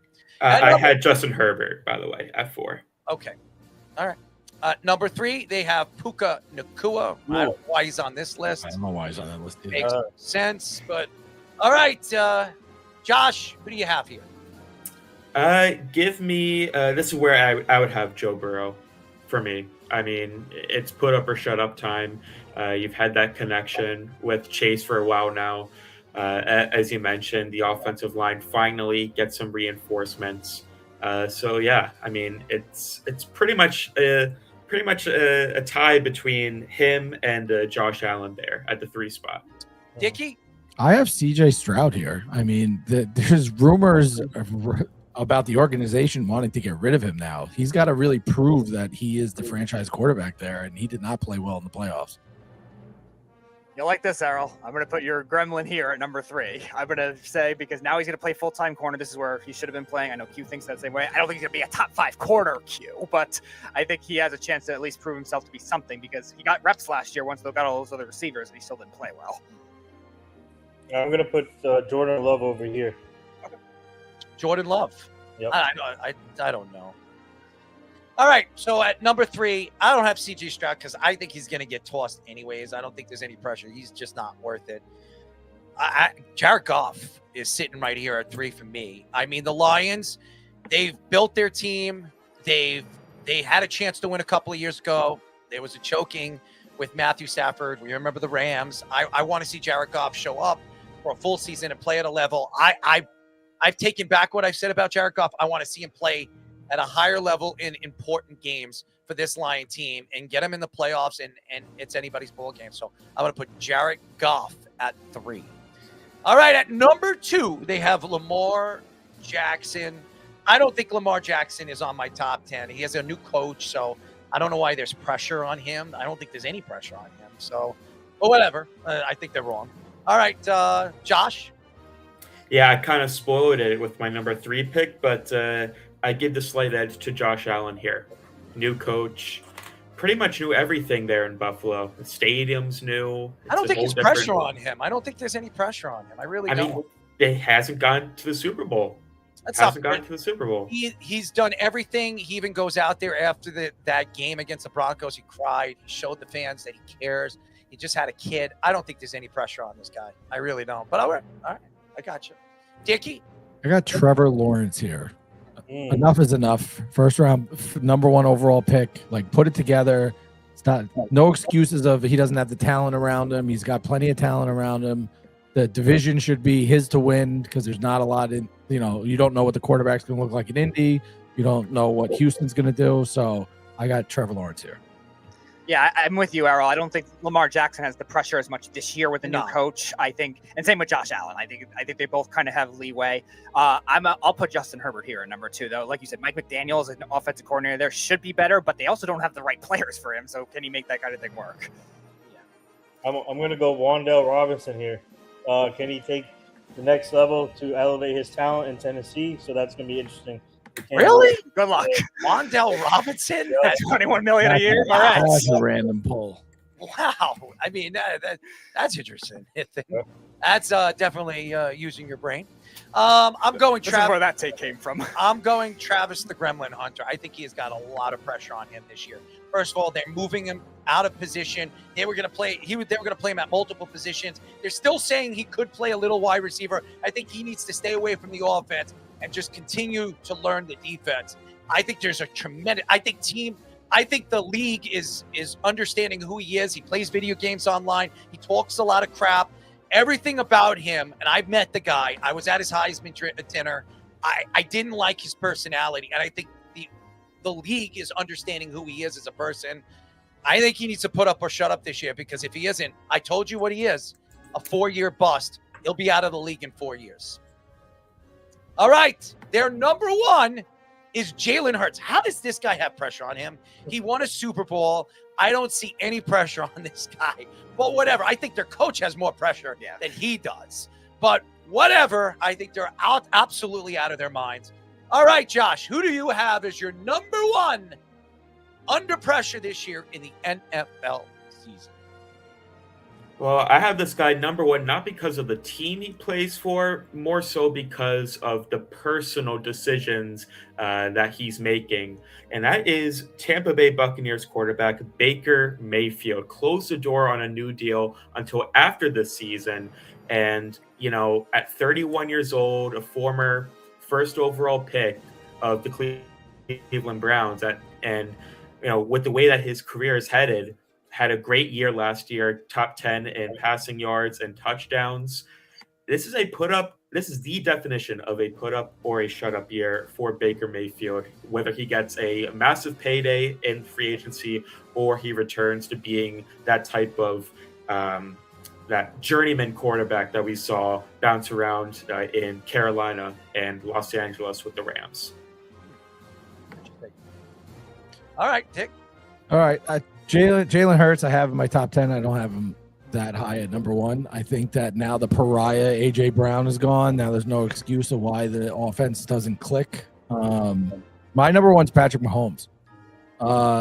That coming back from a knee injury, Travis Kelce's on his way out. I mean, that team is going to be in a massive transition in the next couple of years. Like, it's win and win now, because he's only got a couple of years window left with the team that as it's currently constructed.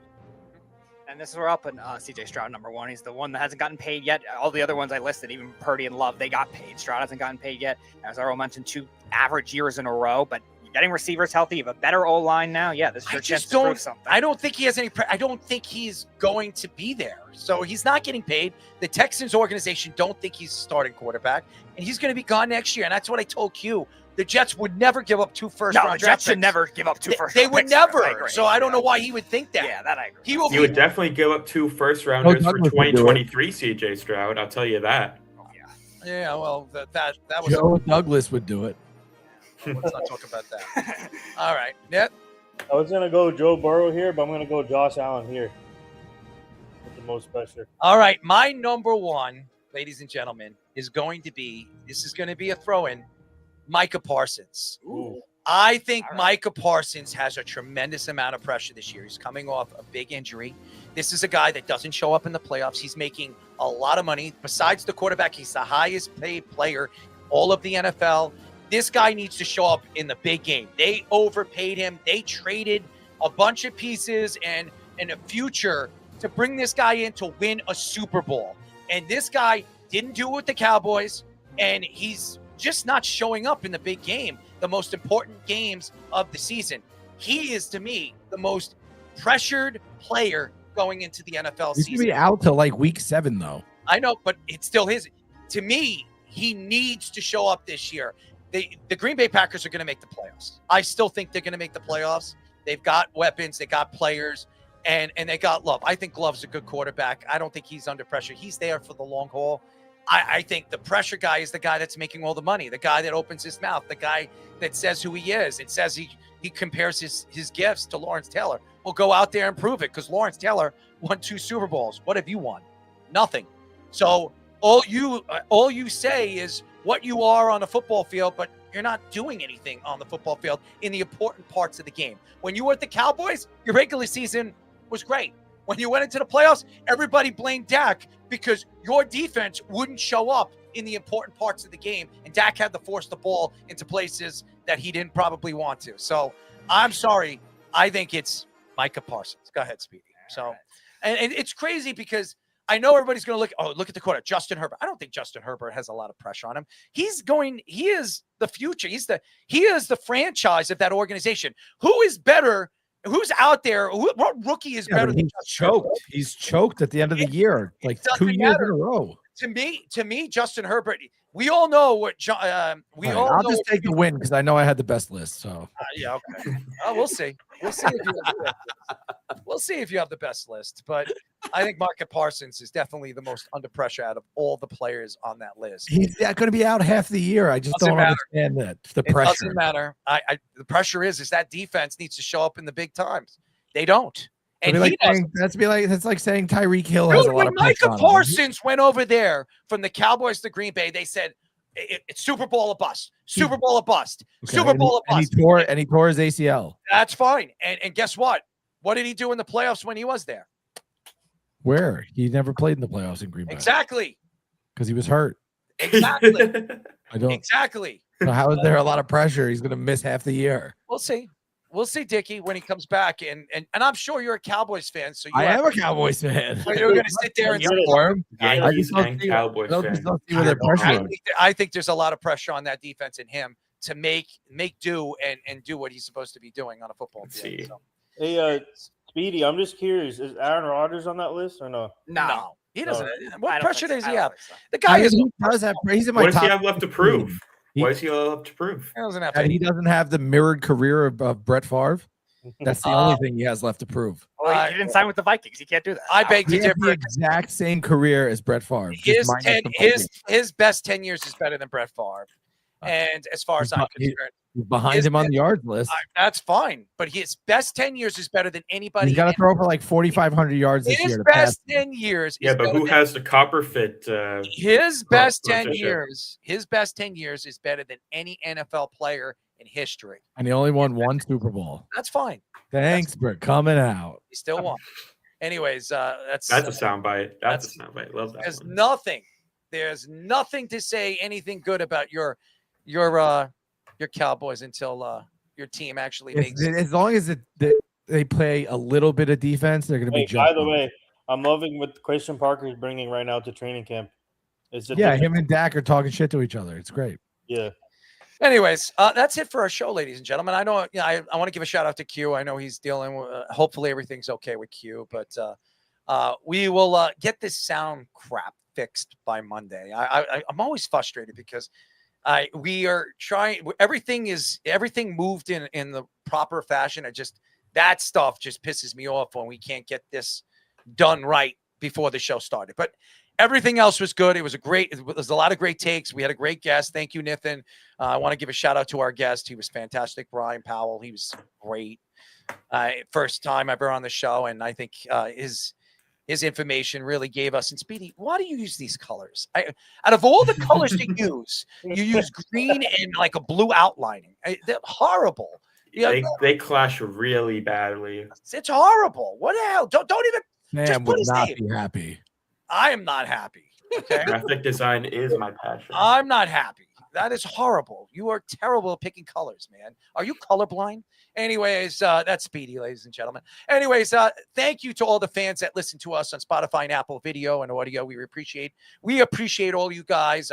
I've been working in meetings over the last couple of days, and hopefully soon we'll have an announcement after we negotiate this, but a lot more to go. Thank you to all the X, TikTok, and Facebook and Instagram fans, our our YouTube fans right now, 6 watching right now. Thank you for staying up at 11:30 listening to us. Join the Discord. Yes, join Discord. Join our Discord, but Speedy should have that on the bottom so people can click it. That would be great. Yeah. And how do you guys like our new logo, by the way? I think it's nice. I like it. That's good. New era. I think it's a nice logo. I mean, it looks great. Yeah, just Q's ugly faces on it. But anyways, I love you. Hall of Fame game was amazing. Yes, there it is. And Beck almost ended somebody's career. That was awesome. Yes. Anyways, Who who do we have on next week, Speedy? I don't think we have anything planned yet. Nathan, I don't think you have I'm anything. still working on it. Yeah. He's still working on it. Our PR manager is slacking. I'm just kidding. Open your DMs, folks. Nathan's coming in. Ned. Yeah, let's get it. The real back end man, as he always says. Oh, I didn't turn this on tonight. Well, I didn't turn this on. I did reach out to Rich Samini, so hopefully he gets back. Breaking news. Make sure I pop some popcorn for that one.